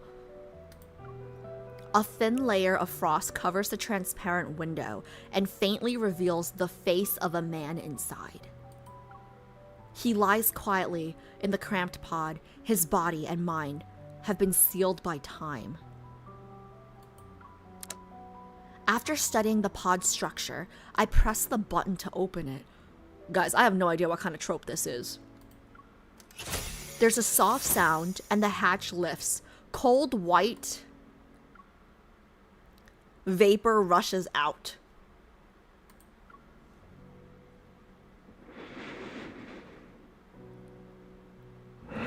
I love his outfit. I love this outfit on him. Wake up. Girl, do you not see how pretty he is? He's like Sleeping Beauty. Be a little gentler. The man remains unresponsive. Carefully examining him, I lean in. His features are reminiscent of a finely carved work of art. A profound serenity rests on his face. And beside his hand lies a sharp sword. It glimmers with a cold light. These engravings only appear on weapons belonging to the old royal family. Now, Only Sayo carries a ceremonial sword with this pattern. But who are you? And do you threaten my throne? A royal sword, an ancient sleeping pod. I closely study him, and a single name bursts into my mind. Isn't this Xavier, the last crown prince of the old dynasty? Very fitting, the last crown prince of Sylus. According to the history textbooks, Prince Xavier formed an expedition team to... Stop. Prince Xavier formed an expedition team to venture into deep space 300 years ago. He sought out the interstellar gate. But tragedy struck on the journey. The entire expedition died, their remains vanishing into the endless cosmos without a trace. The royal family lost its brightest heir, while the monarch had to say goodbye to his most beloved son. Soon after, grief consumed him, and he died. Well, at least it sounds like he had a good father this life, for once. Grand Elder Sayo, a distant relative. Oh, wait, have we met Sayo before? Because the name is a little familiar now, but I don't know. A distant relative and close confidant of the monarch declared himself a regent after the monarch's passing. Hey, sit down, okay? What about Isaiah? Oh, Isaiah was probably with us and dead. Okay, never mind. The old dynasty fell and a new era began. Xavier and the age he belonged to became nothing more than history. Yet, I never expected to find him here. He's a man that rumors and history thought had died. Someone connected to Sayo. He's too pretty to kill. It's fine. Could he be an unknown variable? Should I save him? Close and cast the pod back into space. Wake him up. Okay, guys, I know I got the heads up from my committee which one to pick, but in what world would I close the cast? Like, in what world would I close and cast the pod back into space? Like, in what world would I choose that option, guys? Wake him the fuck up. He's too pretty, okay? Y'all crazy. I pressed the button for emergency resuscitation. The pod restores the temperature, oxygen, and carbon dioxide to safe levels. I'll wait for him to wake up. Will be the first thing he sees, and he has to fall in love with me because, you know, we saved him. And also because I'm the queen now and I demand it. Minutes pass one after another. The man inside doesn't stir. Xavier, wake up. Don't tell me we have to wake him up with a true love's kiss. I reach out to check his breathing. It's faint.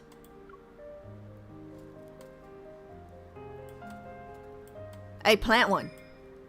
Hey, plant one on him. I move my fingers to his neck and check his pulse. His breathing and pulse haven't stabilized? Something's not right. Hey, kiss him. Try it. Perform resuscitation. Use a medical robot for resuscitation. Get the fuck out of here, AI. I got this. I think for a moment before leaning down. One of my hands supports his neck. Ah! Why is this going so fast? I think for a moment before leaning down. One of my hands supports his neck and the other tilts his chin back. His skin feels cold. My gaze traces the sharp lines of his jaw before drifting to his lips. Forgive me.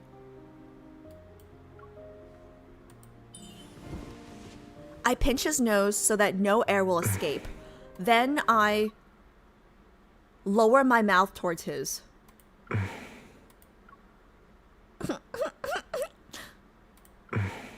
Before I can continue, a cold arm presses against my neck. The pressure is weak, but the warning is obvious. Oh shit, guys, that's hot. Guys, that's hot. Before I can continue, a cold arm presses against my neck. The pressure is weak, but the warning is obvious. That's so fucking hot. Xavier opens his eyes. Impudent. Ooh! Ooh!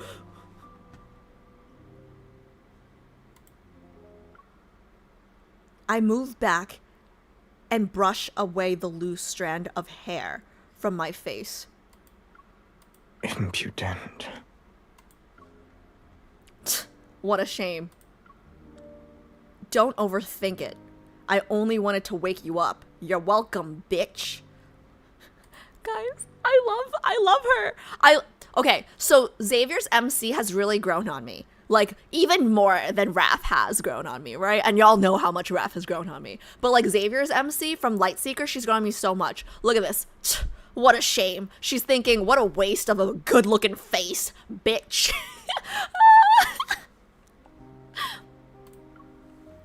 He coldly stares at me, and his hand grips the sword at his side. Noticing his movements, I shrug, smile, and pull out my firearm. If I were you, I'd set that blade down and politely thank the person who saved you. You've been in stasis. Stasis? Stasis. Homeostasis. Stasis. You've been in stasis for too long. You won't be able to fight me in your current condition. And if I wanted you to die, I would have killed you already. The air grows heavy with a certain emotion. He hesitates before using his long sword to push himself up. He forces his weakened body to stand.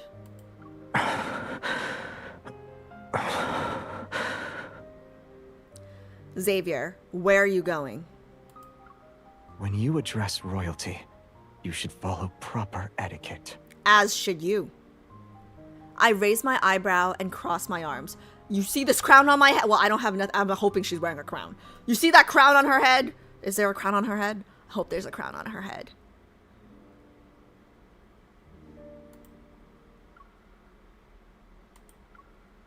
When you address royalty, you should follow proper etiquette. Are you saying the Empress of the Cosmic Empire should honor a commoner? Xavier stops in his tracks, the sharpness in his eyes softening into confusion. His gaze drifts from my finely crafted gun to the state-of-the-art starship's interior that we stand in. Then, it lands on the ancient sleeping pod. What year is it? Cosmic year 649. Your dynasty fell 300 years ago. But don't worry, I'm not a descendant of you because, you know, your dynasty fell. There's no blood relation, you know? Like, we can fuck, you know? And even if there is, like, I'll make an exception. I made one for Caleb. It's all good. You're no longer a prince, and the Empire is no longer the one you remember. He lowers his sword quietly. Seconds pass. It seems as though he believes me. Escort me. Huh? You wish. You woke up cold and hostile. I'm already starting to regret saving you. I really like MC. She is really growing on me. That's not what I did. I have cryo sickness because I spent too much time in the pod. I feel nauseous. Oh my god, I forgive you. Take me back to the Empire. I'm willing to. Xavier's voice trails off and vanishes into the air before he can finish. Did you guys see how his face got all soft and weak and confused? Oh my god, I like him. I like him so much. His body suddenly loses all its strength and he falls towards me without warning. His cold face crashes into my neck. Oh, we gotta get married now. Like, he touched me, you know? I mean, like, granted, I kissed him already, but whatever. Like, we gotta get married now. You know, this is improper. Like, we're basically wedded now. He touched me. I try to steady him, but the impact pushes me back. The chair tips over, Xavier drags me down with him, and we fall onto the floor. Your Majesty, what happened? On the ground, I push aside Xavier's tousled hair and let out a quiet sigh. Close the doors. What happened today, along with this man's existence, must be kept a secret.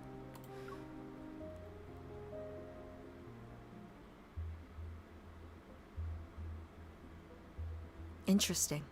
Several days later, a physical examination shows Xavier's body is mostly all right.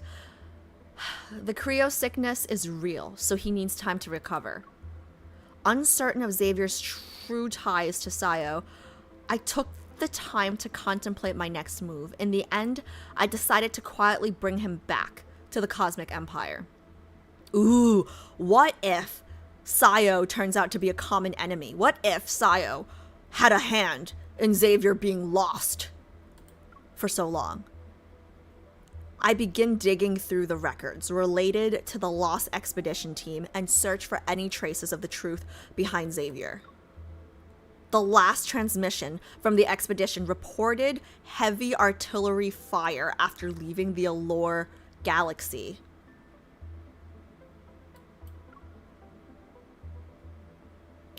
The assailants were piloting the Empire's starships, and they used weapons only the Imperial military could possess.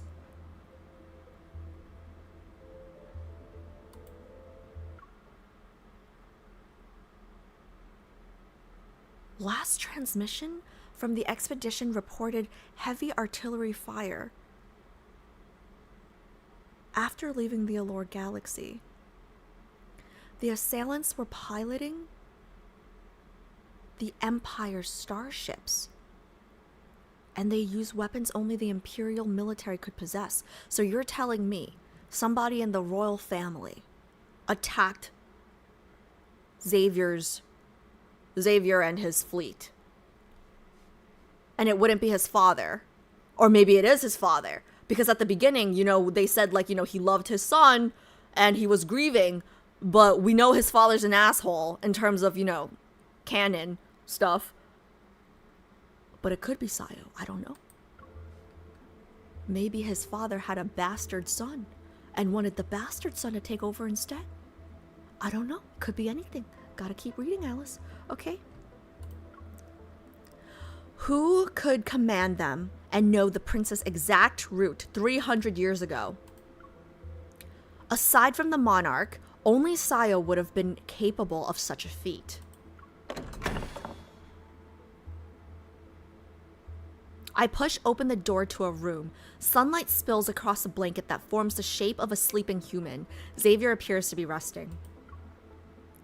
If I can spark his thirst for revenge, he'd be the perfect weapon against Sayo. I clear my throat a few times. He doesn't respond. Xavier? I pull back the blanket only to find pillows and clothes. Xavier is gone. What is this? Where is he? Your Majesty, that gentleman said he doesn't like people near him and dismissed us. We don't know where he went. He rules the palace now? The secretary said he was your favorite, so we didn't dare to upset him. My favorite? Oh no, because we said not to let anyone know of his existence or his origins, I guess he's my favorite boy toy now, okay? I mean, he's pretty enough. My favorite? Speechless, I turn my gaze to the secretary. My apologies, Your Majesty. You told me to find an excuse to hide him, so I... Never mind. But this cannot happen again. You know what? At least he's not that bad to look at. Like, can you imagine if my favorite was like, you know, wrecked?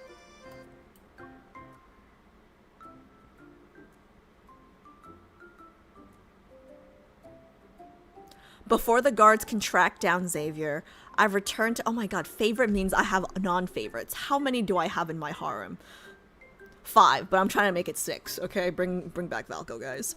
Before the guards can track down Xavier, I return to my study to deal with the stack of royal decrees that require my signature. But when I open the door, I sense something is amiss. The royal decrees on my desk have been tampered with. He went through my stuff. My hand flies to the gun at my waist, yet before I can draw it, I'm pulled into the study. Hello? Shh. Don't shout. It's me. I swat Xavier's hand away and narrow my eyes. How did you get in here? I walked in. Ah! The guards let you stroll into my study? Aren't I the Empress's favorite? Oh my god, this is so embarrassing. This is so fucking embarrassing. Aren't I the Empress's favorite?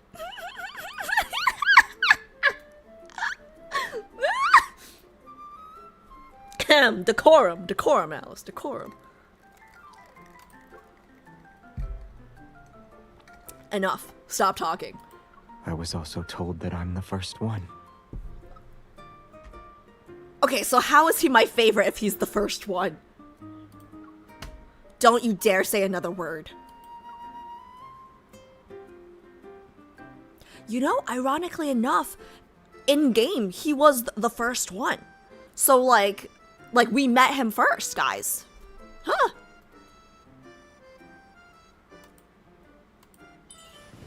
I cover Xavier's mouth and pin him against the wall. Don't think you can distract me. Why were you going through my documents? Actually, I'm gonna favorite that line real quick. I was also told that I'm the first one. Xavier doesn't struggle or flinch. He calmly removes my hand. I was looking for the key to the archives. What do you want to do there? I wish to find something that benefits you. I already found it. I assume the evidence against your greatest enemy, Grand Elder Sio, would be useful. So we're on the same side. What are you talking about? I don't understand. While I was resting, I heard you ask your secretary for records about my expedition. You studied every page that mentioned me or Sio. You kept me hidden in luxury, gave me the best physicians. You want me to be the blade that deals the fatal blow to your enemy. Alright, you took all the words. What am I supposed to say now, bruh? If you're so smart, tell me what happens next. Holy shit. He's only been awake for a short time, yet he's gathered this much information. Perhaps he could actually be my sharpest weapon. I smile and speak softly. You're in a hurry to look for this evidence. You care about the mastermind behind the ambush as much as I do. Your silence is enough. Don't worry. If Sio was behind that attack, I promise justice will be served. Xavier catches my hand, steps forward, and pulls me close. Oh my god, I forgot how pretty he was. Look at his eyes. They're so sparkly and blue. He lowers his head, his warm breath brushing against my ear. Is it justice that you seek for me? Or are you consumed by your hunger for power? His deep voice, seemingly caressing my ear, almost feels like an intimate whisper. I meet his gaze, and my polite smile widens. Why can't it be both? Does it matter? When he was the crown prince, he knew how to weigh his priorities. I'm almost certain he'll give me the answer I desire. If our goals align, that's enough. Indeed. So let us cooperate. I give his hand a squeeze and end the test between us. Didn't you want to visit the archives? Come with me.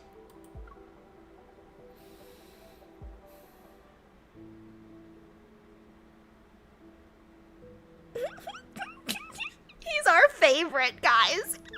And our first. Sorry. The archives can be found in the west wing of the palace. It's the second room from the left along the gallery. Records from 3 centuries ago are too fragile. They're sealed away in alloy preservation vaults and stored in a vacuum. The archives only have a massive curved display where scanned copies can be assessed.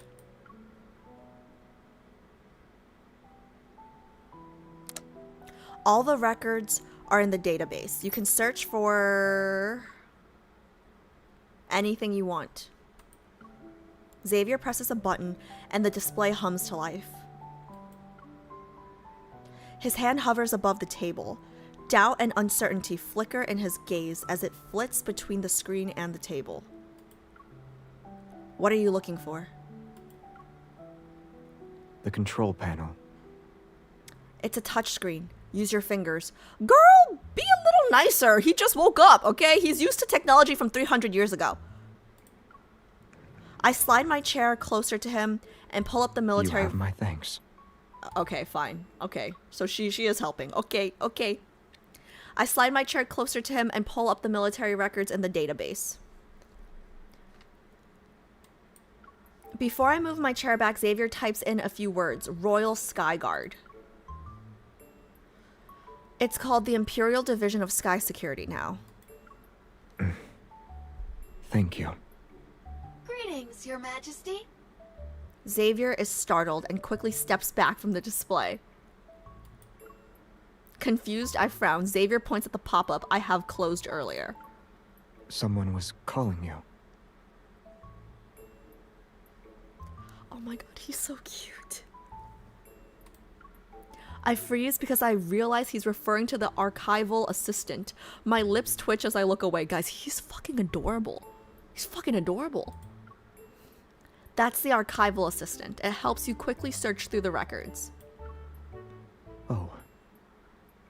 I appreciate the explanation. I realize with painful clarity that 300 years isn't just a phrase. It's real. Shall I help you adjust to modern society later? By later, do you mean... Tonight. Xavier is ready to refuse, but after almost deleting the entire database, he reluctantly accepts my offer.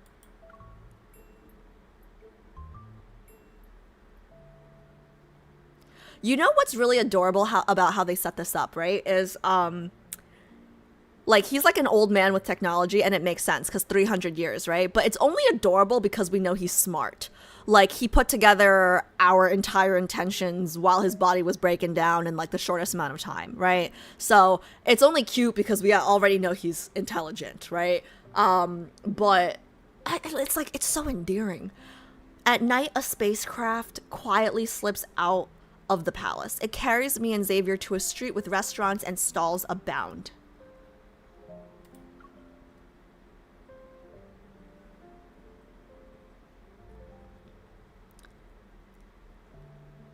As we arrive, I make it fly low and slow our speed so that Xavier can take in the scenery. Oh my god, I just keep on thinking... I like it. Did he say I like it? Wait, what?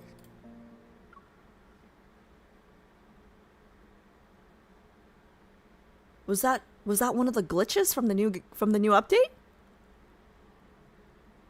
The last line he said was, "By later, do you mean..." What the fuck?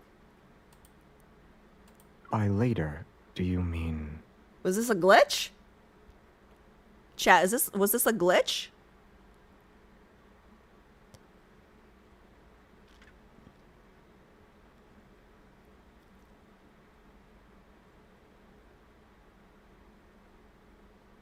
Moving on. Like I was saying, I don't know why when I was reading the description of what's happening right now, I'm thinking of Aladdin, you know, on their on the magic carpet. I can show you the world. Shut up, Joe.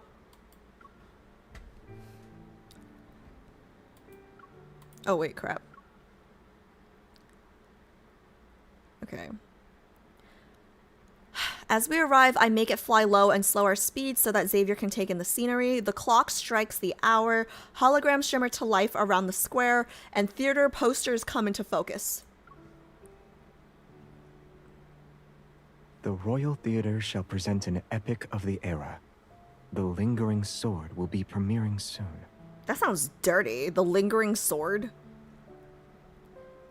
Because, you know, we have Lingering Lust. So, the Lingering Sword sounds really dirty, chat. Do you want to see it? I heard the cast is spectacular this time. What is it about? It's about a penis that won't leave. What do you think? It focuses on a prince who seeks revenge against his uncle. I lean in and lower my voice as I tease him. Doesn't it remind you of what you plan to do? But unlike you, this prince is brooding and indecisive. I just don't know why. Like, what is the motive of his uncle getting rid of him? Because... Oh, I guess, like, when the king died and Xavier was gone, he was, like, regent, like, acting king, right? Until we took over. Okay, I mean, okay, yeah, that makes sense. He wanted power. Yeah, that makes sense. Because we didn't take over right after.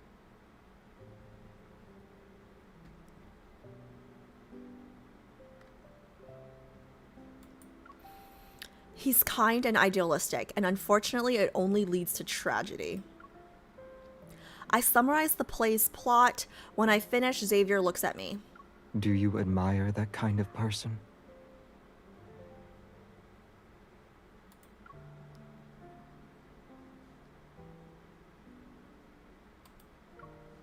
There's no room for idealism in power struggles. I can appreciate such themes in a story. You know, I chose the way I did, but I am the other option. You know what I mean? Like I would like to think that if I was royalty, I would be this kind of person. But because I'm not royalty, I'm the other kind of person. But in reality, I bear the responsibility of securing the Empire's future. Xavier glances at our surroundings. The laughter in the streets and alleys seem to ease his mood. Compared to what he's capable of, you're more suited to rule.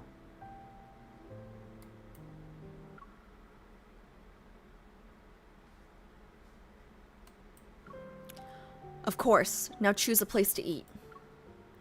This is the Empire's oldest, most famous hub for cuisine. It's been present long before I was born. It's undergone significant changes. You've been here before?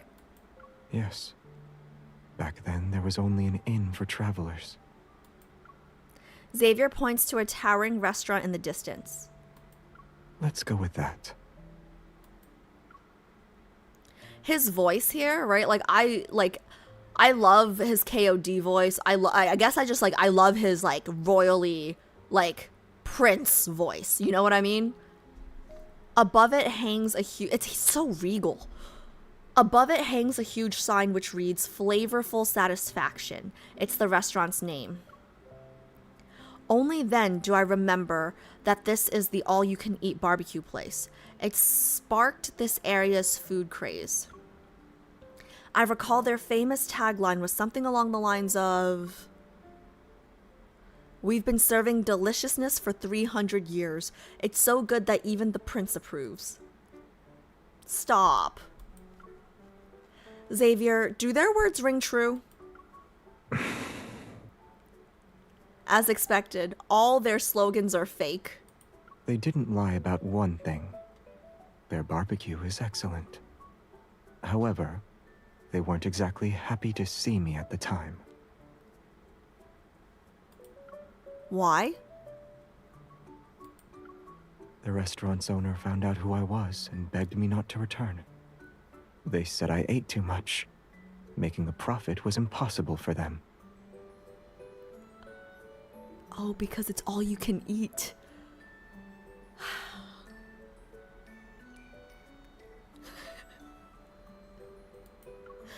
Impossible. Xavier doesn't look like someone with a huge appetite.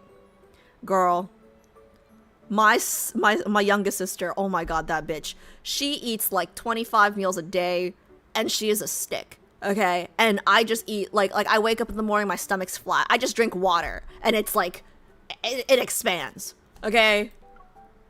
I don't believe you. Show me. All right. I'll prove it to you. Xavier opens his palm to reveal a small golden bead. I brought enough to cover the cost of our meal. That's...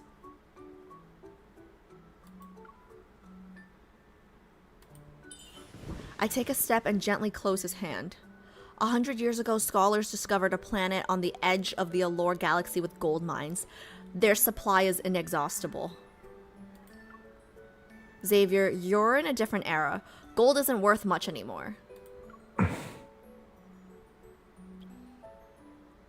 But I appreciate the thought. He quietly slips the bead back into his pocket. So different from that time Zane made me pay with a... Like, what did I try to pay with again? I forgot. Like, some kind of sticks or some shit. I'm never letting that one go. But then again, Xavier did make me pay for that boat trip in KOD. In the end, we entered the restaurant that served barbecue. Xavier ate with elegance for 2 hours without pause. With a knife and fork, he was slow yet steady. When time was up, he set down his utensils and walked out. The restaurant's owner looked relieved. When I visited at a later date, I discovered that they shortened the dining limit to 1 hour and 30 minutes.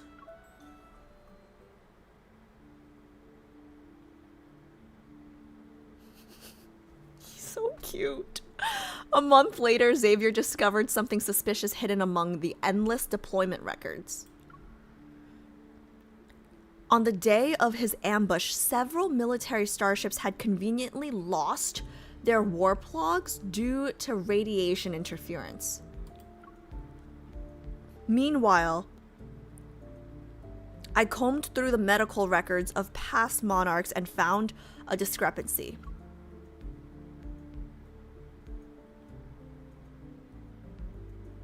In my royal bedchamber, I summoned Xavier, my favorite, and asked for a tray with intricate desserts. Oh, they think we're getting freaky now. The staff's gonna think we're getting freaky now. We're playing with food. Are you frustrated that we still haven't found definitive evidence pointing to the culprit? Not necessarily. At the very least, the truth isn't impossible to find. You can voice your thoughts if you'd like.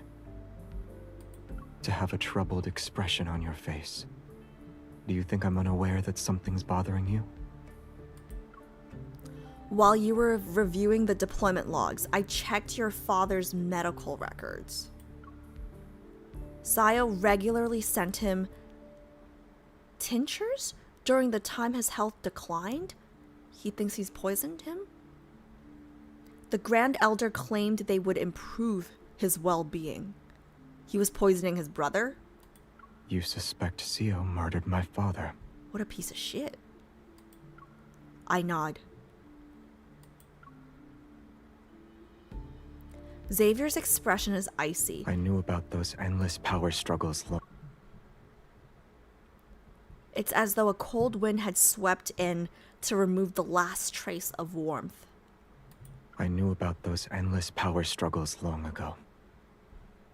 You know what's crazy though? Usually in movies like this or like Chinese dramas like this, right? Like, yes, we want to use Xavier to get rid of Sayo, but after we get rid of Sayo, we'd have to get rid of Xavier because he would also be a threat to the current empire. Long ago. I had many reasons to find the interstellar gate. One of them was to avoid witnessing them tear each other apart.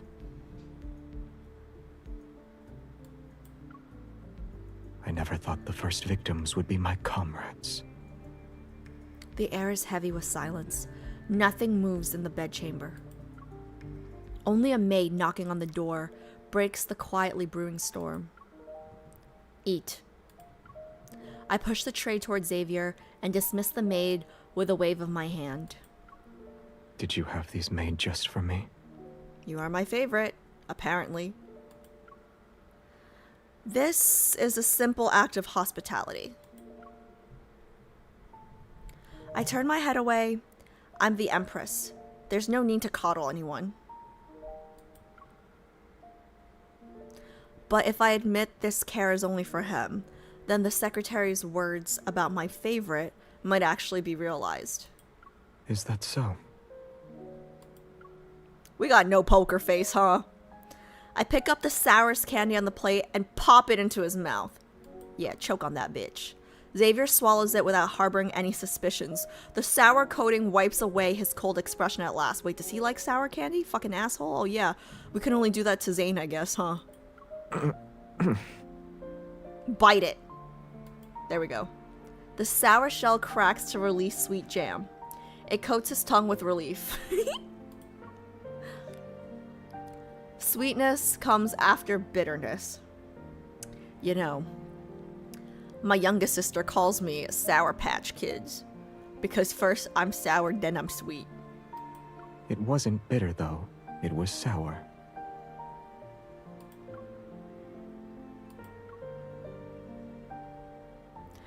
I feel slightly annoyed. I try to comfort someone for the first time, and he doesn't even flinch. Are those words truly from your heart? Or is this one method the Empress uses to obtain loyalty? Why would I use food to gain people's favor? I believe the road ahead doesn't have to be walked alone. We could be partners. Oh my god, guys, we're partners in every lifetime. That's crazy.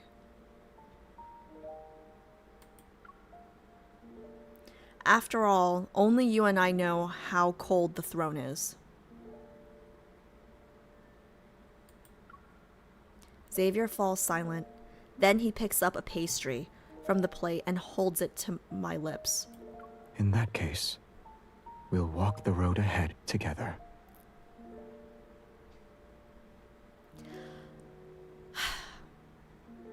Oh, this is a nice change from Sai-Sai's. Like, they were, you know, like Sylus's card, we were like enemies to lovers, right? But like, this is kind of nice. Like, it's not angsty, you know, it's not as angsty in the beginning. It's nice. I bite down without any hesitation before using his finger to wipe the cream. Ooh. No. We're talking about dessert. Yeah, we are. Okay, stop. What the fuck is happening? Finger to wipe the cream from the corner of my mouth. So, what's your next move? Strike first to make Sio expose himself. Thank you for the follow.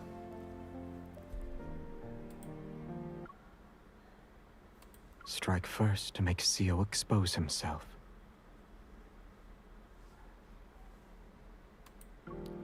With his diluted bloodline and lack of succession rights, Sio obsessively clings to his reputation.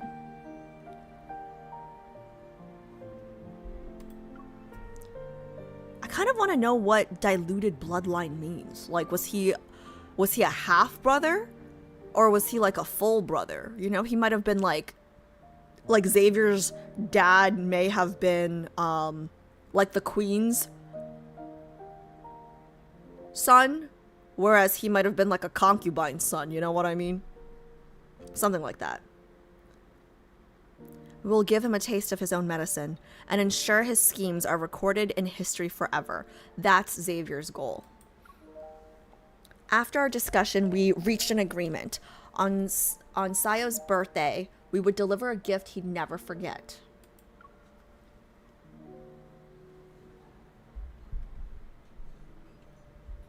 Ooh, I'm used to seeing this background with just Raph. 1 month later. To our most esteemed Grand Elder Sio. Without him, the Empire could never have preserved its former glory. Little do you know. May your life be like the finest wine as it grows richer with every passing year. Your blessings today will forever remain in my heart. The name sounds so familiar to me now. Like, where has he shown up before? Main story? I don't think so. But, you know, like the background of this, I know he's not part of Raph's story, but I remember there was like a background that looked kind of like this in one of Raph's cards. Interesting. Oh, also, guys, I'm not reading chat, but please keep chat spoiler free. I ask questions because I talk out loud to myself, don't actually answer them if they're spoilers. There are people doing these cards for the first time today with me, so just a reminder. Even though I'm pretty sure it's flagged already, tagged. At the banquet, Sayo, not Sio, Sayo glows with pride. His hair is snow white, yet his voice carries strength. Ah, just dropped dead already. After exchanging pleasantries, he takes his seat. He directs a mirthful gaze towards me. What are you looking at? I heard your majesty has met with scholars to review research pertaining to the interstellar gate. What's it to you? The Empire's finances are already strained. We shouldn't waste resources on such matters. Oh, but we should waste resources on your birthday? Does the Grand Elder oppose it so strongly because of Xavier? It makes sense considering he's the Crown Prince who vanished while exploring the Interstellar Gate. Sayo freezes, then a wave of grief spread across his face. Precisely. Uh-huh. He was so gifted and principled. If only he were still with us. Alas. Alas what?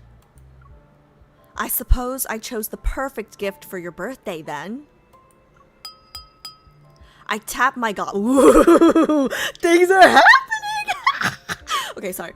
I tap my goblet and the banquet hall slowly falls silent. Grand Elder.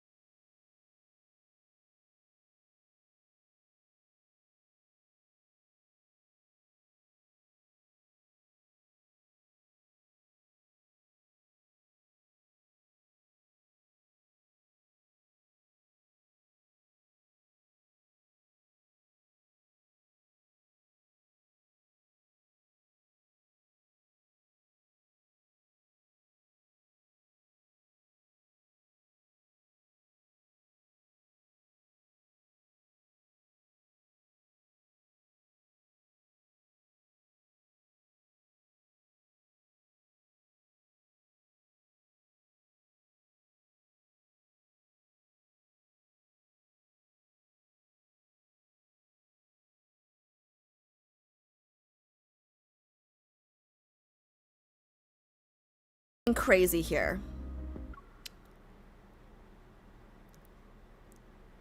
The cosmos swallowed their bodies. By sheer luck, the gate opened for me.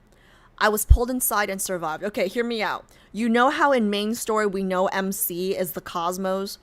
What if that's not an accident? What if that was MC? You know, just like from a different timeline? I don't know. Like, she is the Cosmos, right? By sheer luck, the gate opened for me.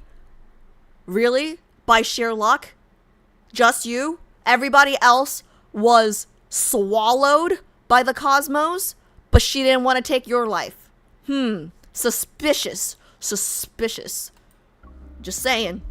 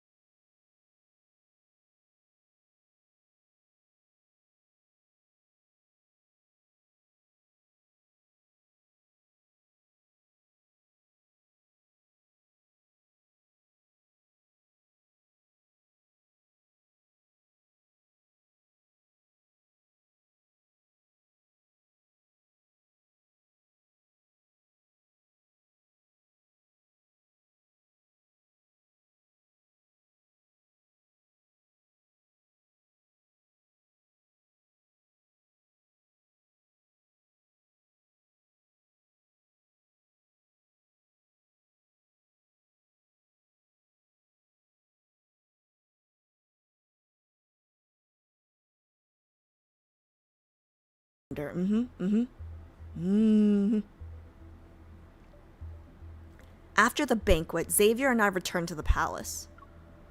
I already sent people to spread rumors. In 2 days, conspiracy theories will roam the streets. I look out the window. At the palace gates, guards are escorting several reporters. Do you think Sayo left behind any evidence? As far as he's concerned, my death was guaranteed. Why risk drawing attention by wiping the records? Doing nothing would be safer. His calm expression remains, as if he's speaking about someone else. I have been wanting to ask you, how did you survive the ambush, and how did you enter the interstellar gate? At the last moment, someone helped me. They led me away from certain death and gave me a chance to live. Who was it? I'm still looking. I never saw their face, so their assistance was done with silent signals. If I see the same handwriting again, I might recognize it.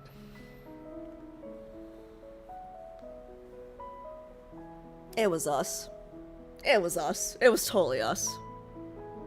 I suddenly recall Xavier flipping through the old handwritten files back in the archives.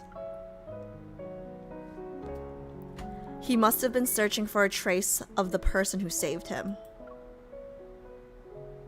Well, aren't you loyal? Without that person, I wouldn't be here. A weight as heavy as stone settles in my heart. Nah. We're not playing this game again. We already did our freak out in Lightseeker, okay? Don't worry, it's you. You just don't know that it's you. Okay? Don't worry, it's you. Unless it's Mama Tree. Unless it's the tree. Unless it's his mom. No. It's us. It's us. It's definitely us. Have you found them yet? Almost.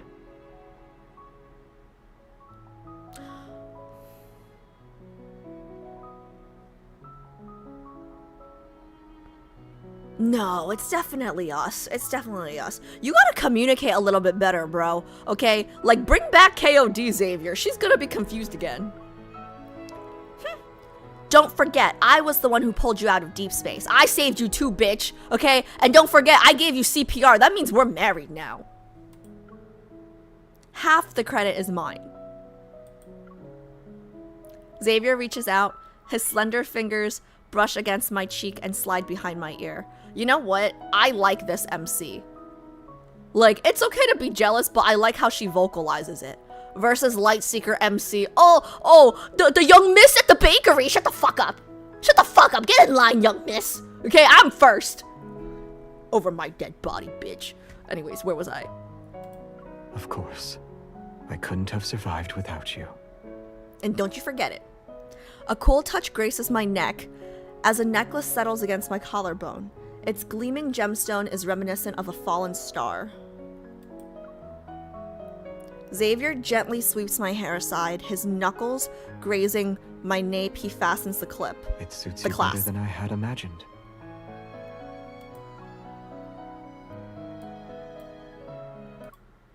Sorry. I just needed this line. Of course. I couldn't have survived without you. I glance at the long sword on his hip. The jewel on his hilt is gone.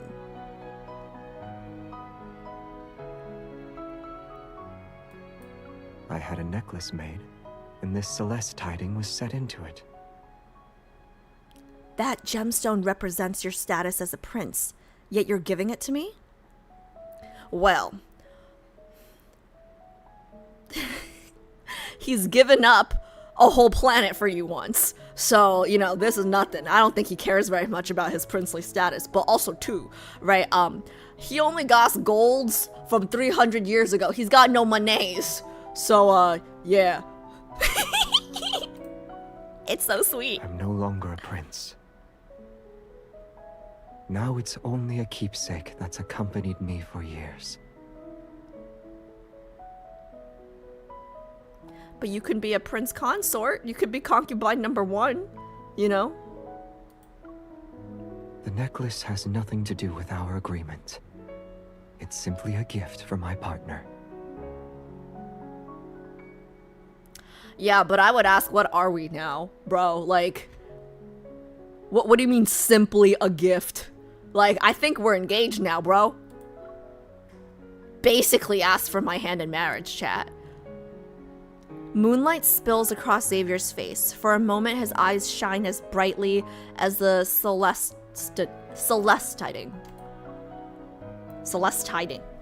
I touch the jewel that rests against my chest. It's still warm from his touch, and my heart races. Dun, dun, dun, dun, dun. I love this song, guys. But whenever I hear this song now, I just think of Caleb in the Rain. It's terrible. I mean, like, not Caleb in the Rain, we in the rain as we wait in the underworld for Caleb. Goddamn.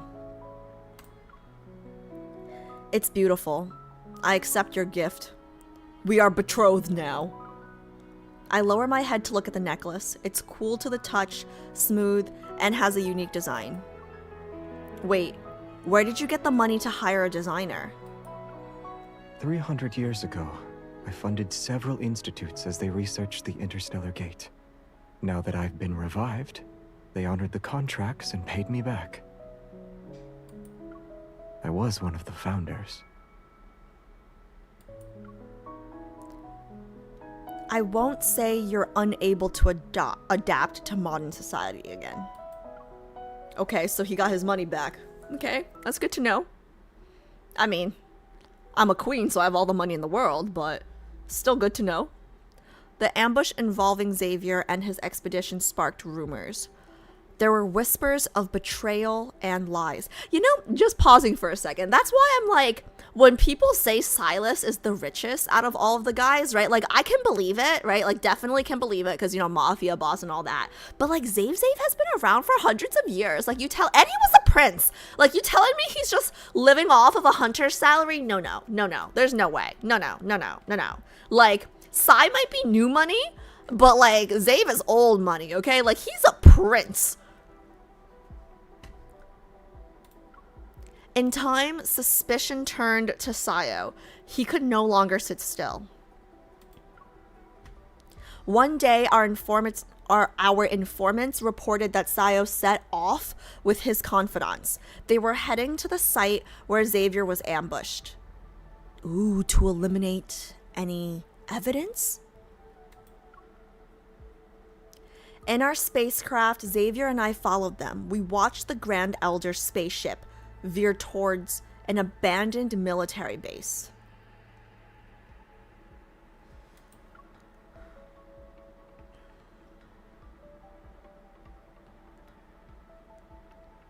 The control room has a recorder that captured voices and various military operations. Even though it's been shut down, the data can still be recovered. That must be Sayo's target. Xavier nods and places a small communication device into my ear. Contact me if anything happens, and be careful. He slips out of the vessel, using the base's shadows for cover. He slips out of the vessel, using the base's shadows for cover. He intercepts Sayo at the front gate. Good morning, Uncle. Ooh. Good morning, Uncle. Xavier, what are you doing here? What are you doing here? Like, I'd like to know what you're doing here, Uncle. Bitch. I'm here for the same reason you are. Ooh.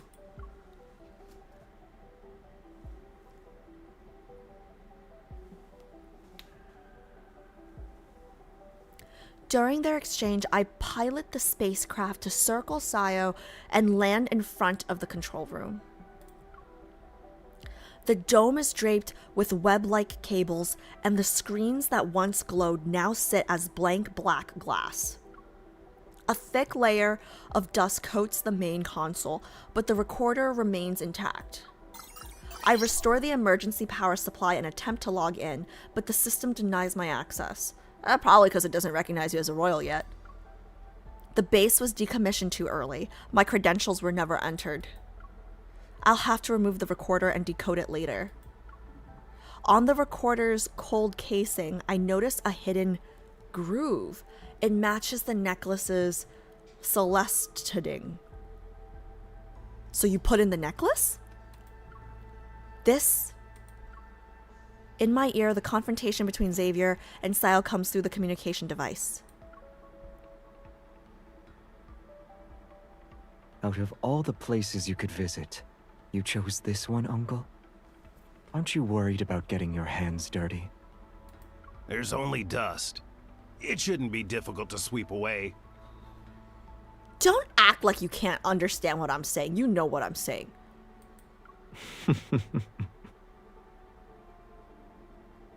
A mocking laugh resounds. Xavier's voice melts into the night, cold, sharp. It's akin to the shining light on the edge of a sword. Can I save that laughter? Where's the mocking laughter? Fuck, I can't save it. Where the hell? All right, I'll just make it a short. That's fine. I'll just make it a short. I'll just replay my short, bitch. When I was a child, you brought me to this planet. Back then it was a royal hunting ground. Manticores were present as far as the eye could see.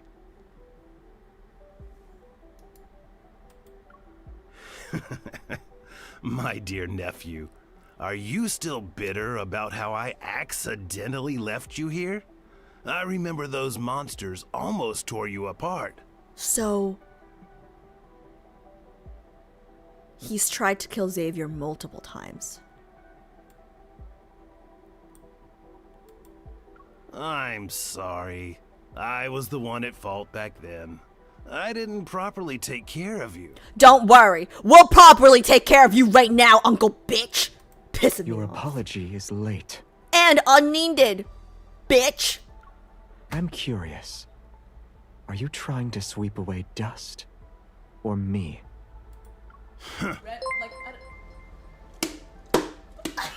Marlo Johnny's just gifted 5 Marlo, subs. thank you so much for the gift subs. Thank you. I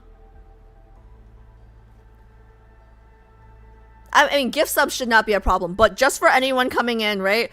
Somebody can give a TLDR, or you guys can watch the VOD back from the beginning, but we did like a whole Valco yapping sesh at the beginning of this stream, right?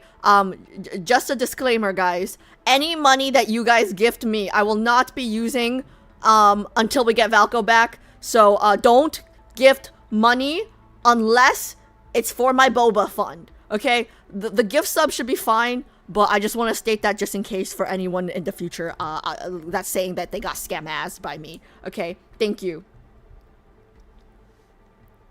It's for the... Shut the fuck up, June. Shut the fuck up, June.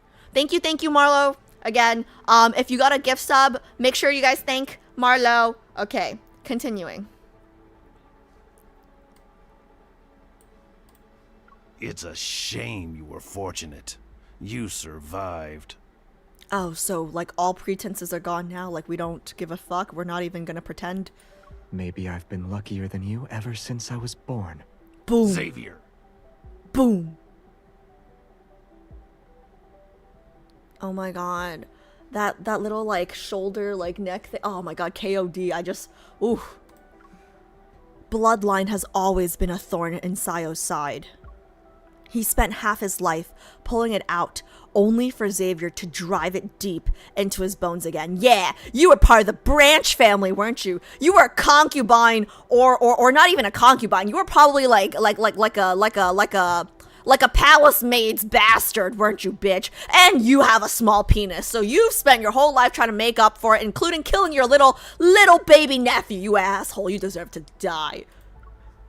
I wish I could see the Grand Elder's expression. It must be priceless. He's so hot. Xavier's so hot. Xavier, you're wicked. And Indeed. It's turning her on. I have the recorder, so I'll be leaving first. Keep him busy. You're in a different era, Xavier. You have nothing. More than you still. For 3 centuries, I've eliminated your supporters. They went to their graves and never knew why.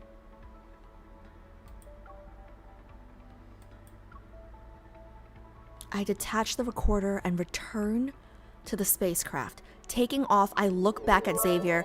From here, I can't read his expression. Joe Warrior 2 cheered X100. Guys, if you gift subs, she will get 1 workout closer to getting snatched and toned for Valko Kappa. Believe it. Hashtag big butts for Valko.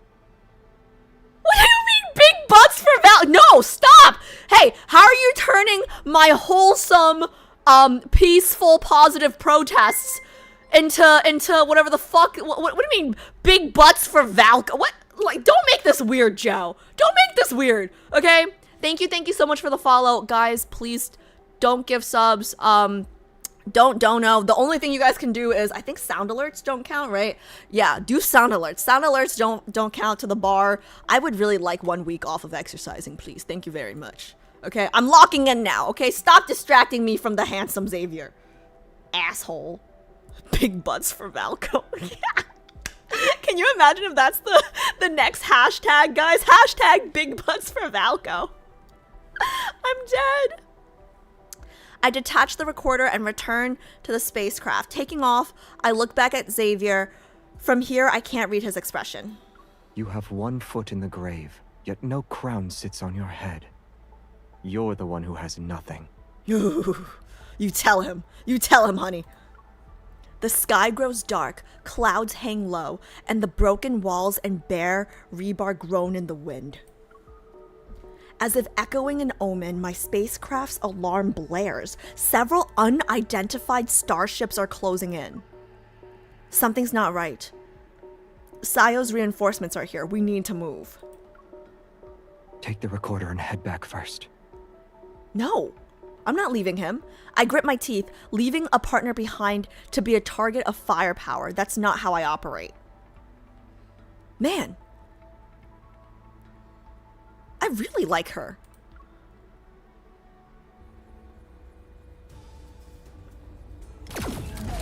I pilot my spacecraft directly into their line of sight. As expected, they turn and unleash a storm of fire on me. I can't use the original route. I need to find another path. Can you not just tell them that you're the Empress? And like, if they attack you, you know, treason. Amidst the violent turbulence, I remember the place where Xavier found the interstellar gate. It's inside this restricted zone. I can only hope the gate that once saved him will shield me. Why would you expose yourself like this? No man left behind, bro. Who would abandon their partner? I love them. The comm signal weakens. At last, I dive into the restricted zone and it cuts out. An unstoppable pull seizes my vessel. That breathtaking sight returns before my eyes. Gold and black entwine like dancers at a grand ball as their skirts flare. Colors spin towards the vortex's center. The spacecraft's power supply dies, and I'm dragged helplessly into the vortex. Wish me luck, Xavier. The violent tremors tear my mind apart. I can't withstand the impact and lose consciousness. This better be a happy ending. That's me. When I open my eyes, that familiar starlight is gone. A formless void surrounds me. Guys, I am the cosmos. Am I inside the gate? The sight before me defies human understanding and breaks the laws of physics. Glowing strands made of gravitational forces weave together, forming countless shifting quadrilaterals. They're entangled in endless fields. Time and space twist like mirrored fragments in a kaleidoscope. They bend, fold, swirl, and swell. The fields look like stacked screens, and inside each one is a flickering fragment of someone's life. Space-time isn't bound by any laws here. Past, present, and future have merged into one. The Imperial scholars were correct. Weightless, I drift aimlessly. I don't have any sense of direction, but then a single speck of starlight pierces the dim void. Is that the celestiding from Xavier's sword? When I look down, the gemstone is still hanging from my necklace. I glide towards the shining field only to be stopped by the crisscrossing strands of gravity. In the distance stands a desolate forest. A boy grips a long sword. Oh my god, we're gonna see him have to fight off monsters by himself. Oh my god, we're the ones that saved him when he was fighting against the monsters when his uncle left him the first time. Who sent you?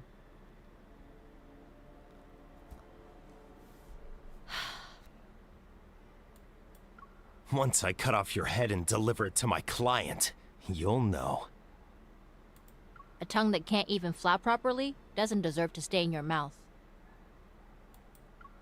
In the gloomy forest, only towering trees and I bear witness to the brutal clash.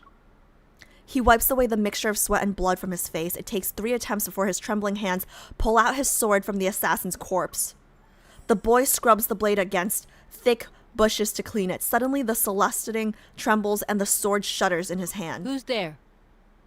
Wait, we didn't even help? He didn't need our help? He defeated the assassin without us? Okay.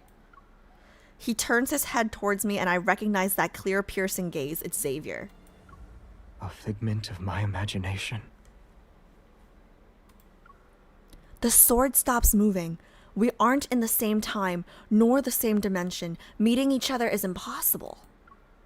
The boy drags his small, weary body away. He's no different from a lone leaf carried farther away by the wind.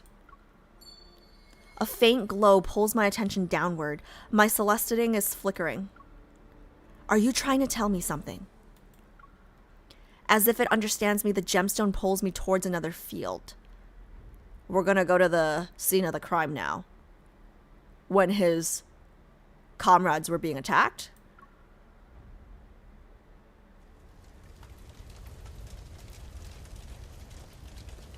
I follow the celestiding and travel through the scattered moments of Xavier's life.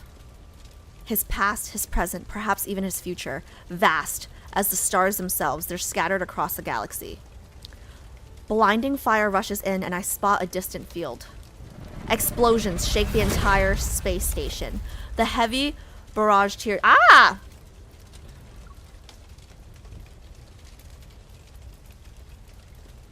Into it like a beast that leaves only steel bones.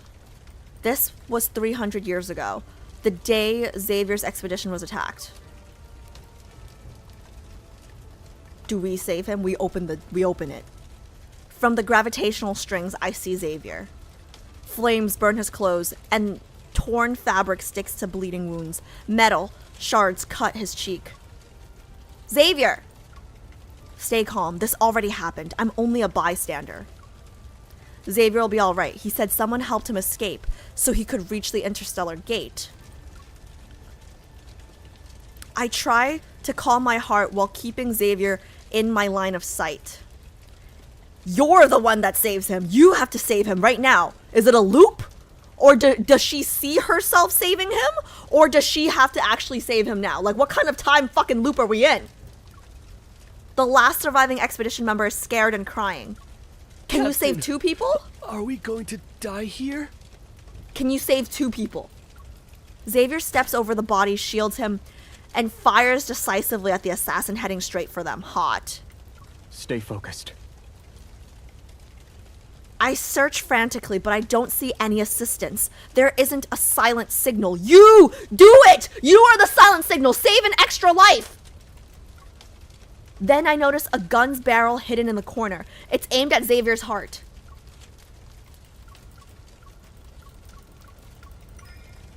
Xavier, behind you! I pound against the gravitational strings in an attempt to break through. Even the smallest noise might be enough to get Xavier's attention. The gravitational strings are tied to everything in the field. My strikes make them shake. Xavier hears them and turns around. My efforts to save him, the bullet that should have hit his heart only grazes his coat and buries itself in the wall. You have to somehow write something so he can read. Your handwriting. But the second bullet cuts through the smoke and pierces the last remaining expedition member. Oh my god! Okay. Okay, it's fine. So sorry, NPC. I wanted to save you too, bro. Run! The expedition team member falls. Aside from me, there's no one who could help him. Aside from me? Yes, it's you. Figure it out. Put it together. In the firelight, Xavier fires his last round. Tossing the gun, he pulls out the weapon he has left, his sword. Girl, remember what remember what the fucking Imperial scholar said. There's no rules here. Nobody understands. The time, the space, the continuum. Just do it. Write something. Hurry up. Wait, what? Did I miss a line? What did I say? In the firelight, Xavier fires his last round. Tossing the gun, he pulls out the weapon he has left, his sword. The necklace tugs me. The Celesting's light grows brighter, and Xavier's sword trembles with it. Oh my god. You know what, Alice? No, don't try to make sense of it. Your brain's gonna explode. Because, like, now I'm thinking about the time. Like, this is why I hate time travel tropes. Because it just hurts my head. Okay? Because it's like, oh, he had to have given us the gem for us to wear the necklace to be the guide, right? But like, how did we save him the first time if we didn't have it? You know, he would have had to given this to us before we can come back and say it. Like, it's just, don't try to, like, no, just enjoy it. Just enjoy it. The necklace tugs me. The Celesting's light grows brighter, and Xavier's sword trembles with it. It's you. Again? Again? As in, from his childhood. His gaze sweeps through the space station. Then, seemingly pulled by the gemstone, he finds my location in the field. He sensed us as a kid the first time too, because we had the necklace. Over 10 years ago, when I was in the forest, you were watching me. I mean, not like a pervert, you were a child. You've seen me at my worst again. I finally realize where fate has been leading me. I'm an observer and a participant standing at the edge, while also being at the center. Fate is like a Mobius strip, a Klein bottle. There is no beginning, ending, inside or out. Bro, I thought that was the very first line of this date. The present me and him in the past. We're bound by one celestiding that spans space and time. At the last moment, someone helped me. They led me away from certain death and gave me a chance to live. I never saw their face, so their assistance was done with silent signals. Writing. Gotta write something, girl. Without that person, I wouldn't be here. Have you found them yet? Almost.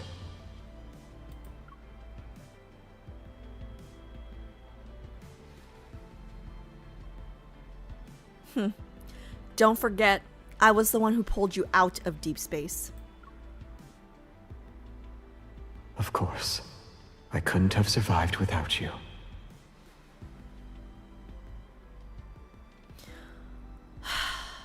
I think he knew it was us. He said almost. The words Xavier once said are like a key. Now they've slid into the lock called the truth. Ooh, I figured it out already.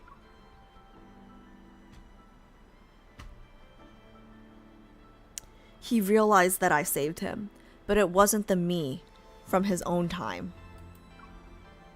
I need to help Xavier leave this place. I drift outside the field and explore the space station structure. Then I find a route where an ambush hasn't been set up. I tug on the gravitational strings, which move the tip of his sword. I guide Xavier towards a safe path.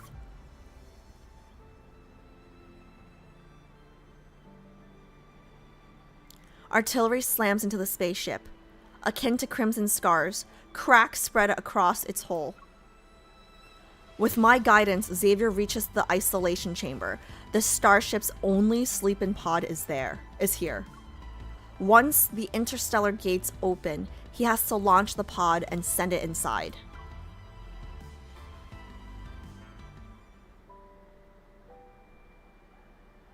I still don't know who you are.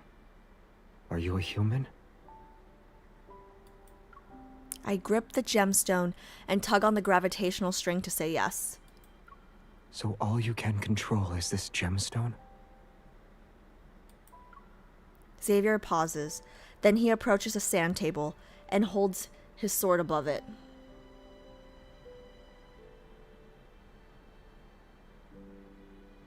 To write? Write out your message for me.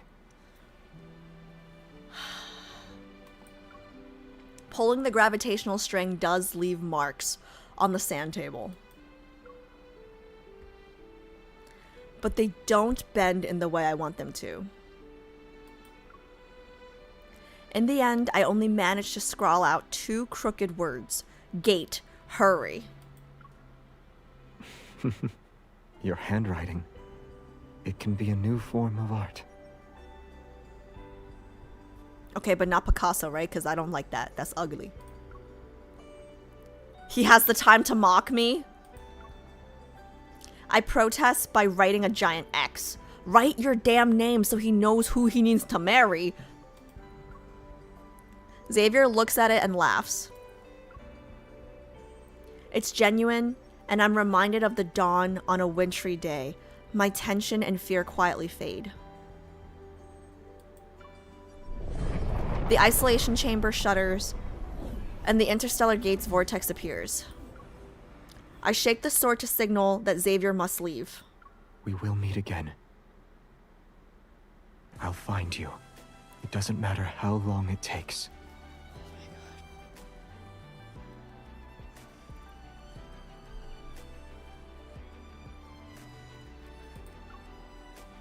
Every time. Every time. It never gets old. When does it get old, chat? It never gets old. Every time.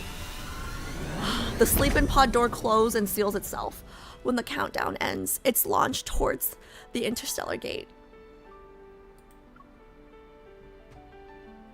The destroyed starship has used the last of its energy and it floats into the darkness of deep space.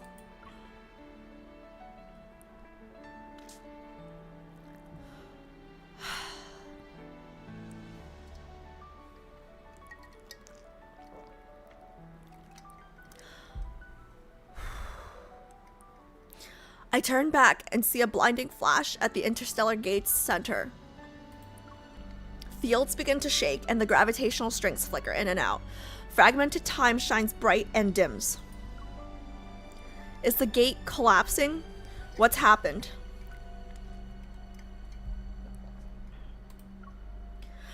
The necklace on my chest trembles violently. It pulls on my neck. Is he in trouble? Is it because of the Celestiting? Celeste hiding? I don't know which one sounds better. Maybe even the interstellar gate, free from human logic, won't allow the same object to exist in the past and present. The collapsing force pushes me. It's as if countless invisible hands are trying to drive me out. Xavier, we'll see each other in 300 years.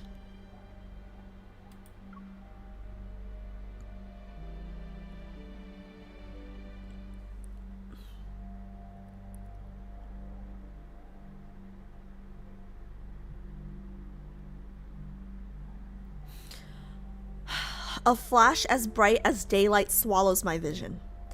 When I open my eyes again, the interstellar gate has cast me back into space. Similar to how I was prior to entering it, I'm in my spacecraft. My hands grip the controls. I'm far away from the restricted zone, and the enemies who chased me have disappeared without a trace. Where's Xavier? What year is it now? What if I'm like Xavier? Was I thrown into an era that isn't mine? I stop wasting time and race to the Empire's border.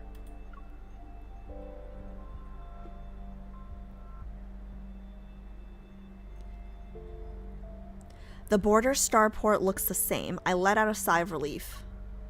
But for some reason, it's strangely empty. Cloud World Port is the Empire's largest starport on the border, yet there isn't a single merchant spaceship or caravan in sight. Did something happen? Did they capture Xavier? I land and leave my spacecraft. I've only taken a step when guards surround me. I bet you Scion's got everybody believing, like, he probably didn't kill Xavier yet because he wants to bring him back and be like, ooh, look, like, he and the Empress have, like, trying to overthrow, blah, blah, blah, blah, blah. They're the evil ones, blah, blah, blah, blah, blah. But MC has the proof. Wearing a look of concern, Scio emerges from the crowd. Your Majesty, your absence during these past few days was worrying. Where the fuck is my boyfriend? I only went out for a short trip. You don't need to make a fuss, Grand Elder. Scio shakes his head. Exasperated, he looks at me as if I were a spoiled heiress. Your Imperial Guard captain gave us a confession. Before your disappearance, the last person to see you was Xavier. He stayed in the palace, seduced you, and manipulated you. He wanted to drive a wedge between you and the Assembly of Elders. Where's Xavier? Xavier is wanted for putting the Empress in danger. His whereabouts are unknown.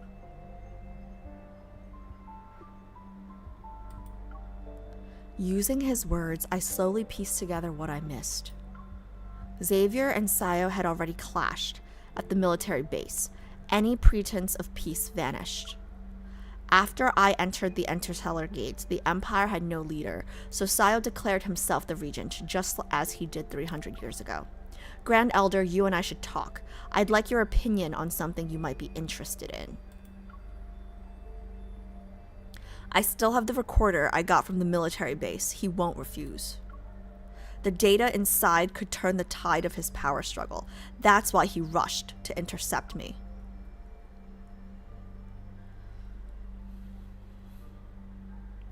I fucking hate this background. Let's speak plainly.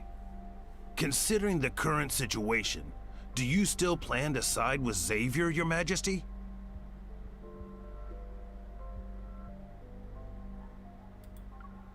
If you hadn't always put me in impossible positions, I wouldn't need to ally myself with Xavier. To always oppose your policies, it was a short-sighted move on my part. Play double agent. If Your Majesty helps me get rid of Xavier, I will give you my unconditional support. It looks like I have a choice, but in reality I don't. For now, I have to play along. It's settled then. I don't want to see an heir with the old dynasty's bloodline either. Perfect, perfect, perfect. In that case, will you entrust the recorder to me? I don't have it.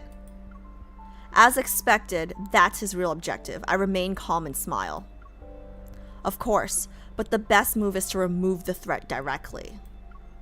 It's better to take a risky gamble than sit and wait. I must meet Xavier. The method I use is of little importance. Syle looks at me, his expression unreadable. His eyes, however, reveal his suspicions.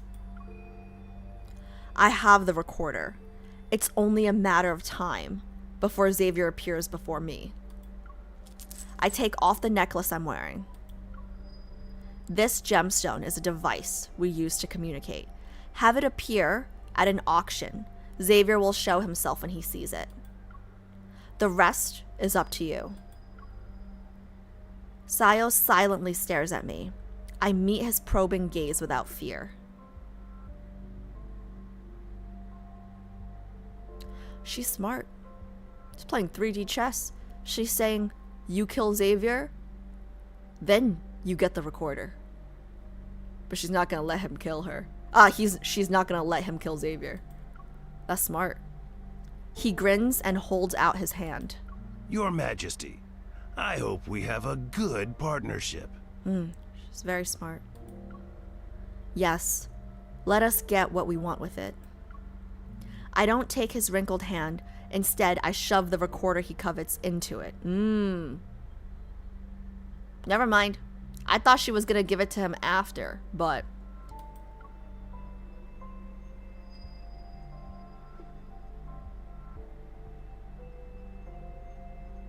Cloud World Starport. Several days later, Syle announced the auction as per my suggestion. Today, people will bid on the soliciting. I'm just confused because if she gives him the recorder, even if Xavier shows up, how will they prove that he's... Unless Xavier also went into the time-space vortex, whatever the fuck, and got the recording again. See, this is why I hate time travel tropes.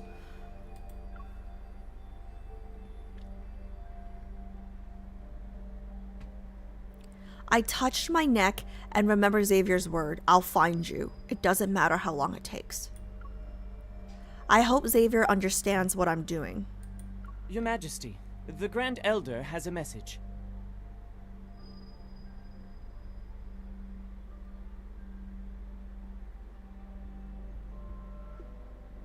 She gave him the recorder. He would like it if you stayed put. He has ordered men to attend the auction, and they shall capture Xavier. I'm just so confused because she opened it with the necklace, but she also gave him the necklace. So he has the recorder, and he can open it. So I'm just confused. Did I miss something? He would like... Okay, yeah. Understood. You're dismissed. Afraid I'll ruin his plans, he's restricted my movements. I pace back and forth in the corridor to shake off the unease in my heart. Because we opened it with our necklace, but we also gave him our necklace. Ooh, let me pause it because it's the kindled, right? So let me wait for a second. Did I miss something? Did she take something out when she opened it, chat? Don't tell me if it's a spoiler. Don't tell me if it's a spoiler. Don't tell me if it's a spoiler. But she opened it with her necklace. Did she take something out? Like, is it empty? Like, what did I miss something? Because if she gave him the recorder but didn't give him the necklace, that would make sense because he can't open it. But if she gave him the recorder and the necklace, he can open it.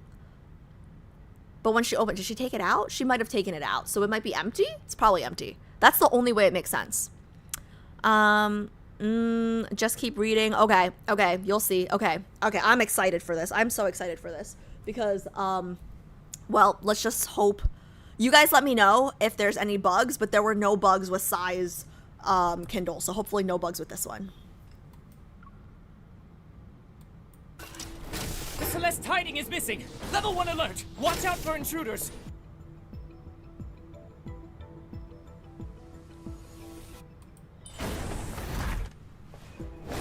It must be Xavier. Where is he?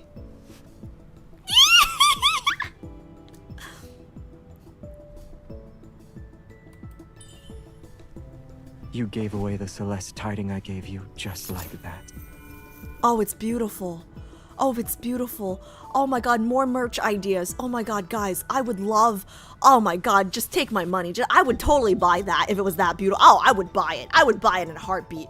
Like, guys, I thought about this, right? I thought about this. I was like, what if, like, I just create these jewelries? Like, I don't have the talent or anything like that, right? But, like, I could totally make the merch or, like, pay for someone to make the merch and, like, sell it, right? But then Infold will probably sue me. So, like, why, yeah. No, Infold will sue me.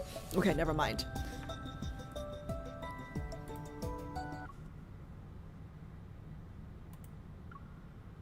You gave away the Celeste tiding I gave you just like that. I like him a little angry. Obtaining what you desire requires you to give up something precious.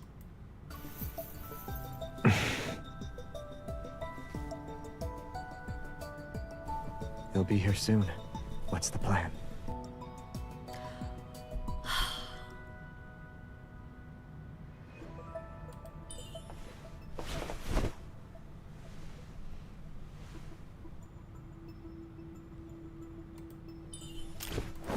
Stay away from me. The guards are outside. What are you trying to do?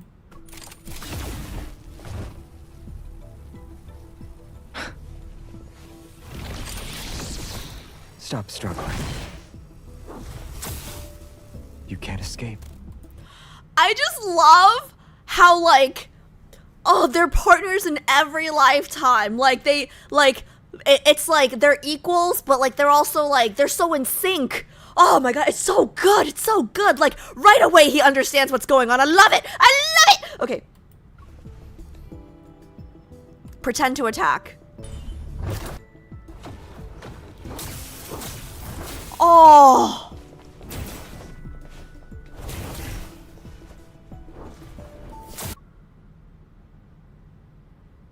Why did he put... Okay. Like, I mean, I know why we put the 2 marks there to, like, you know, oh, fighting. Like, why did he put... He literally paused, thought about it, and then put 2 marks next to our 2 marks. Is it like... Oh, is it like painting your hands on a wall? Like, he wanted his hands next to ours? Like, what's happening?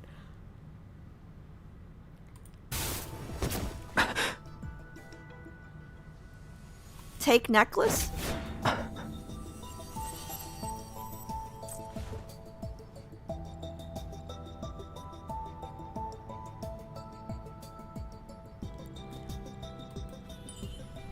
I have an idea for a play. The missing crown prince kidnaps the current empress in front of everyone. What do you think?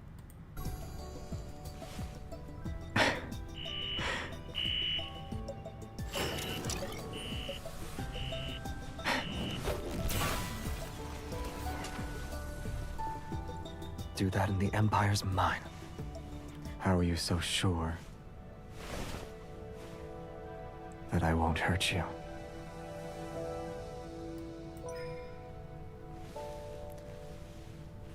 We're secret allies, partners in revenge, and...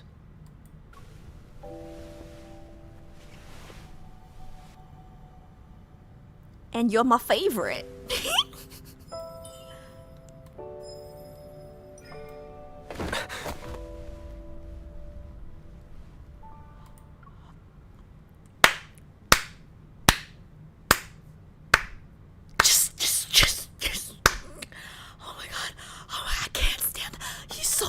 And she's so small and they look so good together. Oh my god, look at his shoulders. Oh my god. Guys, I need this, like, as a wallpaper somewhere, please. Oh my god, they look so good.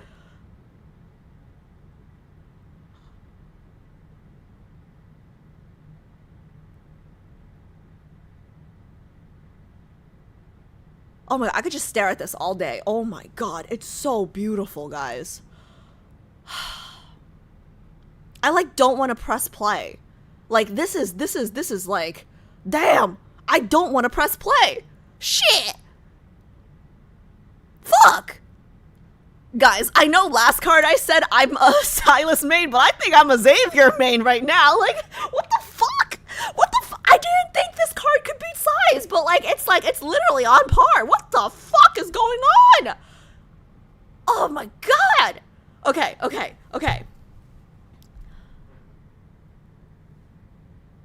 use the camera?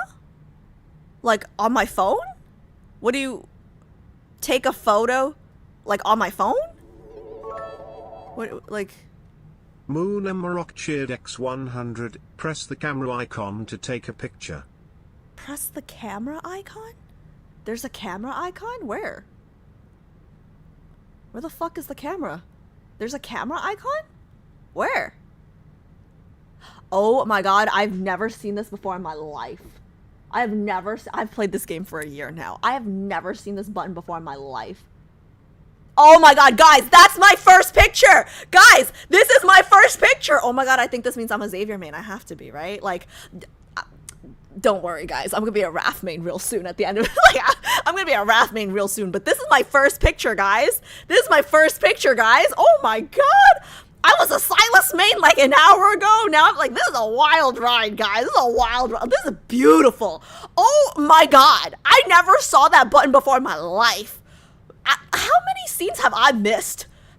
This is my first picture, guys. This is my first picture. Oh my god. It's so good. Look at his shoulders. Look at his shoulders. Like, this was a perfect shot. Okay. Okay. Okay.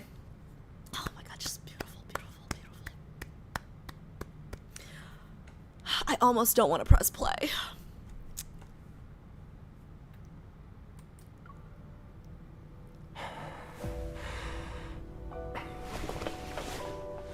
Are you insane? Yes, please.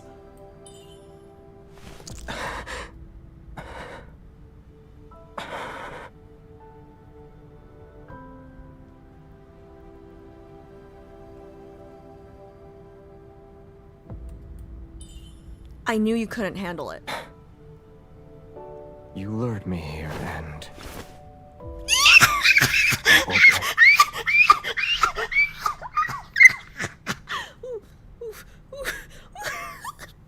My face is getting so fucking hot! Guys, I'm burning up! Oh, oh, okay. Oh. You walk away.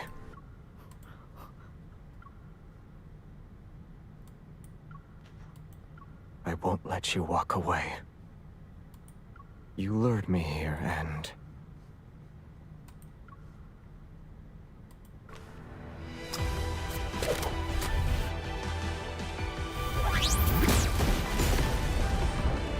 The Queen is over there! Quickly, hurry! On it!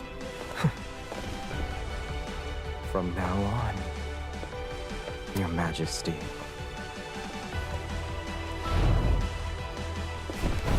You're all mine.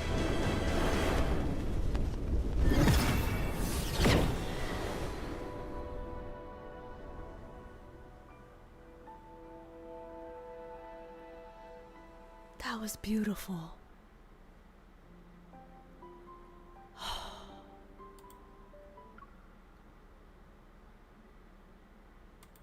Your Majesty. You're all mine. I'm gonna be watching that scene again after stream. A starship carries Xavier and me away from the Cloud World starport. How did you get your hands on a starship? The founder of Operation Interstellar Gate has the authority to request starships. That is so attractive. Man's been dead for 300 years, comes back, and still has connections. Like, damn. If that's not old money, I don't know what is. Seeing Xavier's calm expression, I can't resist teasing him. You kidnapped me without a second thought, but what you want the most... The recorder from the military base is still in Sayo's hands. Didn't you already pull out the data chip from it?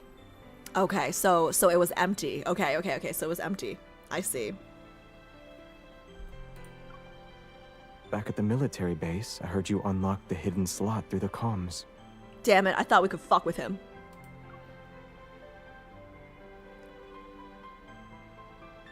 I'll have to remove the recorder and decode it later.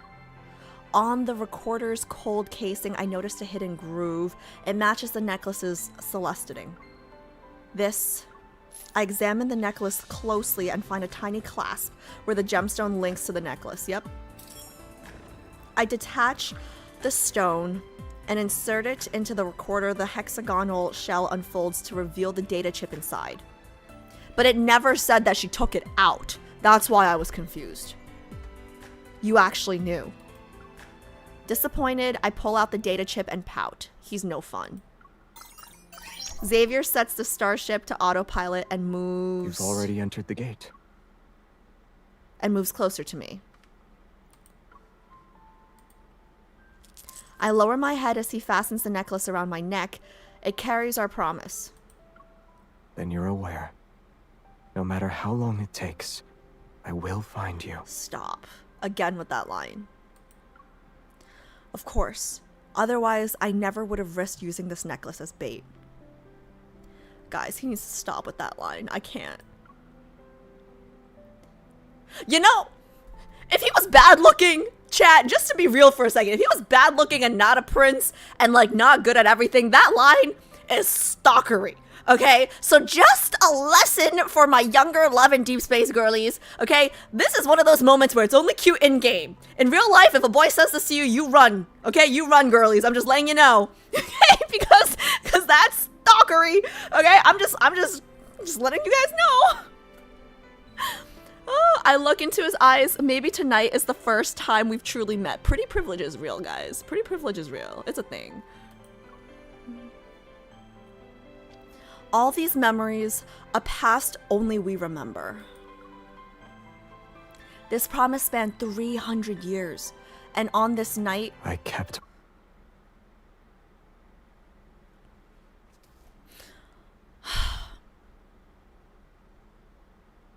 I look into his eyes. Maybe tonight is the first time we've truly met. All these memories, a past only we remember. This promise spanned 300 years, and on this night, it's been fulfilled.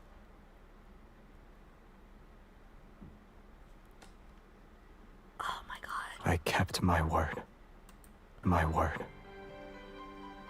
My beating heart is akin to the ripples on the water surface. Stirred by the wind, they're relentless and impossible to soothe.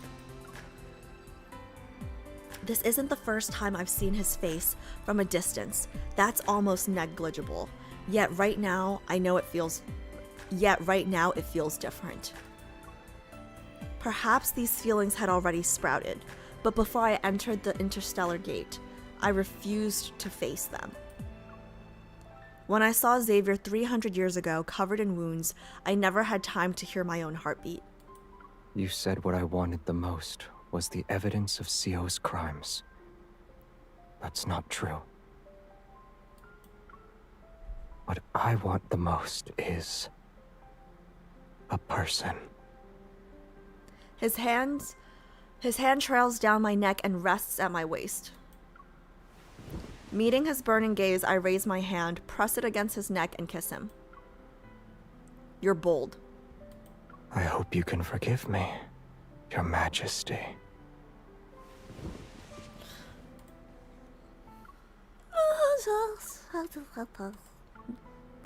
Xavier's warm lips find mine,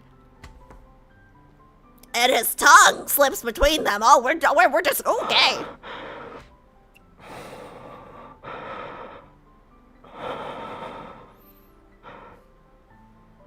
His breaths are akin to fire. They burn away my reason. Is this how you'll ask me to forgive you? Because I'm gonna need a little more sincerity. Oh my god, they're doing the hand clasp thing again! Xavier firmly grips the small of my back. May I be bolder, Your Majesty. Ooh, I hope there's not a limit on how many of these I can favorite, because I have to favorite everything. If I said you couldn't, would you listen to me? Not necessarily. That's what I thought.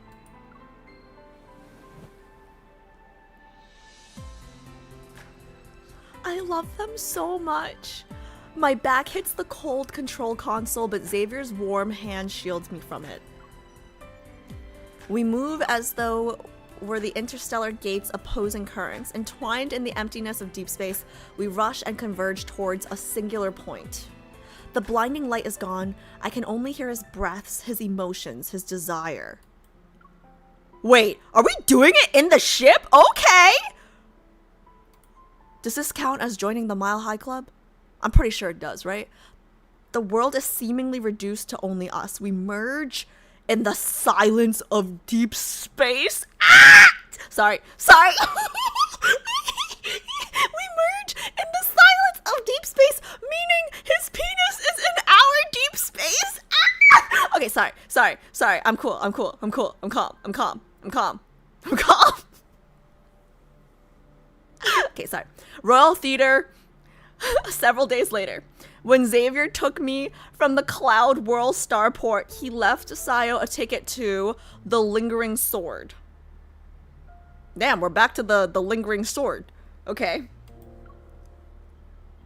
The penis that won't leave. The Prince's Revenge is a story on the stage and a conflict in reality. Even the longest hatred must end. Likewise, every play must have a curtain call. The final act has arrived. In the dim theater, I sit in the center of the front row. Movements before the curtain rises, Sayo arrives. His expression has darkened as he stops beside me. Watch enough plays, and your majesty starts acting as well. What can I say? Your nephew's hot. Watching and performing never had a clear distinction. It's a classic tale. A prince who's been betrayed. A revenge that's long overdue. And an inevitable sacrifice. Does this remind you guys of Shakespeare? It's like giving Hamlet vibes, anybody? Everyone can see a reflection of themselves in its tale. Do you agree or disagree? It's definitely... I don't share your majesty's taste for leisure, but since you insist, I shall sit with you. I mean, it would make sense because, you know, we already did Romeo and Juliet. So very on brand, actually, for Xavier. He brushes away the imaginary dust from his robe, lets out a cold snort, and sits next to me. I think it is Hamlet, guys. He brushes away his the imaginary dust from his robe, lets out a cold snort, and sits next to me. This performance is a play within a play.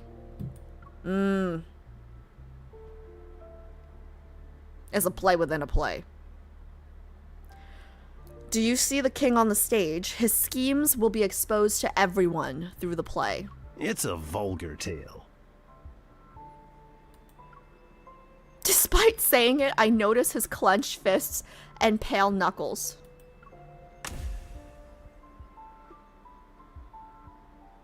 The spotlight focuses on a young man slowly guiding a middle-aged man onto the stage.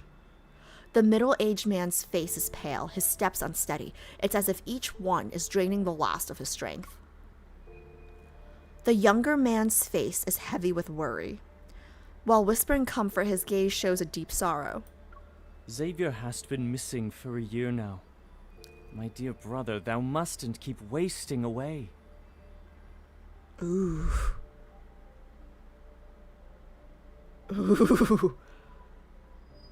Oh shit.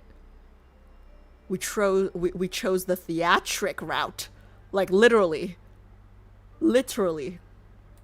I brought a sedative. Take it first, then rest. Rest forever? Is there a mistake in the script?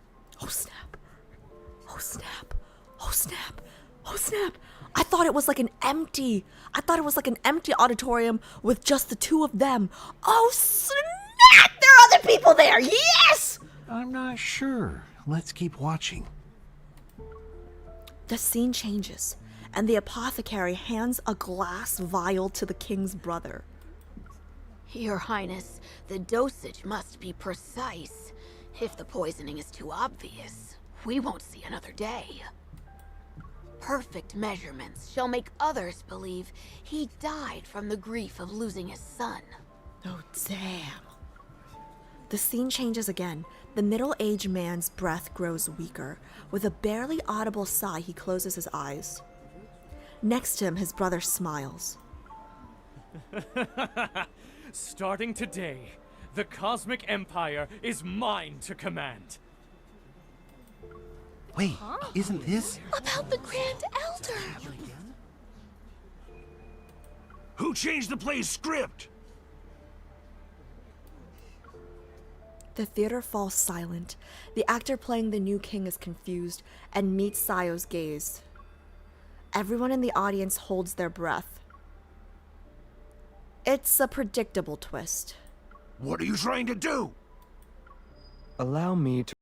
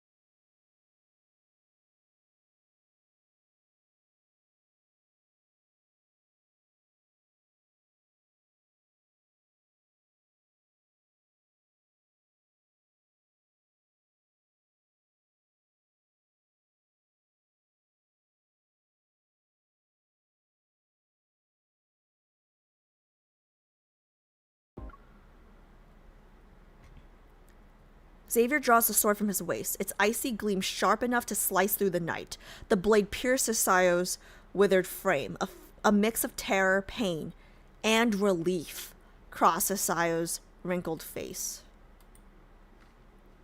A quick death is too kind. I would have, kept him in a prison and, given him a big slash each day.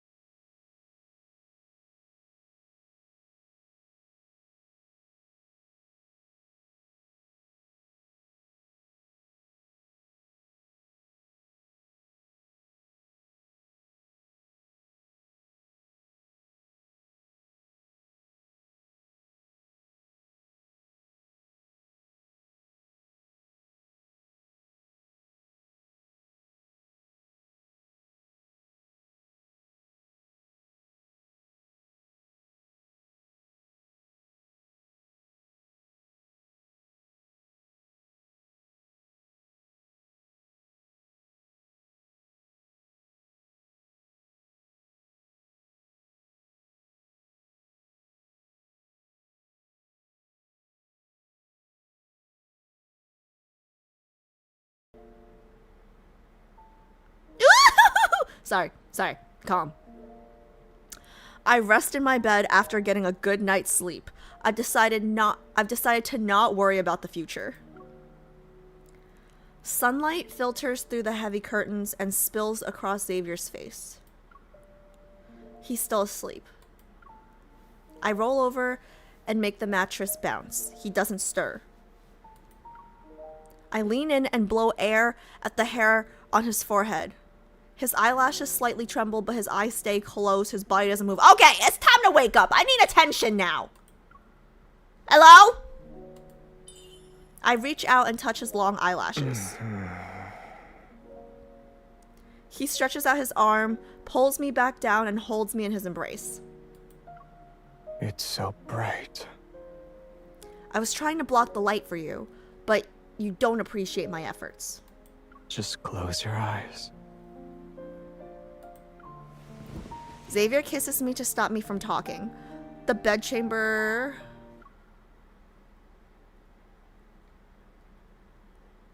The bedchamber falls silent again. His lips' softness and warmth are like medicine for my heart. He gently pinches my cheek before letting go.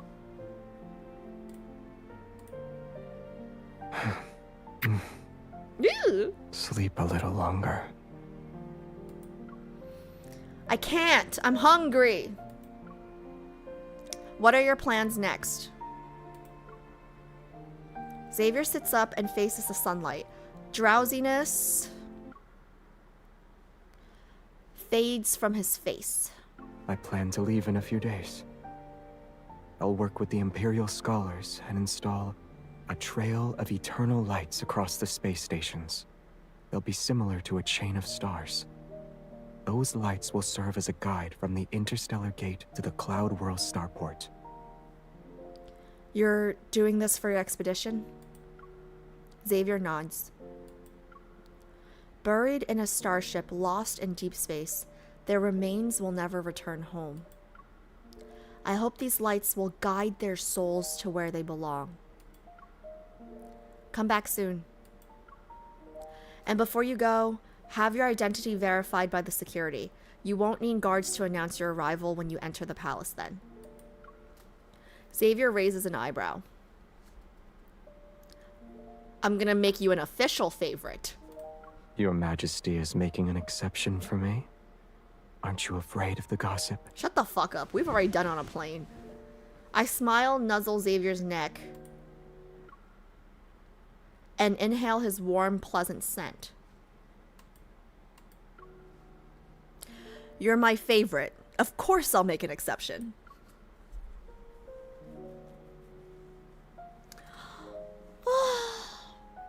Guys, this one was so good. Guys, this one was so good. What the fuck? It's 10:30?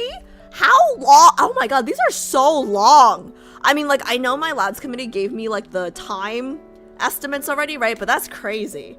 This was so good. This one was so good. This one was so good. Okay. Let me just, let's do the split real quick. Let's make it quick, because then we still have rafts to get through. Tomorrow, guys, tomorrow we're doing Zane's and then Caleb's. So, when time and space meet as opposing currents, the stranger... Yeah, legends known through so make sure to insight. come back for those. Let's go. But tomorrow I have work, so stream doesn't start until 5. If we can find a method to... We can even... Oh my god, they're so good. This one was so good. Guys, Your Majesty, look. I can't even, like, how do I say this? Like, I thought Sylus's was, like, the best thing I've ever seen. And now I think this one's the best thing I've ever seen. Oh my god, this is crazy. Okay, let me just get the... So good, so good. Oh my god, this was so good. I love their dynamic. Like... Okay. Let's go. Like, I would totally play through this again. I love the part where, like, he wakes up and then, like, his hand's on her neck and it's like a fucking threat, you know? Okay. Okay, close and cast the pod back into space. The unknown means danger. It'd be better if I didn't take that risk. You know what's interesting? I'm actually very interested to find out what happens here, because then we will never have gotten the necklace, but we had already saved him. So it's going to be interesting how that works, actually. I close the sleep-in pod, summon the Imperial Guard Captain, and order him to send it back into the boundless cosmos.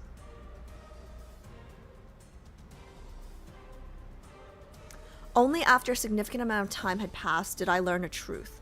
If you fear the unknown, you lose your chance to embrace hope.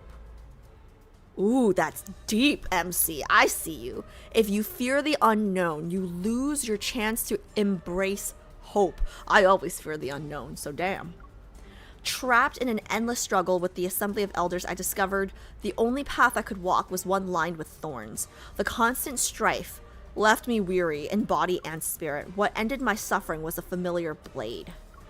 One day, Xavier stormed into the palace alone and drove his sword through Sayo's body.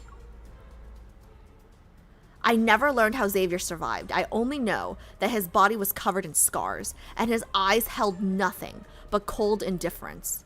After the assassination, the balance of power teetered on the edge of collapse.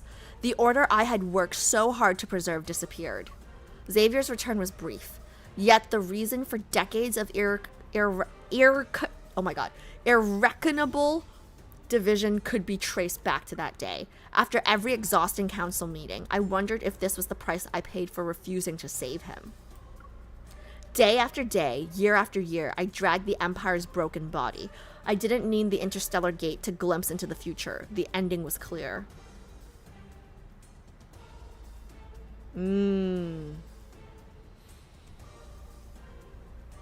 Holy shit. Okay, 10:30. Okay, we gotta get started on Raf. This is crazy. These are so long, but they're so good.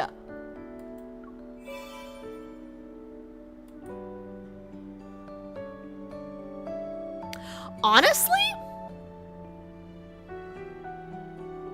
Who the fuck chooses those options? They're terrible options. Like, send it back. That's crazy. Okay. Guys, this was such a good card. Holy shit. This one was so good. This one was just so good. So good. Oh my god, so good. Okay. Super quick question, guys. Was there bugs in that last one? I wouldn't know, because that was the first time I was doing it, so I wouldn't know.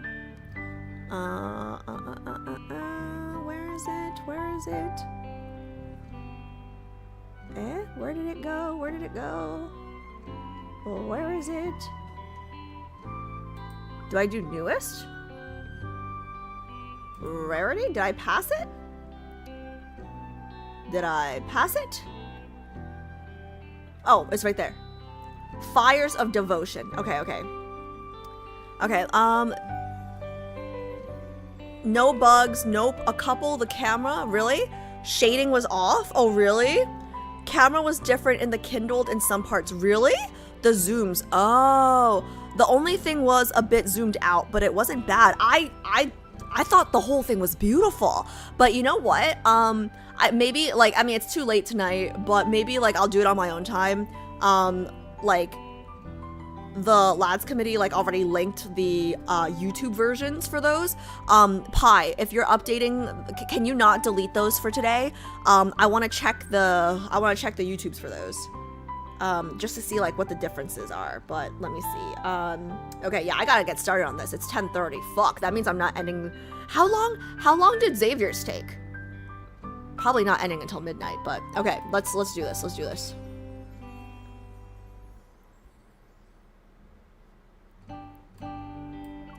Raph always has, like, the most interesting outfits, I feel like. Like, interesting in, like, the best way. Like, his outfits always stand out as, like, a little bit more, I guess, like, mermaidy. I don't even know how to describe it. But, okay, I'm so excited for this. Let's do this.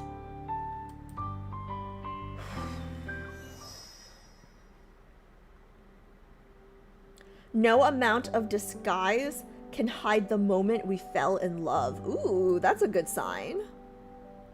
Okay. Okay. That's a good sign. That's a good sign.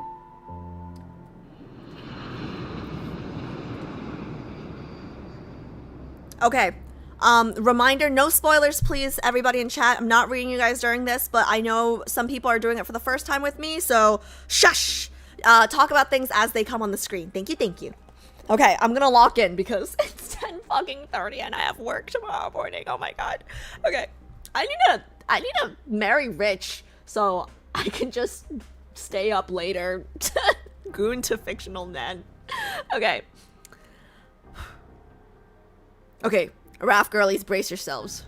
There's no way Raph's card can be better than Xavier's, because like Xavier's card was just like really, really good, right? But then I said the same thing about Xavier's card, not being able to beat Sylus's. So I don't know. I'm just, okay.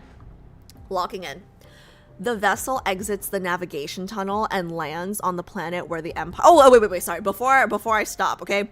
Before I start, super quickly. Anyone?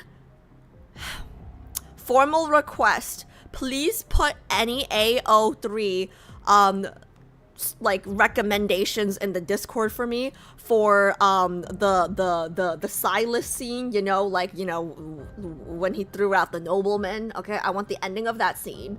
And then also for Xavier on the spaceship. Okay, I want that scene. Thank you very much. If you guys have those, please. Thank you. I need aftercare.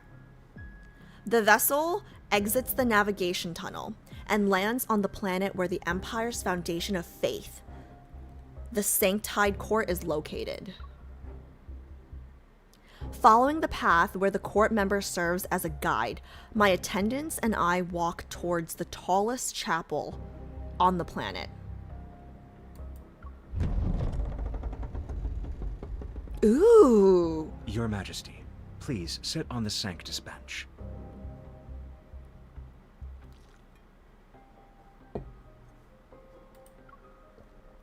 It's located on the right side of the building. Stained glass windows reflect golden morning light and cast magnificent colors across the area. Faint murmurs drift around the room. People who have already filled the observation seats converse in hushed tones. Oh, I love the architecture of this background, guys. Following their gazes and conversations, I also look towards the gallows in the center of the chapel. Bound to it is the previous monarch of the Cosmic Empire, Lysander? Like, from A Midsummer's Night Dream? He's nothing more than a criminal now, a sinner. Okay. Interesting. Is this gonna be A Midsummer's Night Dream? Okay.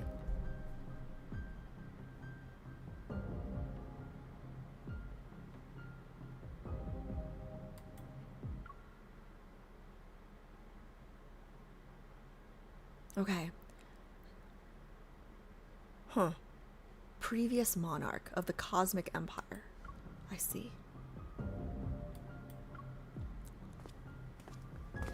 The sound of footsteps echoes against the stone floor, and the conversations around us immediately cease as the members of the Sanctide Court rise in unison. It's him. Rafayel is here. Ooh, already? Okay. Your quintessence.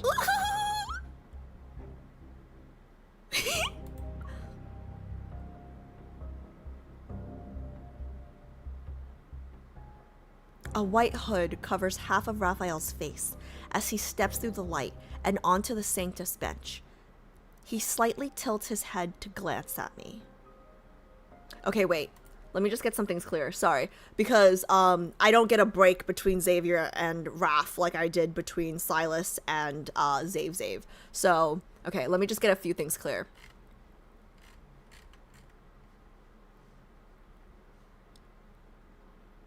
The Sanctide Court. Sanctide Court is where we are.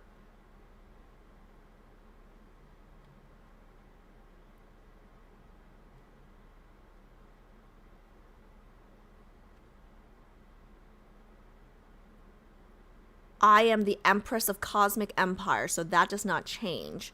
But they're calling Raph the quintessence, so he's probably the quintessence of this sanctide court? Okay, probably.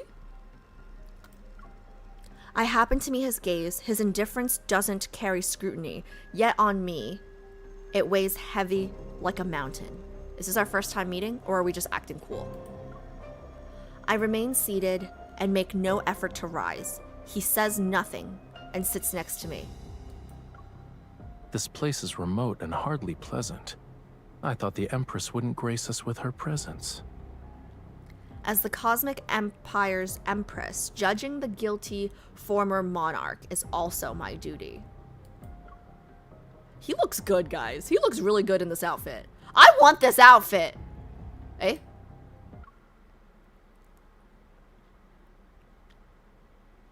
Rafayel says nothing. He taps the edge of his chair, and the man standing in the center straightens his collar. And so the trial begins. Ooh, the music change.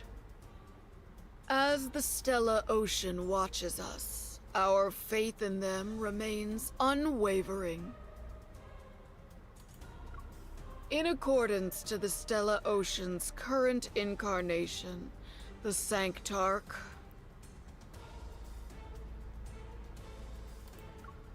I, the presiding judge appointed by his quintessence, shall sentence Lysander, the former emperor of the Empire. What did he do? Lysander incited interstellar warfare to satisfy his personal desires and misused Estispith. He is no longer worthy of the noble throne. What or who the fuck is Estispith? I really hope it's a thing and not a person's name, because Estispith? The fuck?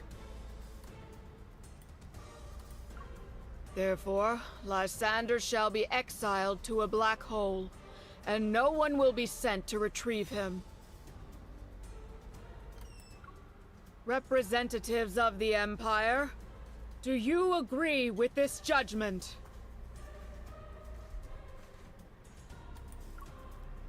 In the Allure Galaxy, the Cosmic Empire may command all visible authority. Ah, yeah. But the Sanctide Court controls the unseen foundation of faith, manipulating the very heartbeat of the Empire from the shadows. Ever since Rafayel became the Sanctarch, the Sanctide Court's power has expanded, to the point that it temporarily crippled the Empire's development. Ooh. Does that mean we're on opposite sides? Let me see. Allure Galaxy, the Cosmic may command all visible authority, but the Sanctide controls the unseen foundation of faith. Manipulate. Ooh, so it's almost like, I don't want to compare it to, I don't know if this is the right comparison, but it's almost like the royal family and like the church. I don't know if that's the right comparison. That's just how I'm reading it. Cosmic Empire may command all visible authority. Ever since Rafayel became the Sanctide Court's power has expanded. So ever since Rafayel took over the church's power has expanded. So that might not be a good thing for me. Okay. Temporarily crippled the Empire's development. Okay. Even though my reign as Empress hasn't been legitimized yet, facing the former Emperor's execution, I'm nothing more than a bystander. Oh my god, are we gonna be star-crossed lovers? Because if I'm the princess and he's like the head of the church, like if I'm the head of the state and he's the head of the church, like are we star-crossed? Like I feel like that's a conflict of interest. Ooh, that's a conflict of interest. Oh no.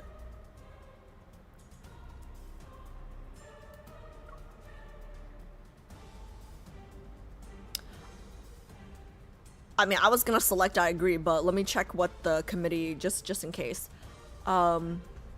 Where's the I was gonna click I agree, because if I don't agree, right, then like we become enemies, right? If we agree, like we'd be on the same side, right? Okay, I agree. Okay, perfect. I'm gonna agree. to ask me in such a pretentious manner. Do I even have the option to disagree? On behalf of the Empire, I agree. For thousands of years, the Stellar Ocean has continued to observe the most ancient, traditional methods for judgment. Scrolls are presented one after another to me and Rafayel. I pick up the quill pen from the table. Chains click softly as the previous emperor raises his head. One crazed eye gleams under his dirty, matted golden curls. I never thought I'd be judged by lunatics and liars. Faith, gods, they're nothing but lies. And you, my young empress, one day you will become nothing but a rotting corpse in the chapel. Okay, enjoy that black hole, sir. His gaze grows increasingly frenzied, but those words have drained the last ounce of his strength. The iron chains binding him are his only form of support. That's your fate, not mine. No longer paying attention to his shouts, I lower my gaze and sign my name on the scroll.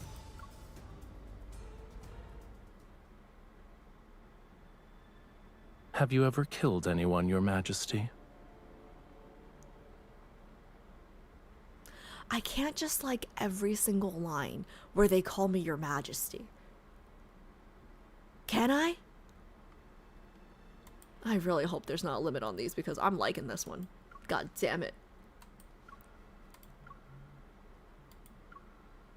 It was a joke.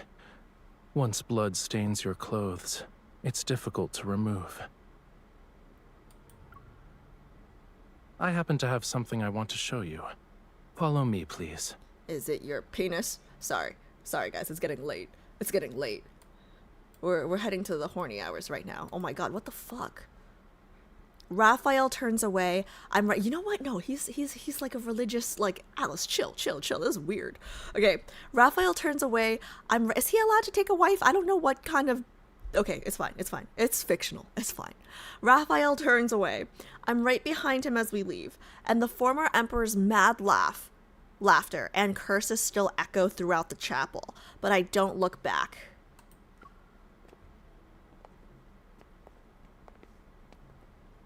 Oh my god, he's so pretty. Oh my god, they're all so fucking pretty. It's like I open a card and I'm like, oh, I forgot how hot you were. Oh, and then it's like the next one. It's like, what the fuck? What the fuck?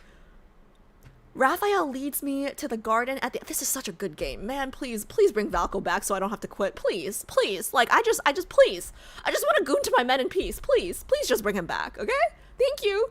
Rafayel leads me to the garden at the end of the corridor. Next to a pristine fountain is a graceful sculpture embraced by the morning light. The Empress's coronation ceremony requires a new statue.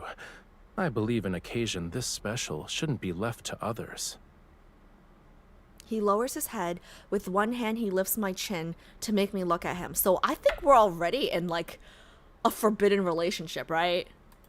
Many have told me that amongst all the royal heirs, you are the most special. But their words have yet to ring true. Okay, maybe not. Fragmented light drifts through the garden. It's as brilliant as the palace was when I first met Rafayel. Oh, so this is not our first meeting. Sylus called me ugly. Raph just called me basic. That's fine. On that day, Rafayel became the Sanctarch. As a royal heir, I stood in the Great Hall and looked at the young, handsome Sanctarch. He stood under the dome painting that depicted. He stood under the dome painting that depicted the Stellar Ocean. Many have told me that the Sanctarch is skilled in the arts.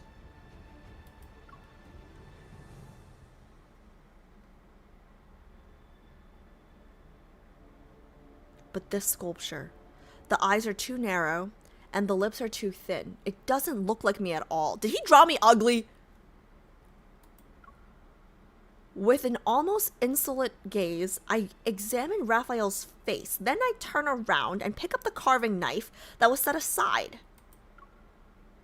I'll carve it myself. Wait, did he make us look bad? You could say I've seen far too many statues of people.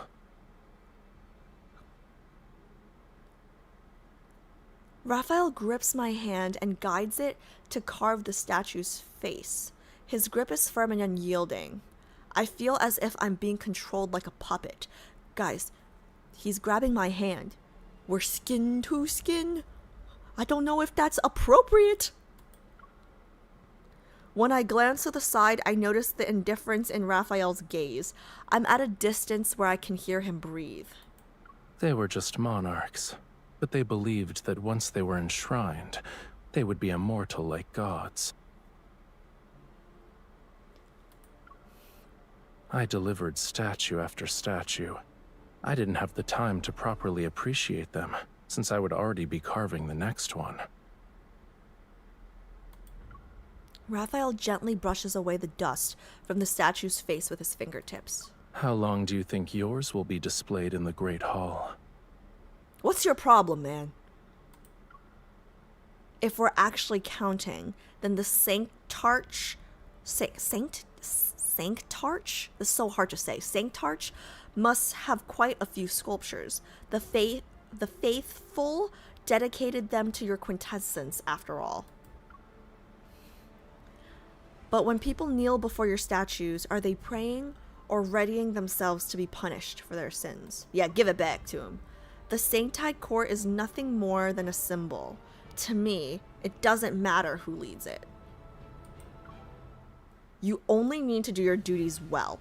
As for other matters, it's possible that they're beyond the Sanctide Court's jurisdiction. Long live the Sanctarch!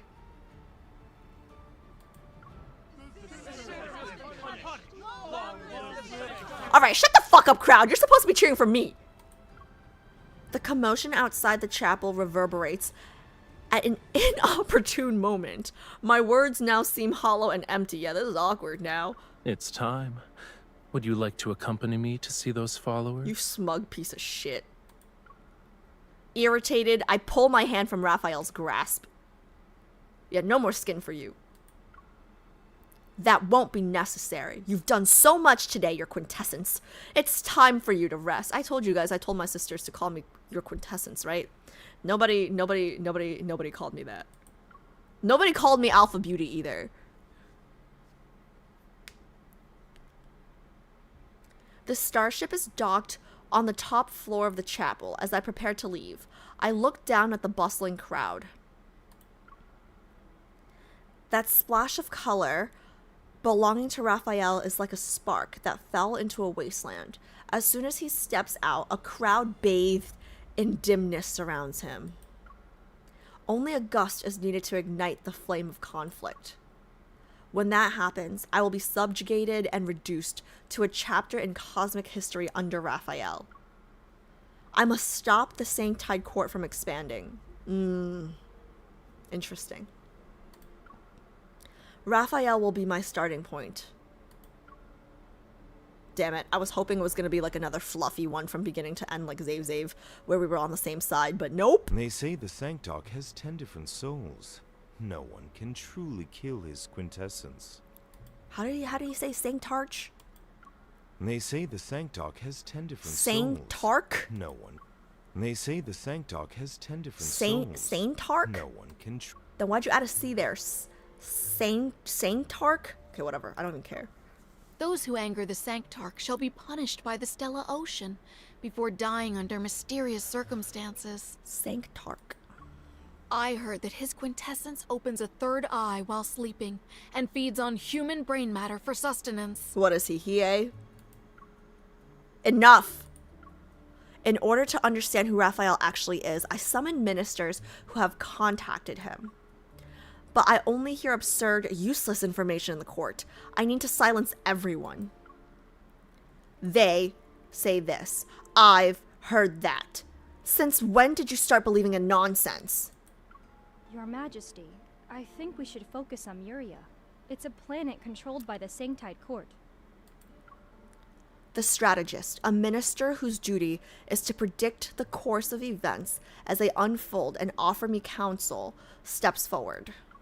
In the past, the former Emperor promised that he'd hand over Memoria to the Sanctarch. It was an attempt to appease the Sanctide Court because of their relentless pressure on the Empire. Memoria is the Sanctarch's home planet. His quintessence lived there as a child. Interesting.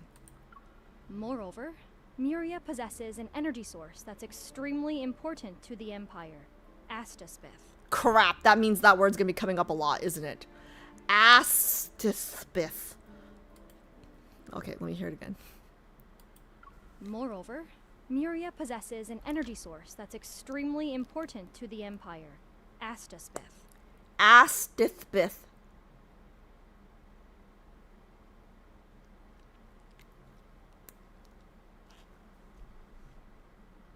Astaspith. Crushed it. Ever since the Sanctide Court took control of Memoria, they have restricted the Empire's Astaspith extraction and mining operations.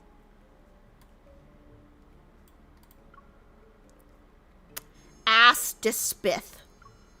The Empire's technological research and weapons manufacturing use Astaspith, but only Memoria's oceans can produce it. There are alternative energy sources, but the Sanctide Court's actions are equivalent to strangling half of the Empire's lifeline. Rafayel made a brilliant strategic move. The Sanctarch possesses a supernatural ability that lets him control others. It's called being a, whatchamacallit? It's called being a siren. The former Emperor once told me about it. He theorized that the Astaspith could affect the human body and bring forth tremendous power. It might be why the Sanctarch can use such a skill. Hey, Infold, in addition to bringing back Valco, can we please, like this could be like a post-Valco issue, right? Can we please choose easier words for Alice to pronounce while reading? Thank you. Appreciate you. Is Rafayel obstructing the Empire's mining operations because Astaspith is extremely important to him? Maybe it's just as Lysander suspected. Astaspith is the source of his supernatural power. Where the hell? My mouse just disappeared. Okay, here we go. Seeing my train of thought, the strategist provides me with additional information. This year's Tide Prayer is approaching, and we reviewed several records. Every year on that day, the Sanctarch returns to Memoria.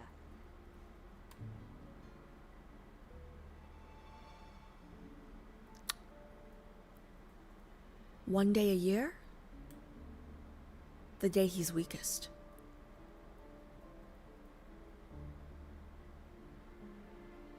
No.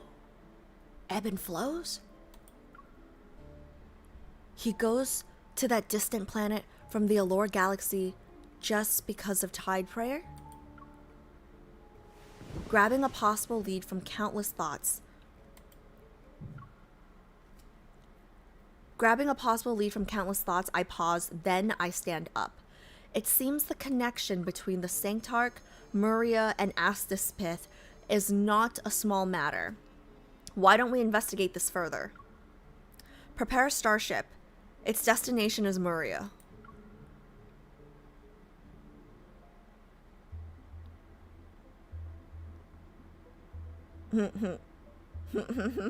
Last time I was in this spaceship, me and Xavier were doing it. Sorry. The gray-blue glass acts like the eyelids of the deep sea. It slowly peels away the veneer. A planet silently emerges from the stellar ocean. Its name is Memoria. Maria? Whatever. Memoria. The starship slowly descends and passes through the fog belt at low altitude. Boundless seawater fills our vision.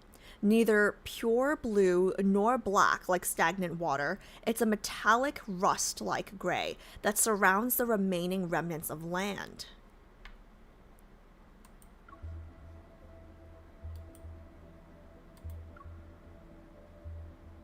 Oh, this background. This background, guys. Oh my god. Like, my heart. The depression immediately. As the starship descends through the sea mist, the outline of a small town emerges. Today is Tide Prayer. People dressed in light-colored robes are gathered in a small square. The Sanctarch leads their quiet prayers. May thy will be done in the vastness of the stellar ocean. May thy planets taste immortality under their protection.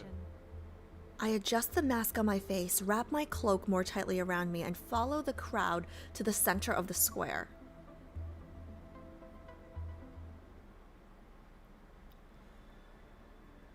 The morning light falls lovingly upon Rafayel like golden gauze draped over an exquisite divine statue.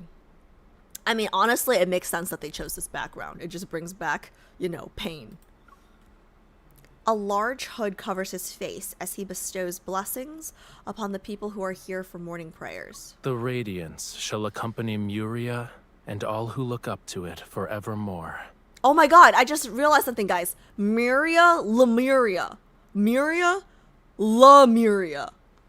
Duh. Huh, duh. During the recitation, I'm only a few persons away from Rafayel. Rafayel raises his head. His serene gaze is akin to a floating bubble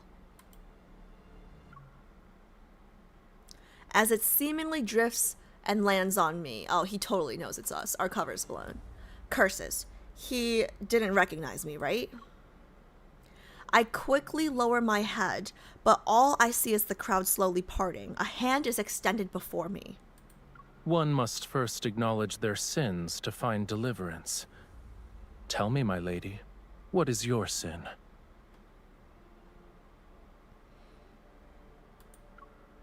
I'm here to seek the Stella Ocean's protection.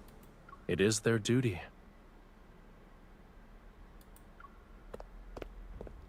Rafayel takes my hand and the Stella Ocean's radiance shines upon all creatures.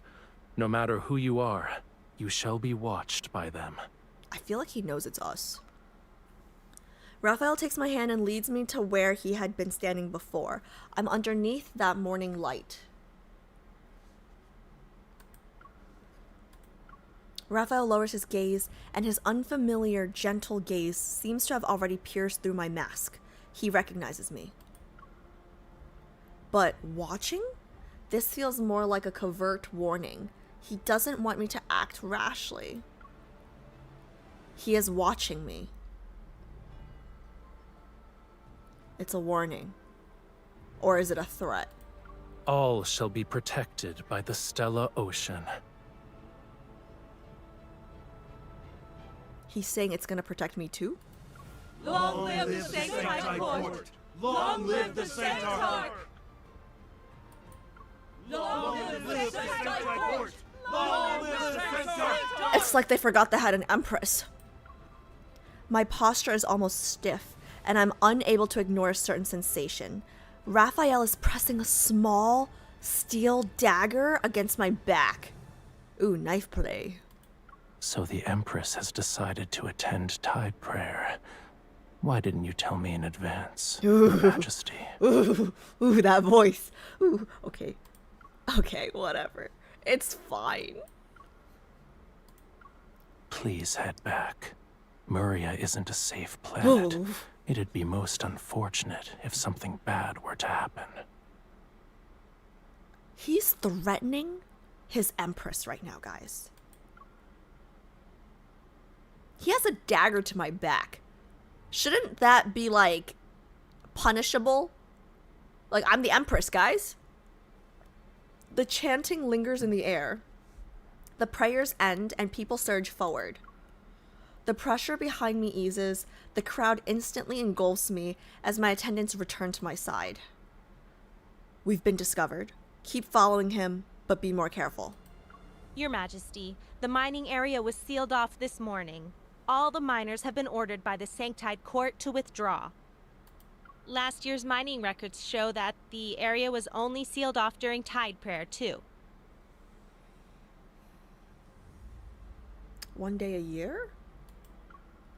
I knew it. Tide Prayer was just Raphael's excuse to return to Memoria.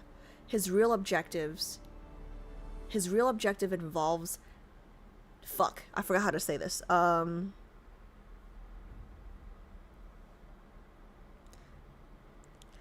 His real objective involves Astuspith.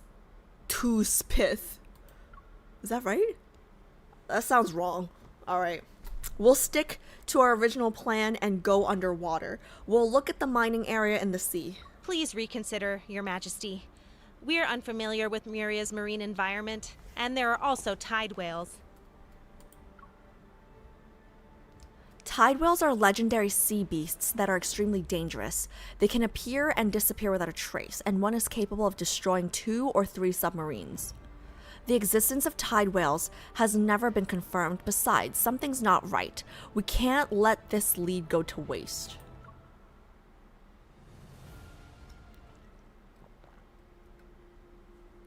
Ooh. The sunset's fiery red spills across the deck of the mining base. The steel floor reflects a metallic gleam.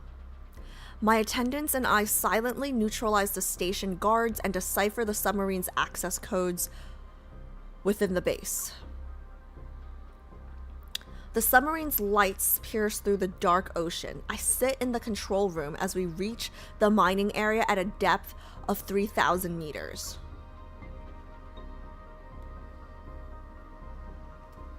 Warning. Continuous anomalous fluctuations detected in the magnetic field ahead. Navigate the area. Following the direction of the anomalies, the submarine descends. Slowly, the seawater is illuminated by a fluorescent blue light. I know it's because of the Astuspith. It melts into seawater and manifests as radiant blue specks of light. They float and shimmer with the currents. I've only seen extracted Astuspith before. I never expected it to be this bright. It can almost illumine? I guess that's the same thing as illuminate. The entire ocean. Astuspith surrounds the submarine, and it becomes increasingly brighter as I make out a clear dark blue path of light. At the end of it lies a sunken, abandoned structure on the seabed. Move closer to get a better look. Yes, Your Majesty.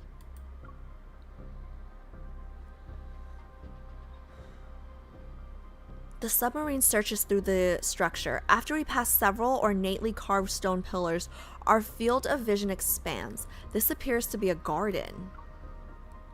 Throughout history, Memoria has experienced many instances of submersion. This place must have been a city at one point. Whalefall City. Indeed. The submarine system indicates another light source has been detected. Masses of Astuspith appear. They swirl around a colorful cluster of coral. I slowly approach. The murky seawater becomes clear and reveals a sight I can hardly believe. Is that a person? The fluorescent blue ring of light softly illuminates his face. And even though I'm a considerable distance away, I still recognize him.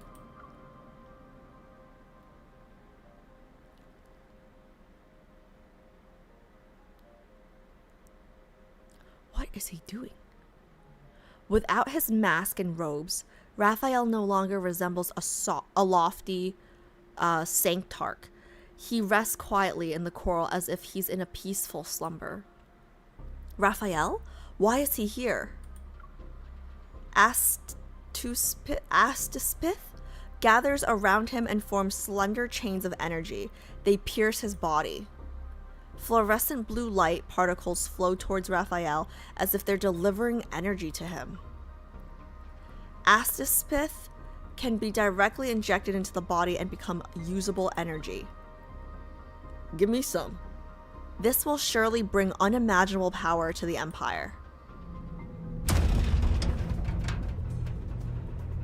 Before my gaze moves away from the sight, torrential roars shake the seawater. The radar is sending out alarms. A massive tail sweeps over the submarine, and a ferocious sea monster bursts through the darkness. The Empire submarine of the highest grade is destroyed just like that. Well, shit then. A tide whale? How is this possible? In the violent impact, I fall into the ocean.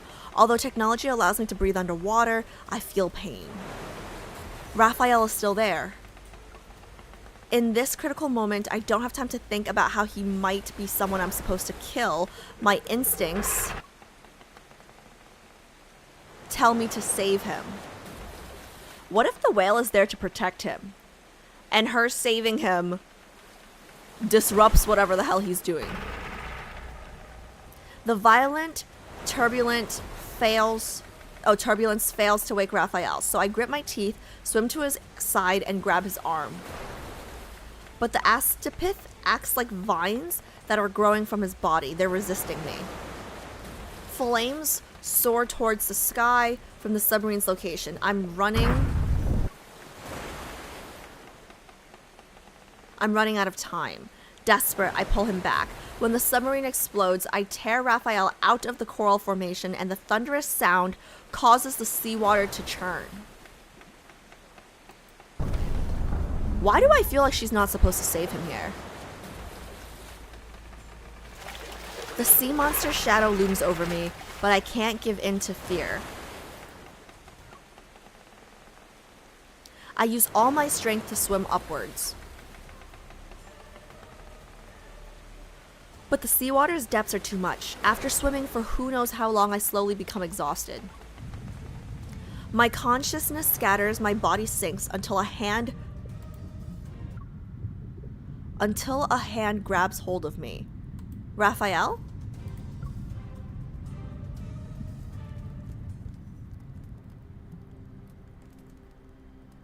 A suffocating sensation fills my chest. The water chokes me. Then I wake up. After coughing a few times, I finally recover from the dizziness. There's a stove where scattered pieces of firewood burn. A light is cast on the narrow room's damp floor and walls.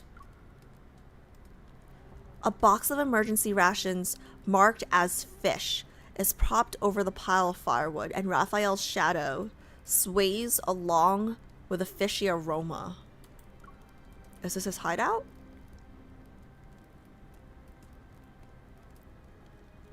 Rafayel? I didn't mistake him for someone else in the ocean. But where are we? How is he still... Eat. As he speaks, he tears open the package of fish and places the food on the ground. Are you embarrassed? Ah, he was not talking to me. Okay, cool. A thin, trembling... Wait. He likes cats here? A thin, trembling kitten emerges from the corner and eats happily. This is for cats. Are you a cat? I'm Sylus's kitten. Bitch. Ignoring his teasing, I cautiously survey the area. Aren't you scared of cats? Although the room is small, it has basic living facilities, yet it looks somewhat old and displays signs of wear and tear. It's as if no one has been here for a long time. You got me out of the ocean. Where are we? This is a temporary base that people used when they mined Astaspith. It was abandoned a long time ago. Astaspith. When we surfaced, this was the closest location. We'll be resting here for a while. Rafayel lowers his gaze and watches the cat lick the fish. In any case, I just fished you out. I saved you. What about my attendants? I remove the locator from my waterproof cloak and open it. The signal sources marking my attendants have been disconnected. I hope nothing bad happened to them.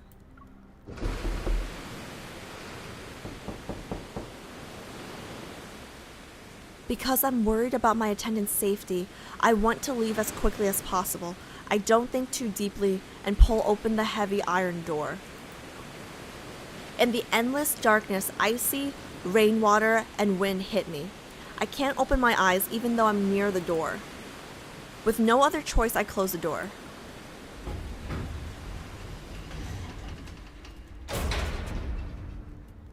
You're the one who got disconnected. This place is far away from Muria's main island. We have to wait for the storm to stop before we can leave. Your people are alive on the main island. Even if they could rescue you, it'd take at least a day. So, I have to stay here with him for now. Back inside the base, I checked the mechanical blade hidden on my wrist as a precaution. If I wanted to kill you, you'd already be dead. Okay, asshole. Being cautious never hurts. Ever since people started addressing me as Your Majesty, I've always had a weapon on hand. I also heard the Sanctarch experienced similar troubles. Heard? I thought you did a thorough investigation. Fuck. He knows we stalked him. Even though Rafayel exposed my purpose, I don't panic. He has countless people who can serve as informants, and this is his home planet. Finding out what we're doing would be a simple matter. You're bolder than I imagined. I warned you, and yet you still chose to follow me here. How else can a person uncover the most valuable of secrets if they don't venture into danger? It turns out the revered Sanctarch has to absorb Astaspith to sustain himself. And Astaspith allows you to use those mystical arts, correct? People who know too many secrets don't live long. His words are threatening, but Rafayel acts as though he's the one being threatened. The color has drained from his face in the blink of an eye. Realizing he's unwell, I cautiously sit up and move closer to observe his condition. People who know too many secrets don't live long. Why is this kind of hot? Like he's threatening me, but it's attractive, and I don't get it. Realizing he's unwell, I cautiously sit up and move closer to observe his condition. I'm not sure if I'm seeing things, but there seem to be faint blue specks of light on Rafayel's skin. As soon as I reach out to touch them, Rafayel grabs my wrist. You've crossed the line, Your Majesty. I mean, you've touched my hand before. He stares at me, and a streak of fluorescent blue light flashes in his eyes. It adopts a sharp edge. That fluorescent blue, Astaspith, has the exact same color. It seems my guess was correct. He's unwell. Perhaps it's because I interrupted him while he was absorbing energy. Puzzled by why I suddenly wanted to touch Rafayel, I retreat and pull my hand back. Don't misunderstand.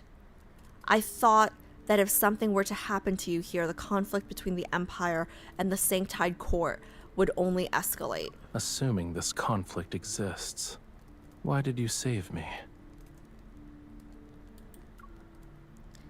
Memoria was once under the Empire. In other words, you're also my subject. Boom, bitch! Yeah! Can a ruler stand by and watch their subject die? You're so kind. You don't sound very grateful! Guys, was that just me or was that sarcastic? You're so kind. Rafayel turns away, his breathing heavy. Hot air leaves his nose. I walk to the table, and use the firelight to find the drinking water tank in the corner. Guys, that did not sound very grateful. After confirming it's clean, I take a small bowl and get water for Rafayel. Here, drink. He lifts his eyelids to glance at me, his expression somewhat perplexed. Bitch, I'm an empress and I just fetched you water. You better fucking drink every drop, you asshole. You did save me. I just need to rest. I'm not dying. Could have fooled me.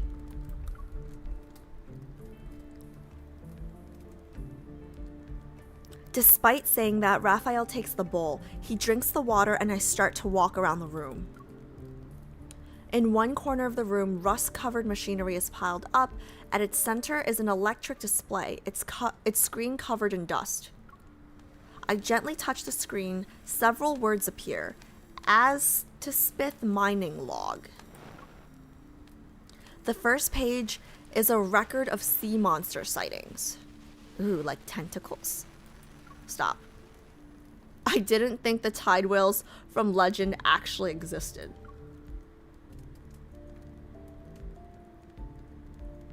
Many entities in those myths might be real. At some point, Rafayel had moved behind me. When I turn, I almost bump into his nose. His pupils and skin have returned to normal, and the fluorescent blue marks have disappeared. He recovered, I suppose. According to those legends, the Sanctarch eats raw meat, drinks blood, and sleeps with his eyes open, but judging by what I've seen today, that's not exactly accurate. Besides, the important things that do matter don't appear in myths.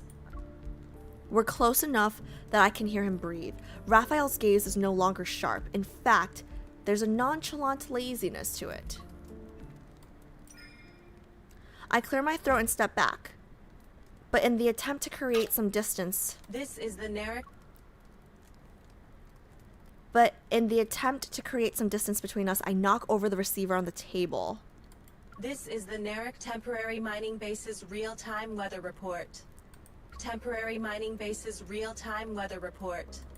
At 2025, the 2-hour storm will gradually end in the Narek Sea. With a visibility of less than 8 kilometers, the northern part of the ocean will face level 4 winds. I'm stunned. Rafayel takes the display from me, flips forward a few pages, and looks down. Since your curiosity knows no bounds, I'll tell you a story. Rafayel tosses me the display and I catch it. The screen is still lit. It has only one line of text. The sea no longer looks like our home. Where else can I go? Once upon a time, there was a thriving seaside city in Memoria. It had an abundance of natural resources. In the vast cosmos, the planet remained undiscovered for a long time. Oh no, that's why he hates us. We're now the Empress of the... right. Humans are greedy and terrible people that do terrible things, right? The people lived peacefully.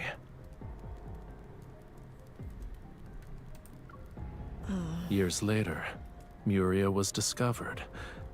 That was when the slaughter began.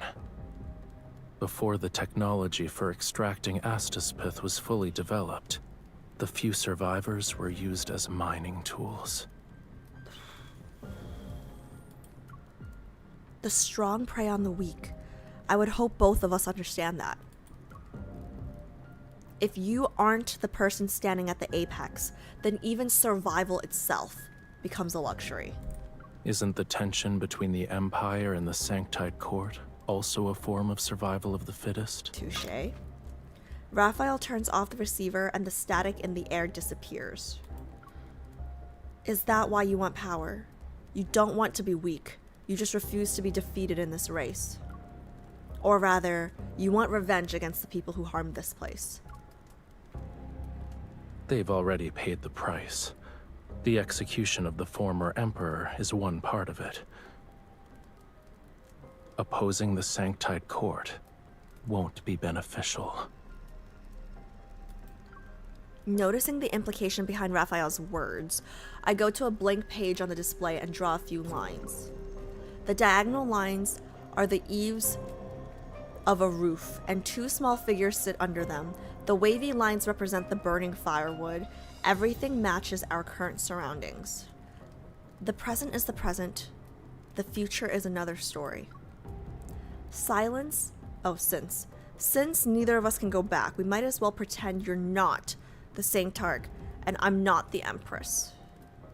We can at least try to be friendly. Oh no, this is how they fall in love. Rafayel stares at my simple sketch and touches it. As if waking up from a dream, he sweeps his finger across it like he's cutting thin air. The drawing disappears. What? Too ugly? Shit. Let's go. To whence? The rain has ceased. We'll visit the small islands around the temporary base. Maybe we can contact your attendants.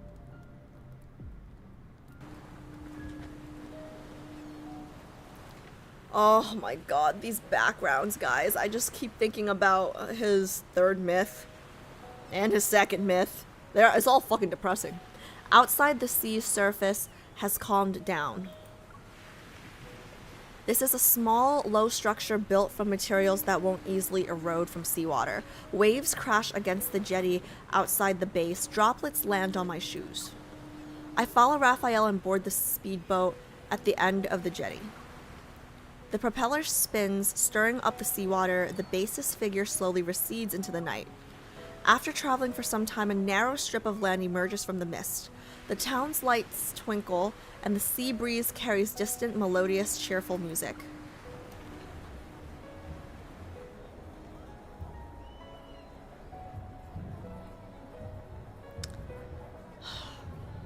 This place seems to be celebrating a festival. Streamers hang from buildings with neat, pointed roofs. The shops on both sides of the street glow with warm lights.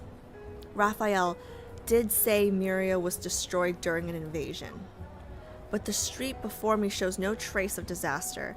Coming here from the silent, dilapidated temporary base makes me feel like I traveled through time. The locator beeps twice and calls me back to reality. It indicates the connection has been restored, and I send my coordinates to my attendants. Every year on the night of the Tide Prayer, they host a celebration. A fragrant aroma wafts over. Rafayel hands me a paper bowl filled with grilled fish. Take it. This is the grilled fish I owe you. Thank you. Despite expressing my gratitude, I hesitate for a moment. I don't know if I should accept it. Rafayel Once sees... you're done eating, you should go. Rafayel sees this and puts it directly in my hands. What about you?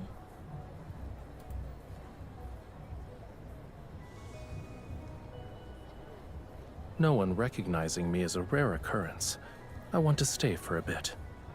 Rafayel looks relaxed, and it appears he does want to linger for such a simple reason. Cheerful music resounds in my ears. The carefree women wearing dark blue dance skirts step into a clearing that could hardly be called a square.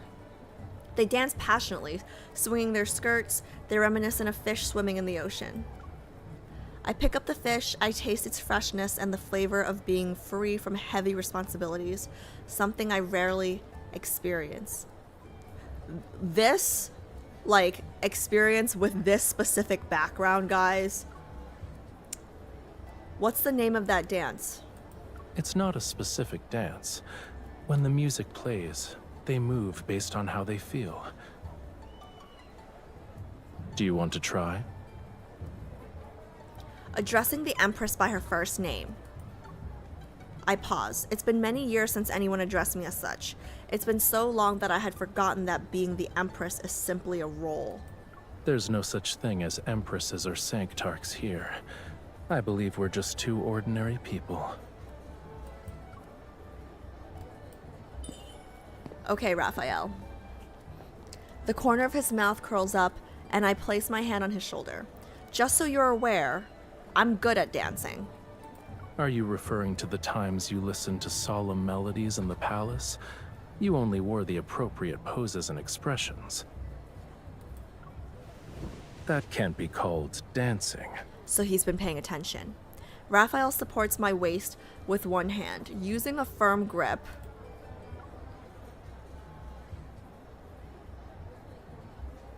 He pulls me closer. I had to lower myself and lean back. He leans down, seemingly immobilizing me in his embrace. His unyielding authority refuses to be resisted. Ooh, damn. Dom Raph. You can let me lead.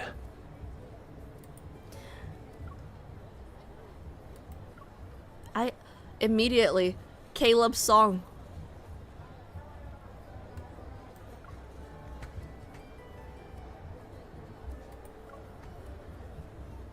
eyes on me, follow my lead. Raphael, allow me to tell you a secret.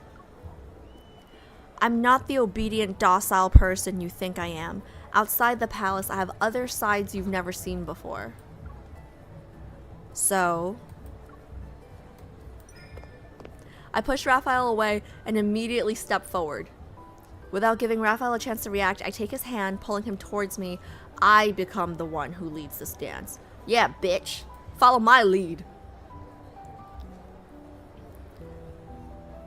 Our hands move across each other's bodies in accordance to the rhythm. We must look intimate at this moment. Ooh, shit. I take back what I said about not seeing how you're special.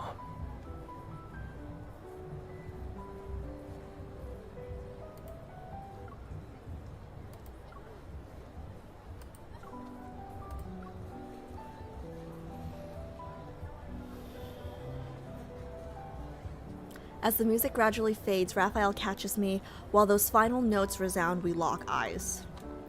Neither of us speaks until the voices around us erupt in excitement.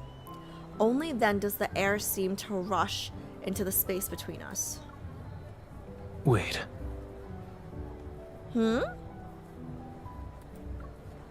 I realized that all the men who had been dancing are now bowing to kiss the back of their partner's hands. But kissing the back of one's hand has another meaning in the Empire. What does it mean? Are we engaged? During a monarch's coronation ceremony, the Sanctide Court's Sanctarch kisses the back of their hand as a gesture of approval and recognition. Oh, that's big for them.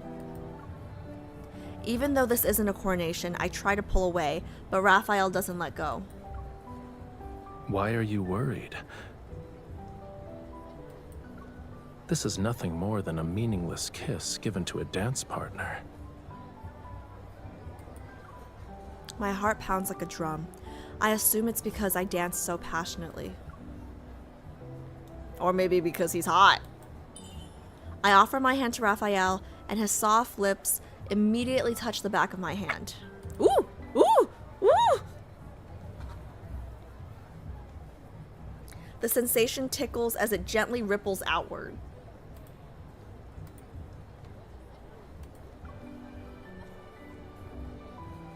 Honestly, he has the craziest eyes. Like the blue into the red, the blending. Oh, it's insane.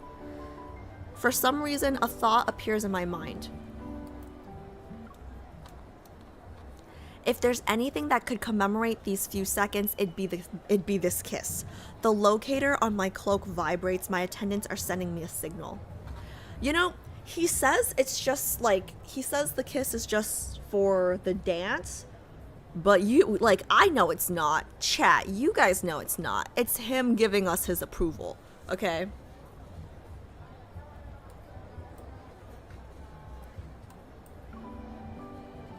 Give me 2 seconds, guys. My eye is getting so dry. I need to put my eye drop on.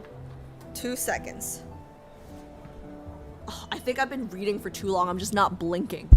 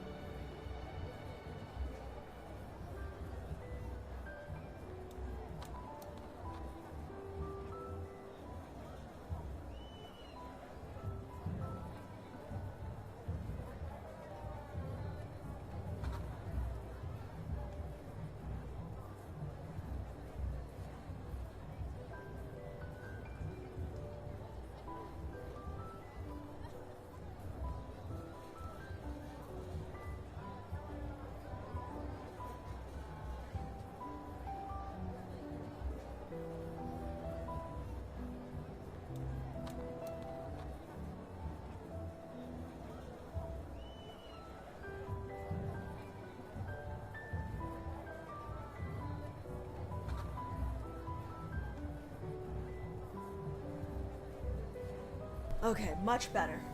Oh, I like wasn't blinking earlier, I guess. So locked in. When the device starts ringing, it means they found my location. They're on their way to take me back.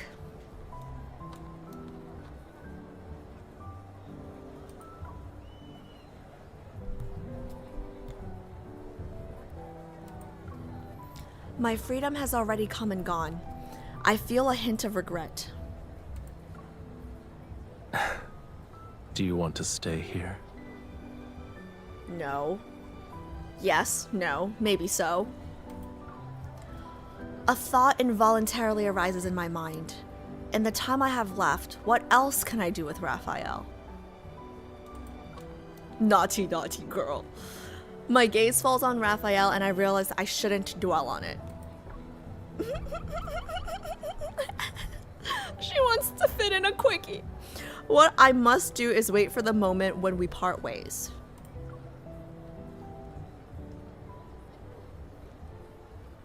Boring, as Sylus would say. Following the crowd as it disperses, Rafayel and I walk along the street, heading towards the coast. The sea wind stirs and a chapel stands alone on the edge of a cliff. Shall we wait there? A chapel? Just marry us now, then.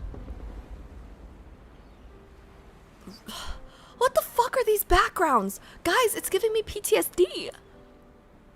Like, seeing some of these backgrounds, they're like traumatic now. Shit. We push open the chapel's heavy... I swear to God, if it's not a happy ending, I'm gonna flip shit. We push open the chapel's heavy doors and sit on the pews. The dim light before the statue envelops us. The silent, boundless sea surges under the moon. When the time comes, I'll see my attendant's arrival through the window. The chapel is vast, and the lights around us are faint. From the prayer room located in its depths, the intermittent voice of a devout person can be heard. Oh, divine Stella Ocean, I love someone who cannot love me back. Our families are locked in a bitter conflict. We're destined for different paths, so we can't be together. Please forgive me for my sins. I fell in love with her. Please forgive me for my sins. I kissed her and touched her body. Please forgive me for being unable to suppress my love for her. Even now, I can't forget her. The voice stops, and the chapel falls silent. But his prayers linger in my ears. They turn into thoughts I can't ignore. Shit. How will the Sanctide Court deal with such a sin? To love or not to love, neither is under the gods' dominion.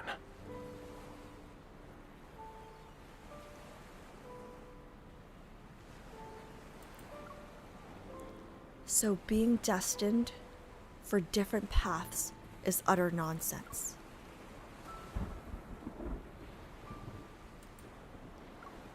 I kind of love this. He's saying we have free will. Interesting. Very interesting.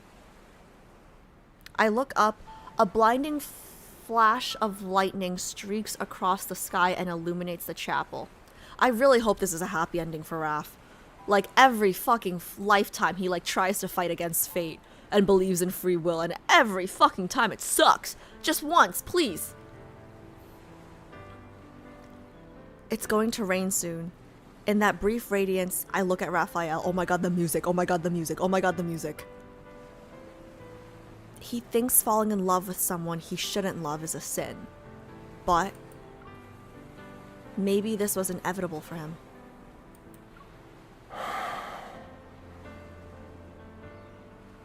Are we talking about him still? The downpour starts. I can almost believe my heartbeat is the sound of rainfall. Using the heavy rain to drown out my racing heart, I move an inch to be closer to Rafayel. In that quietness, Rafayel watches me for a long time. Then he gradually... Oh my god, what the hell is going on with the words? That's why I haven't been blinking. I'm scared I'll miss something. Then he gradually leans in until our bodies are seemingly pressed together. I see my reflection in Raphael's eyes right before our lips touch. Escandalo! Perhaps he no longer sees an inexperienced empress. Rather, there's only a woman he still wants to be close to after stripping away every identity. It's time. You should leave. Fucking cock blockers. The locator continuously emits a sound as if it reached the end of a countdown.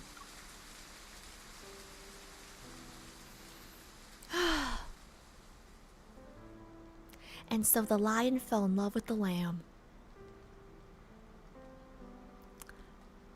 We're the lion. We're the lion. He's the lamb. Meria's climate is unstable. It's common for sudden downpours to come as quickly as they go. When I leave the chapel, the rain has eased. On the holographic map, the spacecraft that's here to pick me up is descending nearby. Brushing away my windswept hair, I look at Rafayel as harsh light blazes behind me. I watch him move closer to the shore, one step at a time. Worry clenches my heart.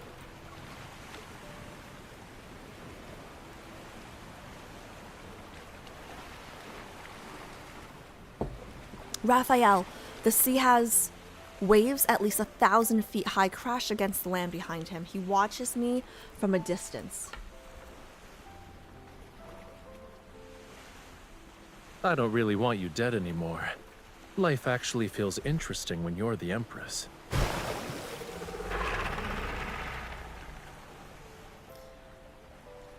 You know that voice he just used? It's like he's playing it off as casual, but whenever he uses that voice, I kind of feel like it means even more because he's playing it off as casual. You know what I mean? Like it holds more weight. Like it's like it's so honest that he feels the need to hide it. You know what I mean? Like that's when we know what he's really thinking.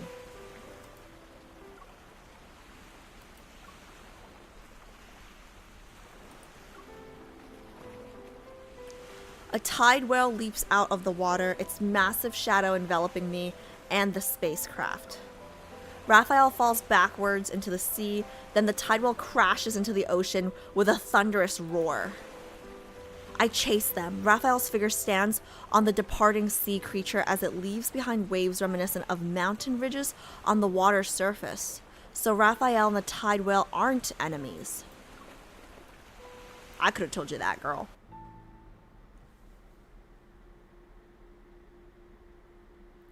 That night in Memoria feels dreamlike and ethereal. It only visits me after the sun sets in those darkest hours. But the time in which I've woken up from that dream increasingly grows longer. Sitting upon my throne, I calmly issue the order to form a blockade around Memoria and discuss strategies related to the planet and ask to Spith mining. Wait a second.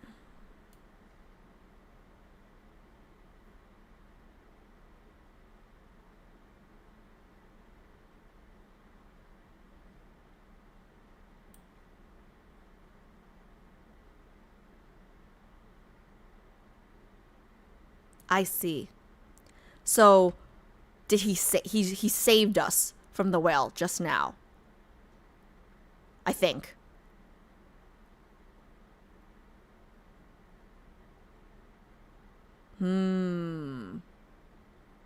Leaps out of the water, massive shadow enveloping me and the spacecraft. I see. So it was about to crush us. Okay, okay. And that's why he said, you know,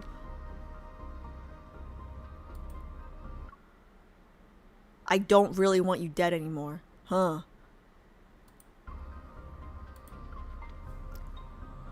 As I expected, Rafayel would never allow the Empire to manipulate him like this. Several Imperial officials have died. and so a banquet called the Grand Unveiling has caught my eye.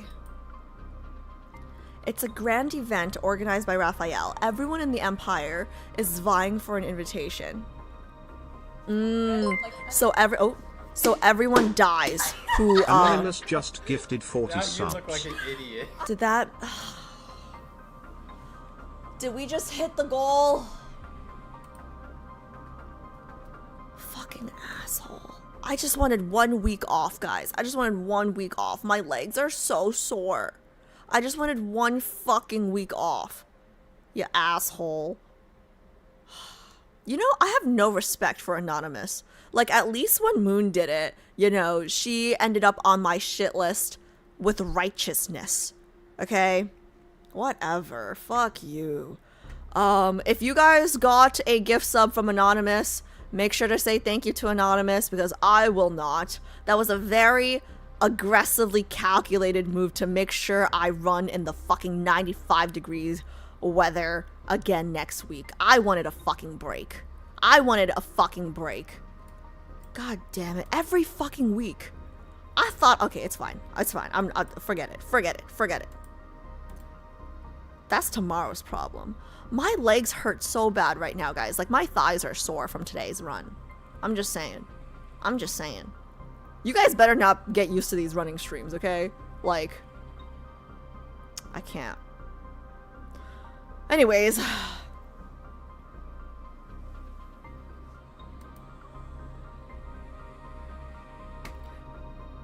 Joe, we are not making that a thing. Big butts for Valko. Who attended it we are not making that a thing. Episode of madness after leaving. I would accuse Joe of being anonymous, but I don't think Joe would use anonymous for that. He would want the glory. Ooh. Oh, yep. So the officials that he invited were... No, please, guys. Please don't make it a thing. Please. Big butts for Valko. That is not a thing. Okay? Anyways. Officials who attended... Okay. Yep. So the officials that attended were all people that had a hand in the destruction of Memoria. They squandered their wealth, destroyed their reputations, wrote countless bloody confession letters, and took their own lives at the doorsteps. I found this in their homes. I really don't want to run in 95-degree weather. The minister hands me an envelope. Opening it, I find an invitation to the Grand Unveiling. It's from Rafayel. The Sanctarch organized this banquet and invited the Empire's most powerful ministers who wielded real authority. Their wealth and reputation are secondary. What matters is the armies under their command. The Sanctide Court can't match the Empire in military strength. They need troops to break through the blockade. First, he used Tide Prayer as a pretense to absorb Astispith. Now he's using banquets to gather forces so he can fight the Empire. Rafayel, you're using the same old tricks.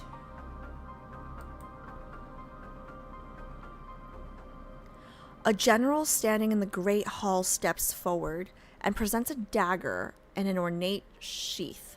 Your Majesty, this is a dagger forged from Astispith.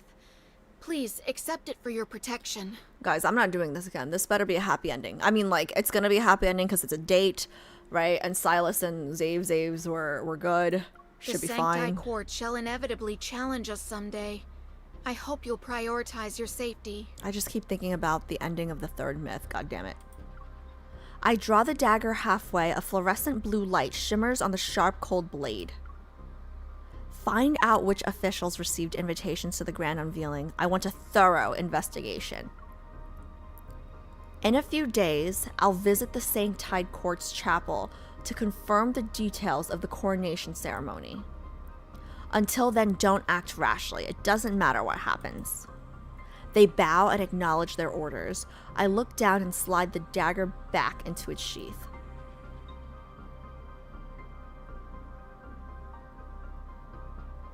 Before the coronation ceremony, the Empire had already deployed troops to Memoria. It was to control the Astispith mining areas and set up extremely strict procedures. Authorization protocols have been set so that the Empire could start at any time. Astispith became a resource under the Empire's control. It can't fall into the Sanctide Court's hands.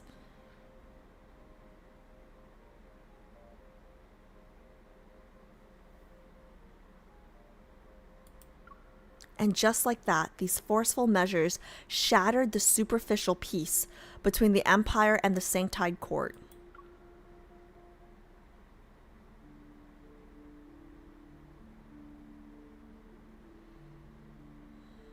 One month later, Coronation Eve. I'm guessing he's not going to be kissing our hand. At night, everything is still in the Sanctide Court's chapel. I'm staying here with several attendants as I wait for tomorrow's coronation ceremony. I expected the Sanctide Court to be troublesome, but surprisingly, everything has been going smoothly.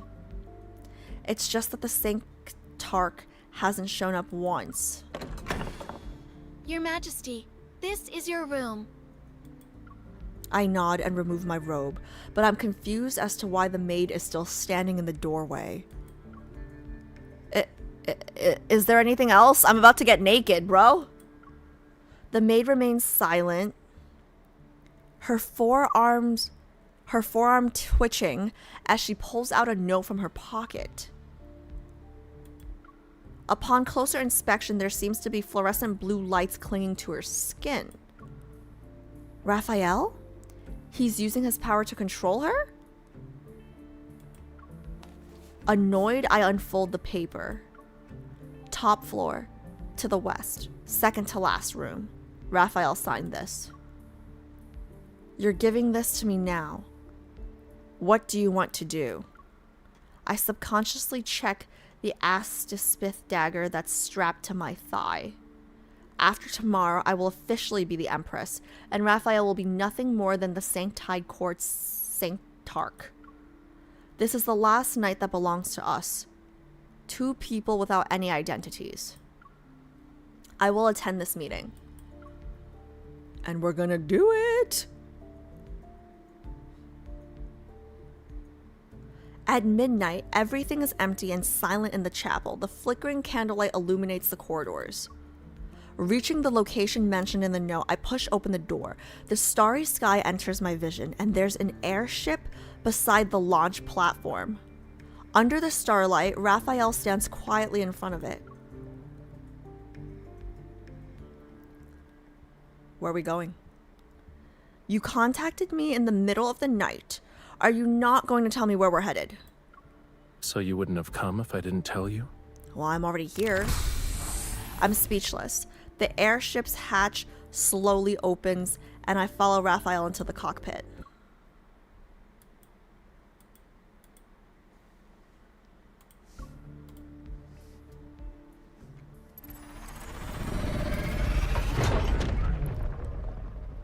The instruments glow dimly as he skillfully operates the various controls. You're not even worried.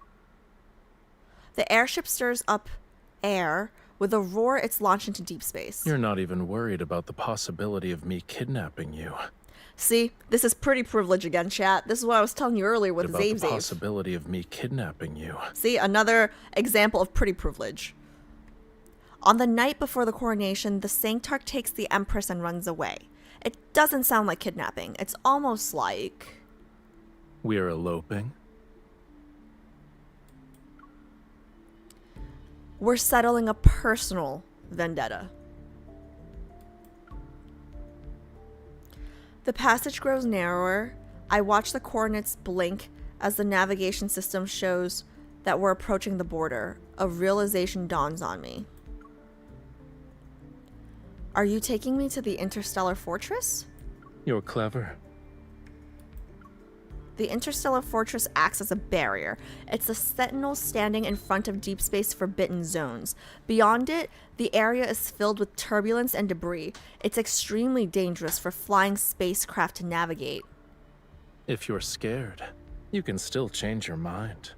Bitch. You're here. Why would I be afraid? Oh, damn. I wasn't gonna give him that much credit, but okay. Even so, I immediately checked the safety equipment inside the spacecraft. Don't worry. I'll bring you back safely so others won't think we actually eloped. Why am I disappointed about that? Why am I disappointed?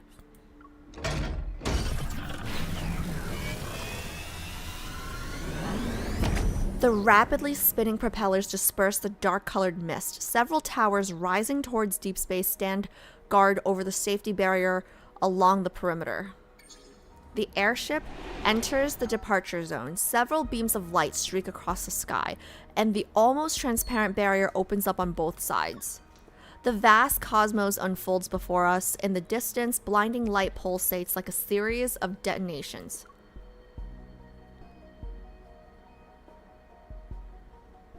Another neutron star has exploded somewhere far away.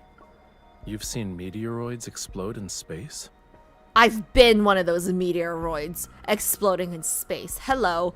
You know, me and my other brother lover, AO1, XO2. When I was young, I was kidnapped because of my status as the crown princess. They took me and fled, since they chose to only use hidden interstellar routes. I saw it once during the journey. I thought you were well protected since childhood. It's because danger was always lurking. Special protection was par for the course. So what happened? I finished them off personally. You must repay any grudge, huh? In a way, you're just like me. I've always been supportive of him Sit getting tight. revenge. I've always been supportive of him getting revenge, because I would do the same.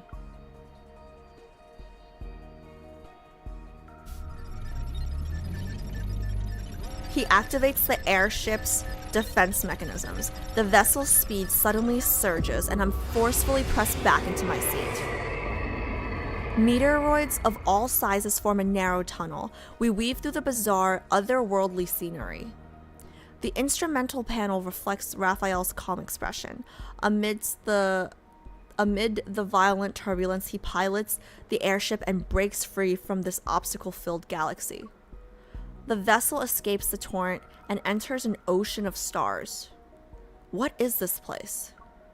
It's as if we fall into a pool of water under the setting sun. A purplish red nebula forms two wings against the cosmic canvas. It's like a dancing butterfly.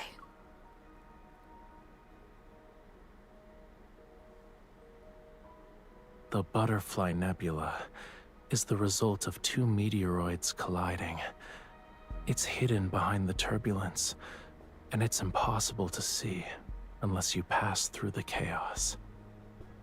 Tomorrow is your coronation ceremony. I think you should have a good gift.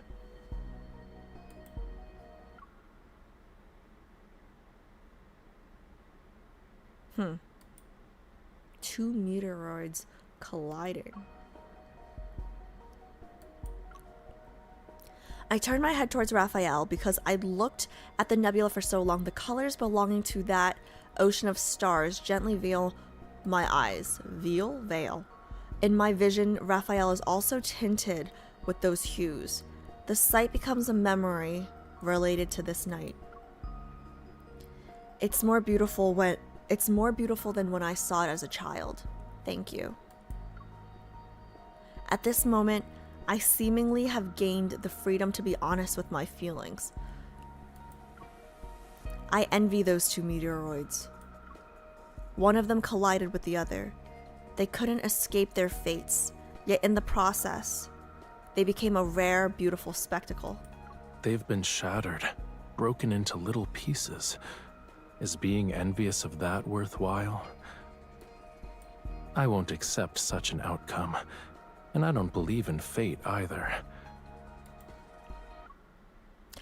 I've always liked this about Raph. I've always liked that about him.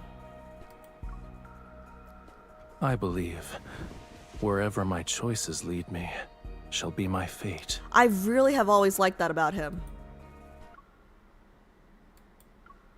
Like that, oh my god, that's why Third Myth was so sad. That's why Third Myth was so sad, because he was fighting tooth and nail.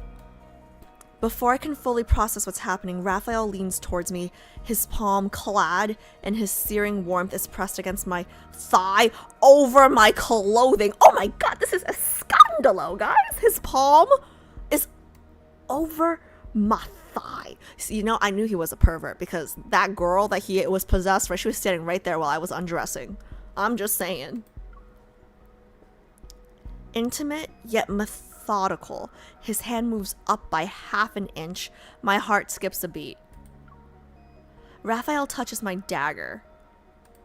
You know I won't start a war in Memoria, so you set up a blockade around the Astaspith mining areas.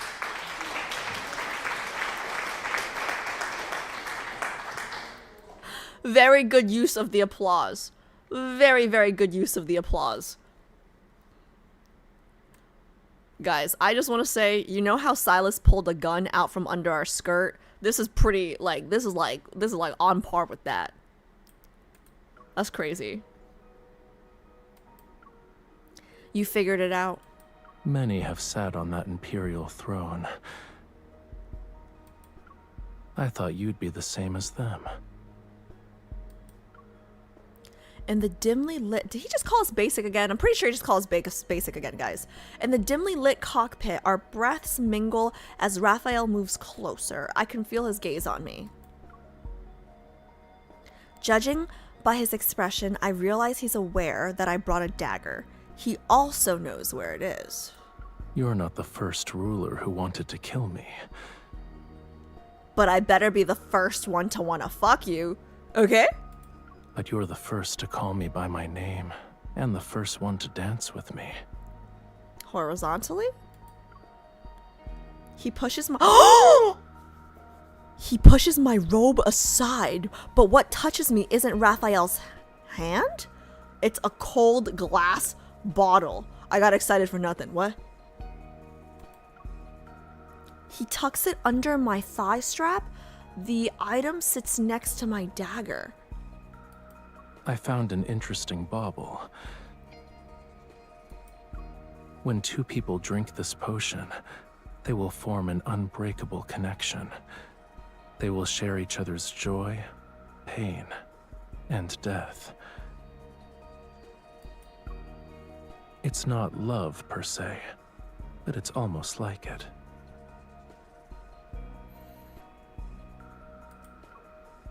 Raphael's gentle gaze floats and settles on my lips. You can choose the dagger or the potion. This is so toxic, but I'm so into it. Like I'm so into it. Like it's like, you know, you can either kill me or like if you take the potion, right? Like they can trust each other, obviously, because if one of them dies, the other dies. That's crazy. That's crazy. This is so toxic. Like oh my god, I'm into it. The like it's like there's like, I mean, like it's toxic, but it's also like how do I phrase this? It's like the appeal. There's like something attractive about how dangerous the options are. You know what I mean? I don't even know how else to describe it. The distance between us is no bigger than a hair. We stare at each other and share a look that's impossible to decipher, to surrender to. In that daze, my memories of our time in that chapel in Memoria return, our breaths intermingled as we were almost pressed up against each other. But that was merely a momentary lapse of judgment. I should erase it from my mind. Girl, you better not, bitch! Raphael, I want to secure my position as Empress. The choice I'll make is the one you don't want to hear. Shut the fuck up! Shut the fuck up! Astaspith is already under the Empire's control. I now possess a weapon capable of threatening the Sanctide Court and Raphael. When victory is within reach, choosing love would be absurd. Shut the fuck up! Why can't you have both? She's American, she's greedy, guys. I'm sorry. I want both. Oh, not the hurt puppy dog eyes. Rafayel averts his gaze and moves back to create an appropriate distance between us. Bitch! You stupid! Look at him! He's beautiful!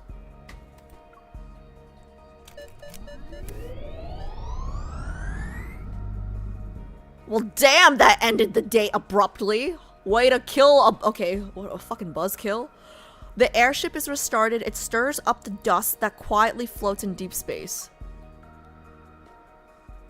I steady myself, but as Rafayel pilots the airship to leave, I can't help but look back. You're gonna regret this, man. You're gonna regret this. The magnificent butterfly remains as if it will never change. We who witnessed it, however, shall return to turbulent currents.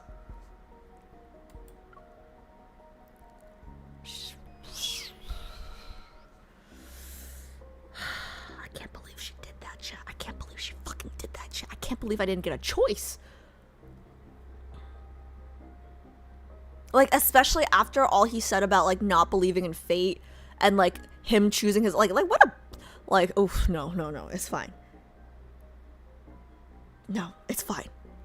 No, what a bitch. MC, what a bitch. How dare you? How dare you? It's okay. It's okay. We can still have a happy ending. We can still have a happy ending. Sunlight passes through the opening at the top of the dome and falls into the sacred chapel where the coronation ceremony is held.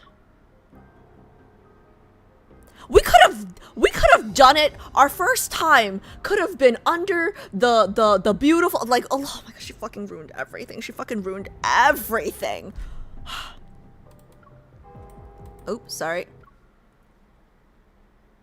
I mean, not our first time, but like our first time in this lifetime, you know, because like I'm the sea god's bride or whatever. Under everyone's watchful gaze, I stand before the stained glass window. Wearing my robes for the coronation ceremony, I look at the sculpture that belongs to me. I hope he made it ugly, bitch. You deserve it now. The chapel bells ring as scheduled, but the Sanctarch has yet to appear. Well, if you want him to kiss your hand now, you better not hold your breath. The chapel bells ring as scheduled, but the Sanctarch has yet to appear. There's no need to wait for his quintessence. Proceed with the ceremony. He's gonna come. After an oath is sworn, the Sanctarch places the crown upon the monarch's head. It symbolizes the I can't speak. It symbolizes the Sanctide Court's approval of royal authority. Rafayel isn't here, so I don't intend to continue following this president. Your Majesty. Presidents. The attendant by my side wears a solemn expression. We just received word that the Sanctide Court has attacked the Empire's forces in Memoria. They're currently engaged in combat. See, you could have had peace. You could have had peace, and you could have had penis. But instead, you got war. I anticipated this, but my heart still sinks when I hear the news. Why? Why? What else did you expect? His quintessence, the Sanctarch, has arrived. The officiant immediately bows his head. Whoa. Hold up. The officiant immediately bows his head as a form of salutation. Meanwhile, I look at the gates. A stern expression is on my face. God, I fucking hate MC right now. Why the fuck? We could have done it under the stars. Okay.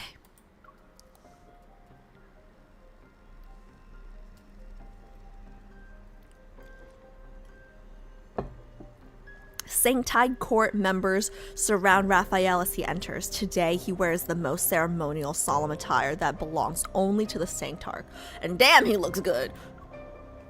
The Sanctarch must think that the process of presenting the crown to the Empress is unimportant. His quintessence has only arrived now, after all. Bitch! Do you not remember rejecting me 2-3 hours ago? Bitch! It just so happens that I share the same sentiments. Since the Empress rules over the Empire, it's natural for the Sanctide Court to not interfere. Everyone understands the meaning behind my words. The Empress doesn't need the Sanctide Court's recognition. The Imperial soldiers on standby place their hands on their swords in unison. The Sanctide Court members assume the same stance, and the atmosphere becomes tense. Rafayel, at the center of everyone's attention, raises his hands slightly. The court members lower their weapons. If there is no crown, then there is no sovereignty. Surely Her Majesty has no intention of ignoring history. Perhaps my actions will set the next precedent. Rafayel extends his hand towards me. It's an invitation to start the ceremony, where he kisses the back of my hand. I don't move. Rafayel watches me, his expression calm. A streak of fluorescent blue light flashes across his eyes.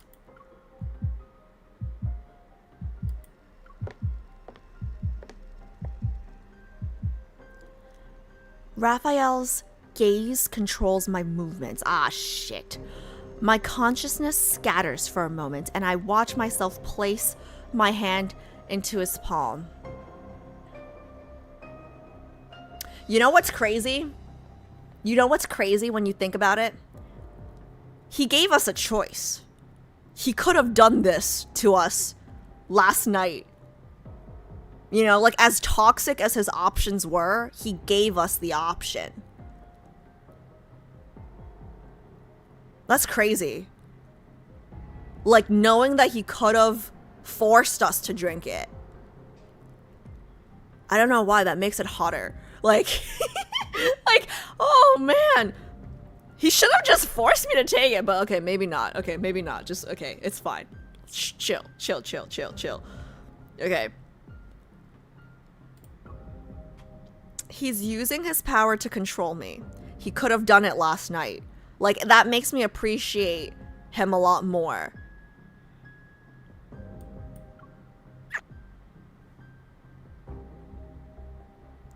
He bows slightly and places a gentle, warm kiss on the back of my hand. What is he playing at? Because he's already attacking us, right?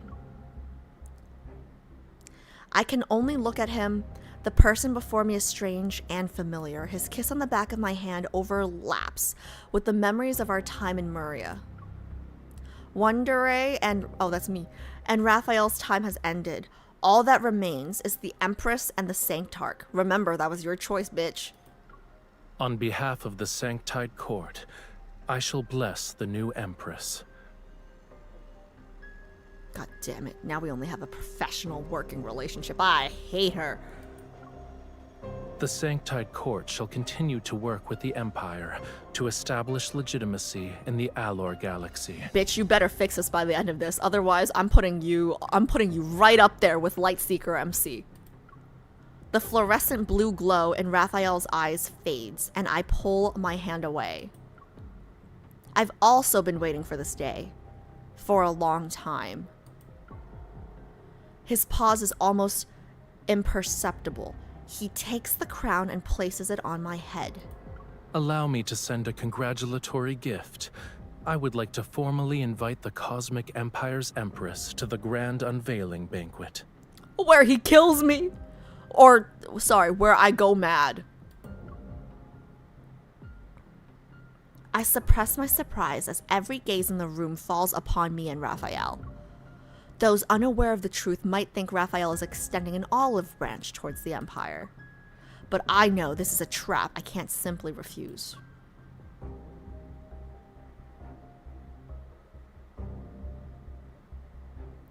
Once the ceremony has ended, the statue of me returns to the palace. Did he make me ugly? I would make me ugly. Your Majesty, where would you like to place your sculpture?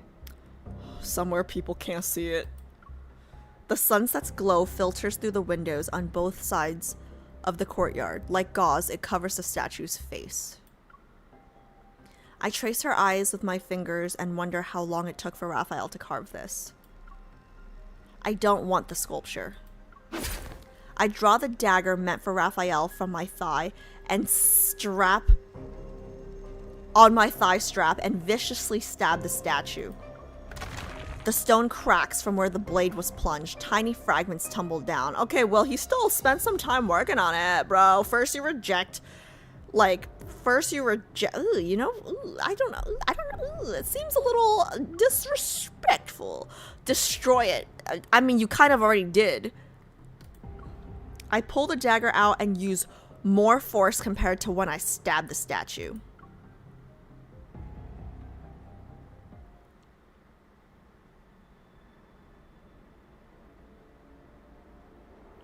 Battles have raged on in Memoria for months.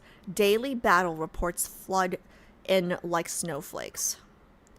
The Sanctide Court has controlled Memoria for a long time, and their familiarity with the oceanic planet's terrain compensates for their inferior troops. The Empire's advance is exceptionally slow.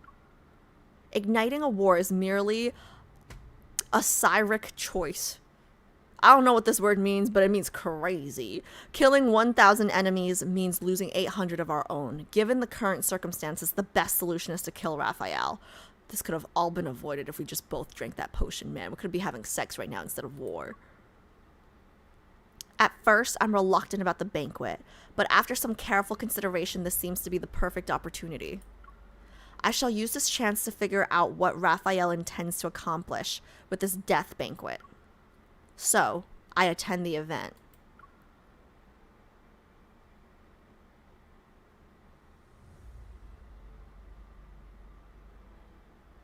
The spaceship hosting the banquet floats quietly in the cosmos. My forces remain hidden nearby to provide support at a moment's notice. Unlike ordinary spaceships, this vessel has been divided into banquet halls of various sizes. Its interior possesses luxurious decorations. The quiet corridor is seemingly endless. The Sanctide Court members walk ahead and lead me into the banquet hall located at the spaceship's innermost depths. His quintessence is waiting for you inside. Inside, there's only one lit lamp above the center of the long table. Across the dark red curtains, shadows dance with the swaying candlelight. Rafayel sits on one side of the long table. Next to him is a wine glass that's half full. It's as if he's been waiting for quite some time.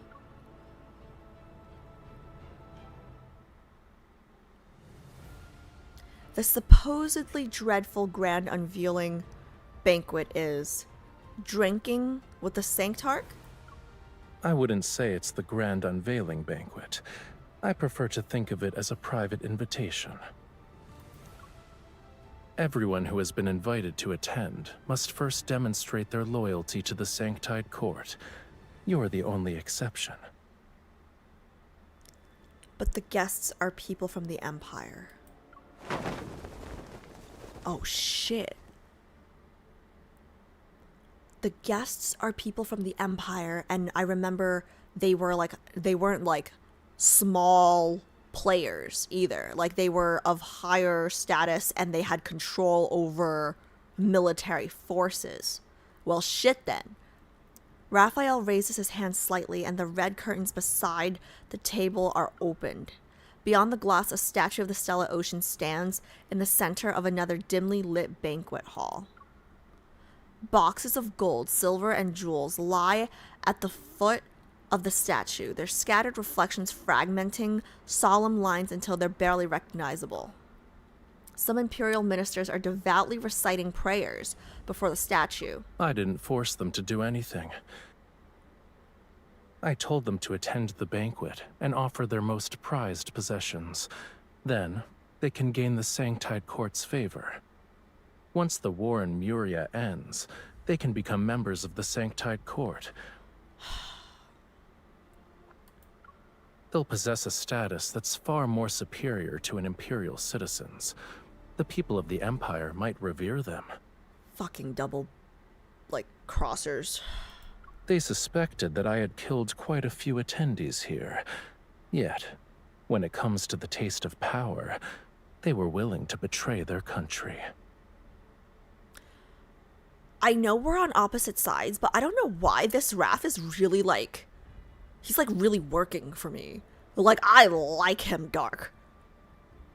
Rafayel walks up to the glass and looks at the people on the other side. He seemingly enjoys their greedy behavior.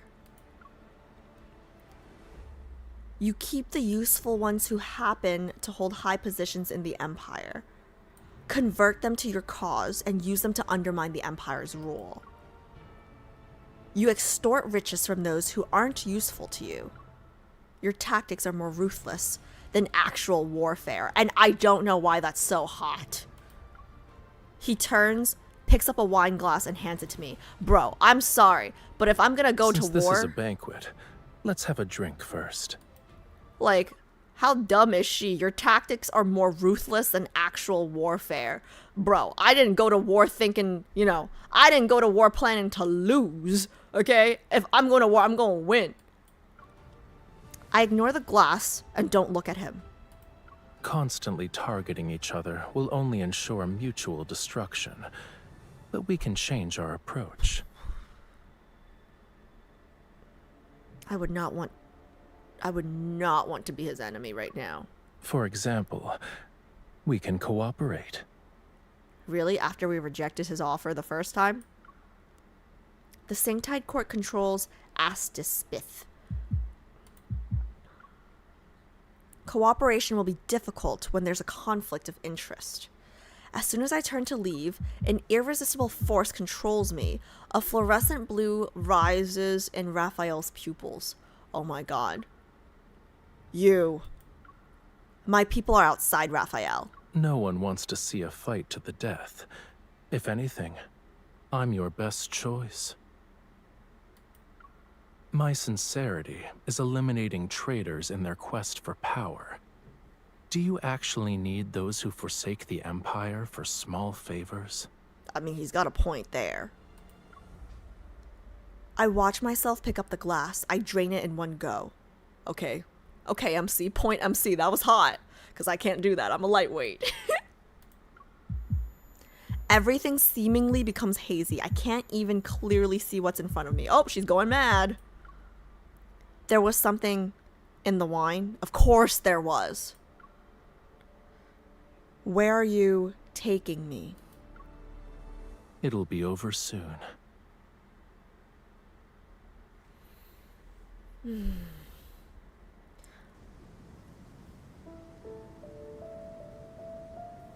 Ooh, Kindle. Okay, I'm gonna pause. I'm gonna pause real quick. Kindle. Okay, so Caleb giving me medicine, I didn't like it. But Raph poisoning me? I'm into it. Like, what the fuck, Alice? Make it make sense. Maybe it's because I knew it was coming. I knew it was coming, right? Like, I knew it was coming, right? But, like, I don't, like, make it make sense, Alice. Like, I don't get it. Ooh, actually, this isn't a nice, ooh, that's actually perfect. Okay, continuing.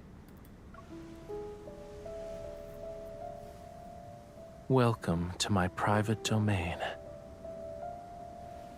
Your Majesty.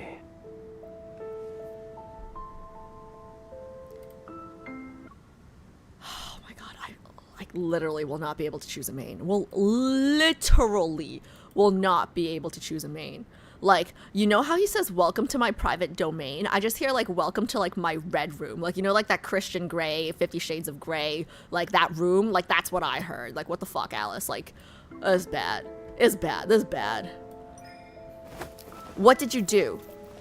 What? I can't read that fast. What did you do at the banquet? The guests demanded miracles. They got what they wanted. Look. Imperial power stole their land, blood, and lives. They resisted. However, faith can make them willingly offer up those things.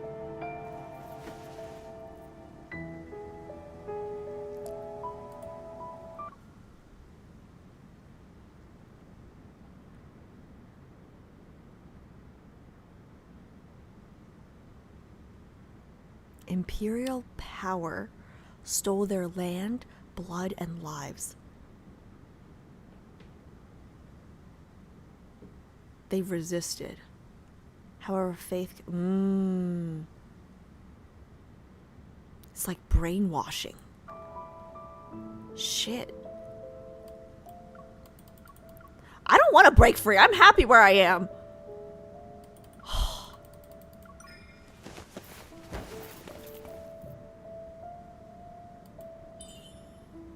Don't forget, your faith was built upon my territory. Oh, great rebuttal. Whatever. Let's keep it moving.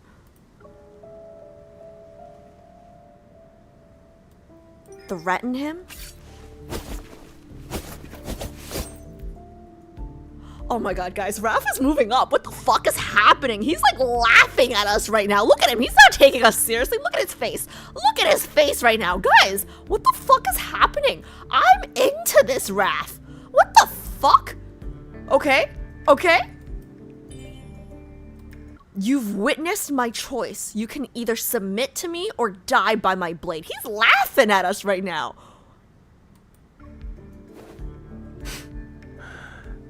Will my death benefit you? Killing me would be the worst choice. What are you doing?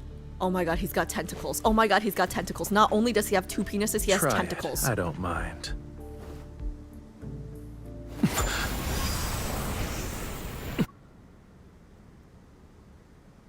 Oh my god, I wish I paused 1 second before because I would have taken a screenshot of this, but his name kind of ruins it. Okay. Oh my god.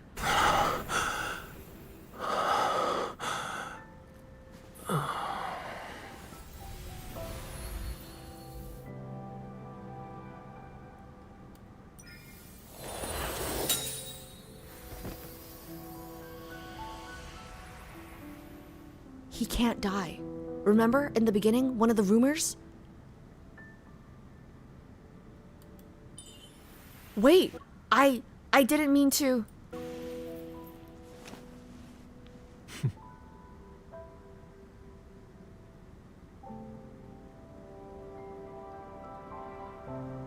I mean, I knew it was gonna happen, but that smug smile on his face makes me want to punch him.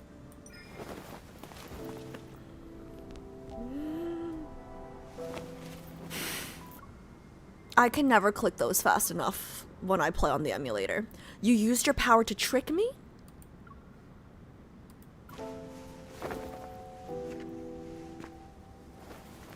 Okay, so I just weigh 2 pounds.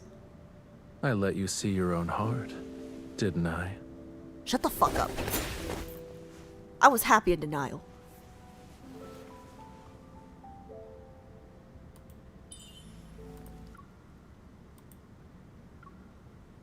You win. Tell me what you want. To make me submit, you need more than power.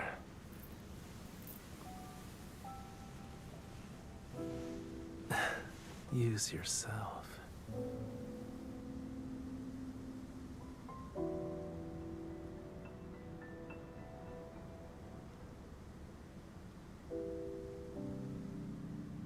Formal AO3 request, formal AO3 request, formal AO3 request. Thank you.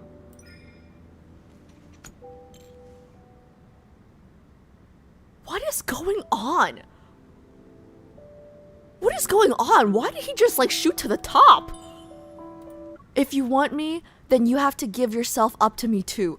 Okay, what is happening right now? What the fuck is happening right now?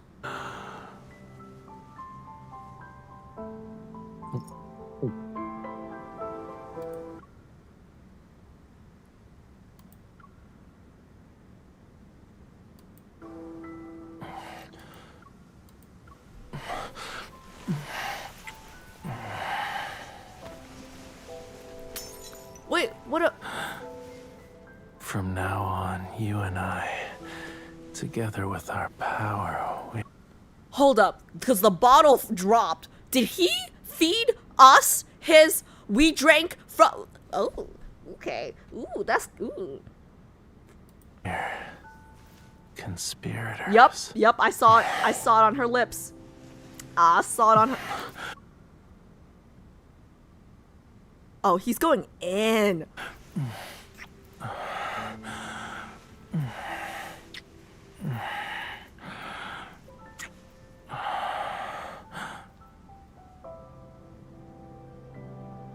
I'm so fucking screwed because just then I was like, oh fuck guys, I'm a Raph main. But I've literally, today, like 3 for 3, I've literally said I'm a Sylus main, I'm a Xavier main. What the fuck? I slept for a long time on Rafayel's private island. I dreamed that I was still floating and sinking. Can I go back first? Okay, it's fine, it's fine, it's fine. I can watch in bed. I dreamed that I was still floating and sinking in Meria's sea. Holy shit. Like, he went in. Did you guys see that shot of him looking from the, like, I mean, I'm sure everybody saw it, but, anyways. Dazed, I felt a searing pain as if my soul had been split in half.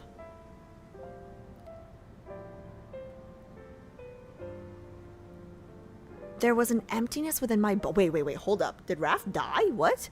I slept for a long time on Rafayel's private island. I dreamed that I was still floating and sinking in Meria's sea. Dazed, I felt a searing pain as if my soul had been split in half. There was an emptiness within my body. I didn't want to float anymore. Yet as I struggled, my consciousness was slowly embraced. Even without opening my eyes, I knew it was Rafayel. He's the strangest person I've met, yet he's also the one I'm most familiar with. A part of himself warmly, tenderly fills me. A part of himself or his penis. Sorry. Okay, I see. Because when we're in pain, he feels it now too. Because we drank the potion. So, okay, I see. Our lives are intertwined. The Empire's Empress, the Sanctide's Court's Sanctarch, those identities are cast aside. We're just simply that's me again, that's me. We're just simply Wonderay and Rafayel.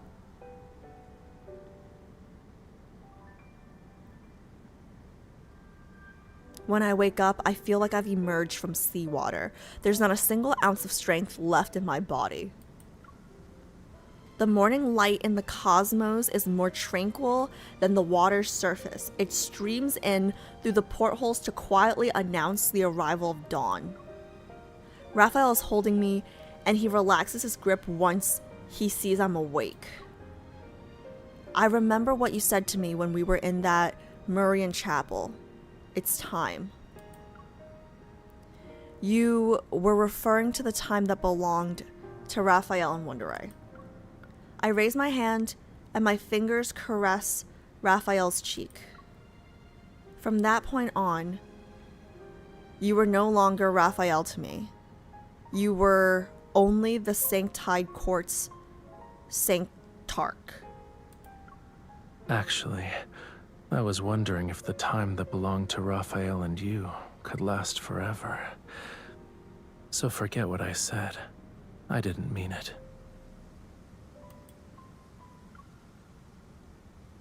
Oh my god, this is a problem. To go from like culty vibes, manipulative, like toxic energy to this, like, it's like disarmingly endearing. Actually, I was wondering if the time that belonged to Rafayel and you could last forever. That's crazy.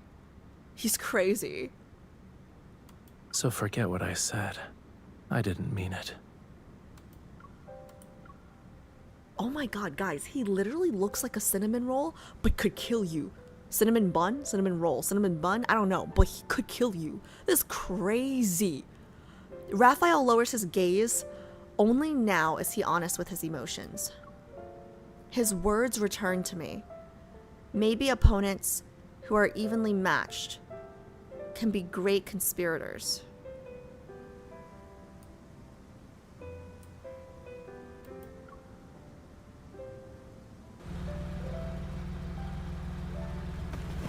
The speedboat stops in the middle of the ocean. Rafayel holds my hand, and he guides me to jump into the deep sea. We return to where I once discovered Rafayel. Oh my god, I forgot how to pronounce this word again. Astaspith,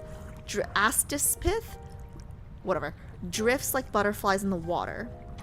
They sway with the current. When I was little, I almost drowned. But that experience allowed me to discover the mysterious connection between my body and Astaspith. Astaspith. I can harness its energy to do some unexpected things. Rafayel closes his eyes, and the Astaspith seems to have sensed his presence. They transform into slender conduits that channel energy into his body. During tide prayer, the energy in my body is almost depleted, so I need to return to Muria's seas every year. I'll be slightly weaker than usual on that day. Rafayel takes my hand, and the Astaspith follows him to surround me. A cool sensation surges into my chest. I think I can feel the power you mentioned, Rafayel. Yeah, I'll drink the potion. I've absorbed the Astaspith. Does this mean I can control others? No, you're not a siren, babe. I'll give it a try. Rafayel, kiss me. That's not gonna prove shit. Surprised for less than half a second, Rafayel understands. Smiling, he approaches me. You can't test your newfound skill on me, even if I'm not being controlled by you. He caresses my cheek, then his lips are pressed against mine. They're the only warmth in this cold seawater. I'd still do it.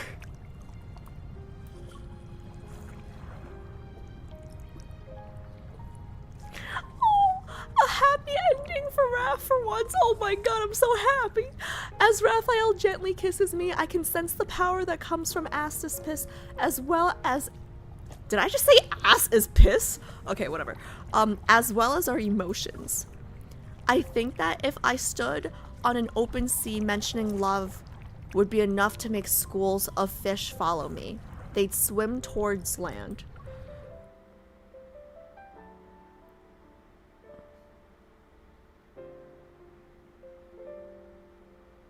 I had no intention of using warfare as a long-term strategy. It's more like the result of countless causes. A choice one must use because there's nothing else. But fortunately, it's not the end.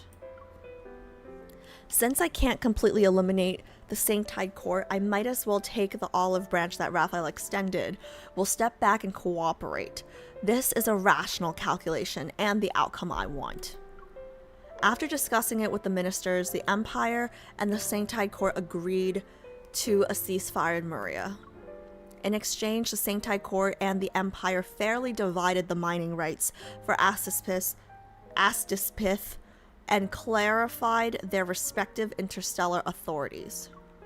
For centuries, the power struggle between the Sanctide Court and the Empire has ebbed and flowed.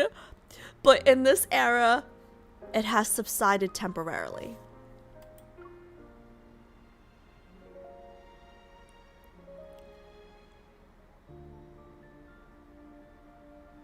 The nights in Memoria are as lively as ever. The theater's curtains are open, and a brand new play is reaching its climax. Starting today, you shall be my empress. I will honor you. You shall never be tainted when you receive my love. I mean, I'll be tainted with sperm, but okay. Under the stage lights, the Sanctarch takes the hand of the Empress. When he tries to kiss the back of her hand, she avoids it. Your promises are like that beach's sand. They'll disappear once the waves wash over them. How can I trust you? My dear Empress, you are my diamond in the deep sea. You're dazzling and precious. How could I possibly deceive you? You're talking to me about love? In your eyes, it's a trivial matter. Oh, he loves her. In the audience, everyone is moved. Their delicate silk handkerchiefs fail to contain the falling tears. However, the Empress pulls out a sharp dagger from under her beautiful yet heavy dress. She presses it against the throat of the Sanctarch. I had a very long dream. In it, we held blades at each other's throats. We're like the moon and its reflection on the sea's surface. Where are we going with this play, guys? We can't escape each other.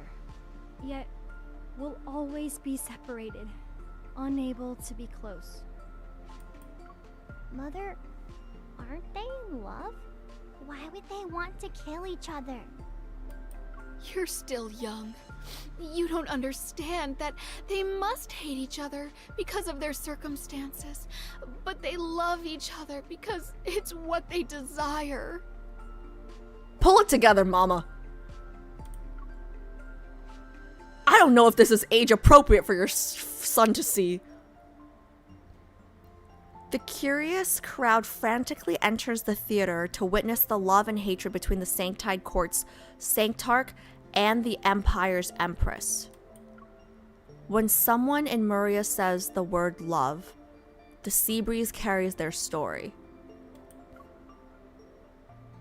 So is it just saying that our love story was so grand, it was like written in the history books? Like, you know, like our love story was one for the books. I think that's what it's saying, right? With that whole thing, guys. I'm pretty sure that's what it's saying. Okay. Holy shit. Okay, it's almost 1 a.m. Oh, wow. Okay, let me just quickly, super quickly, I want to do the last thing. Guys, I am so sorry. Like, this is crazy. I am sorry to you guys that are still up and in my time zone watching this. I'm sorry to the Raf girlies. I am sorry to myself because I gotta wake up tomorrow morning. Okay. Let's see. But I am not sorry for taking my time because these were so fucking good. Oh my god, I can't even decide which one I like the most. Okay. Okay. Your Majesty. Oh my god, they were so good. Rafts was so good. Holy shit, the Kindles? Out of this world. Like, guys, I love this game so much. Please, Infold, if you're watching, please bring Valko back so I don't have to quit. Please, this is such a good game. It's beautiful. As the Stella. Okay, let's go.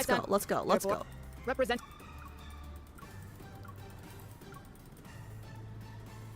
Okay, here we go. I do not agree. The Empire can't be a subordinate to the Sanctide Court forever. Concessions will only encourage them to push for more. I do not agree. Are you stupid? If you don't agree, then you're not the queen. Because then that guy won't die. You know what I mean? Like, it's like, this doesn't even make sense. The scenario doesn't even make sense. Of course you agree. You want to be the queen. Lysander's punishment should be decided by the Empire. Oh, okay, we're still gonna punish him, but we just wanna, okay, it's just on a technicality. Okay, I see. We want face. That is true. Yes, we want face.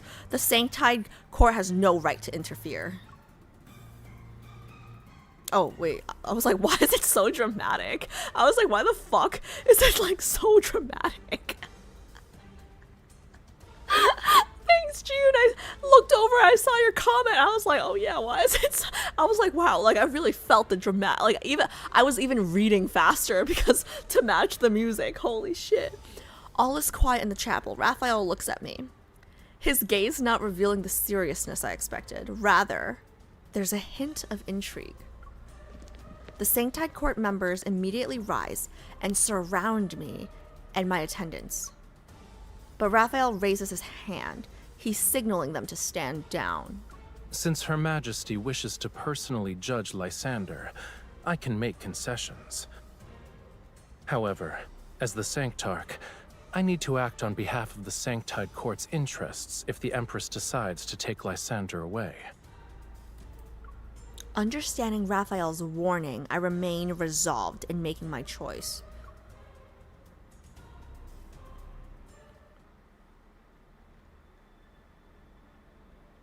I still remember the sunlight. On the day I left the chapel, resisting the Sanctide Court was easier than I imagined, but making the choice wasn't difficult. The real challenge lay in the consequences. I used all my resources in an effort to find the Sanctide Court's weaknesses, or rather, Raphael's weaknesses. I set my sights on Raphael's home planet, Memoria. That's where Astapith, the most important resource to the Empire, was located. When I attempted to control it, the Sanctide Court immediately declared war against the Empire. This protracted conflict consumed nearly half of my life. Unfortunately, what I learned during that time happened while I was trapped in the depths of the chapel. Sometimes I wonder if things would have been different. Assuming the Sanctarch and I stayed in contact, maybe I would have gotten the chance to sit down and talk with him. But the wheel of history only moves forward. It doesn't mean that it doesn't repeat. Even though I'm someone caught up in its momentum, I will still do my best to fulfill my duty as an empress. Excerpt from the Empress's journal.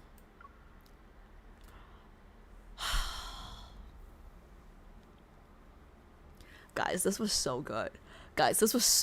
It was like I knew it was gonna be good because when we pulled for it, I just remember this trailer I was so excited about. Like, I was a little bit more excited. I mean, like, I'm very excited to do Morality's Tenderness because I love anything ancient Chinese related, right?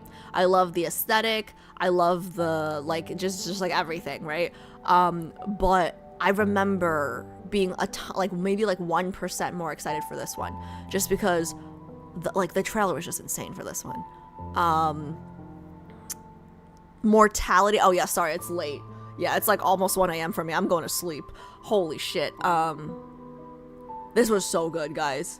This was so good. I'm so excited to do. So tomorrow we're doing Zane's and then Caleb's.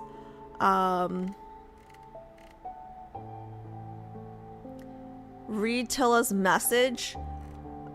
Where? Oh, you can screenshot any kindled scene and the text name will not show up on the picture as long as... Oh, good to know. Good to know for next time. Okay. Tension in Throne of Eros is just perfect in my opinion. I'm so excited to do Zane and Caleb's tomorrow. Like, this... Like, I like the dates so much better. The endings are so much happier, you know? OMG, what did you think of cult leader Raph? I mean... I've been told I have no poker face. So...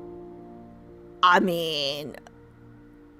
I liked him. Was that not obvious? Was that not obvious, guys? Was that not obvious? I did not expect. I mean, like, people have foreshadowed it before, because, like, you guys know me, like, I'm very, very anti-spoilers, but people have kind of foreshadowed it before, like, in chat a little bit, or, like, in comments, like, oh, like, you haven't seen everything from Raph yet, like, oh, like, there's, like, stuff from him you haven't seen. I'm assuming this is, like, some of the stuff that I haven't seen yet, right? Because I'm kind of into the, like, it's really weird. Because, again, like, the Caleb medicine thing, like, I was, like, so thrown off by that. But then when he poisons me, I'm like, cool. That's fine. It's so weird. Rolla, hi, I didn't see you come in. Say Astap 3 times fast. Maybe if you give me 3 million gift subs. Thank you. But not even one less would I try. That is crazy. I can't even say it once. Okay, let's see. Hoping I won't miss too much of Zane's tomorrow. No worries. Even if you do, I'll have the VOD so you guys can play it back. No. I think I scheduled it for 5:30. So I think I scheduled tomorrow's stream for 5 or 5:30. Don't quote me. You guys can check the YouTube. Oh, also reminder, Twitch viewers, please like the YouTube VOD. YouTube viewers, please remember to make a Twitch account for the intimacy progression streams coming up. If you have no idea what I'm talking about, I'll repeat myself tomorrow. Right now I'm delirious and sleepy, and I still have to finish putting in the timestamps into the YouTube video, so please go like it. But I will see you guys again tomorrow. And what was I gonna say? Oh yeah, I forgot if it's 5 or 5:30 because I wanted to start at 5, but I think I might have put 5:30 because I end work at 5, and I was just like, let's give myself half an hour just in case. If I show up at 5, great, but I doubt it. I think it's gonna be 5:30. Let's see. The AUs are fun because they show a different side of the characters. They show what their personality would be if we didn't have the past with them like we do in main story. Well, it's interesting, right? Because it shows them in a different personality, but at the same time, they're still them. So, like, there's something about them that's, like, core traits across all timelines, right? So, like, even though there are differences, like, I still recognize Raph for Raph. Like, the core traits of who they are, like, that does not change, right? So, like, Raph with his free will, like, fighting destiny shit, right? And then, like, Xavier with his, I don't know, like, he's always gonna find us, right? Like, that's just, like, there are things within their personalities that still make them them. So it's very interesting. It's very, like, it's just very well done how they were all written. Not gonna lie, I had a feeling that you would like this Raph, or rather that it wouldn't affect you in the same way as Homecoming Chicken Wings. I mean, listen, before people start calling me a hypocrite without watching the whole thing, right? Like, Homecoming Chicken Wings and whatever the fuck this shit was. Very different scenarios, very different circumstances. Came in between Xavier, made it in time for Raph. Really happy you enjoyed. The cards were so good, Rolla. The cards were so good. Also, it's already 1. Yeah, I need to go to sleep. I have to work tomorrow. Crap. Let's see. Scheduled for 5:30. Okay, perfect. Thank you. I will see you all tomorrow for Zane and Caleb. And then, these cards were so good. I'm gonna need a week to digest these, like, and then we can talk about all of them some more when it's not 1 a.m. Okay, I really liked all these cards though. I'm gonna be like, I'm gonna take off my makeup, do my skincare, get into bed, and then I'm probably gonna rewatch all these Kindles before I actually go to sleep. So fuck. All right, guys, thank you so much for hanging out. Let me see who's online. Let me see if there's anyone I can raid right now.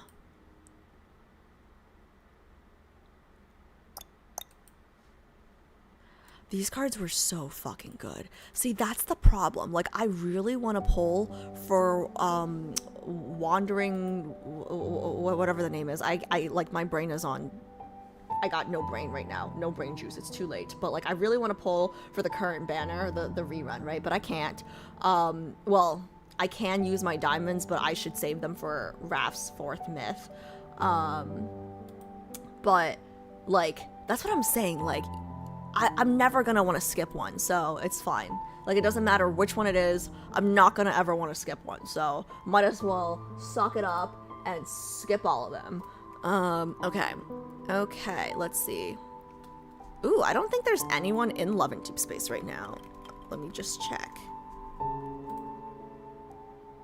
Yeah, absolutely not a single person. Okay, so let me just raid somebody in a different category.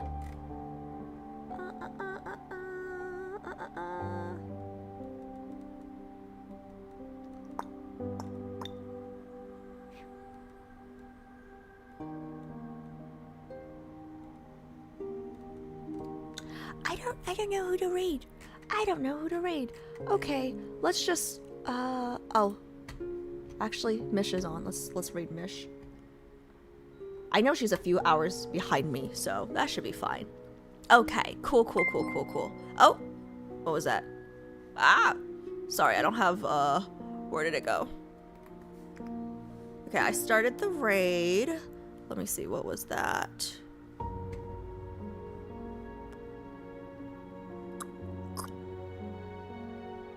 Oh, thank you so much for the follow. Thank you. Okay, guys, I'm going to see you guys all tomorrow, 5:30 for Zane. We're starting with Zane, we're ending with Caleb. Okay, see you guys. Bye-bye.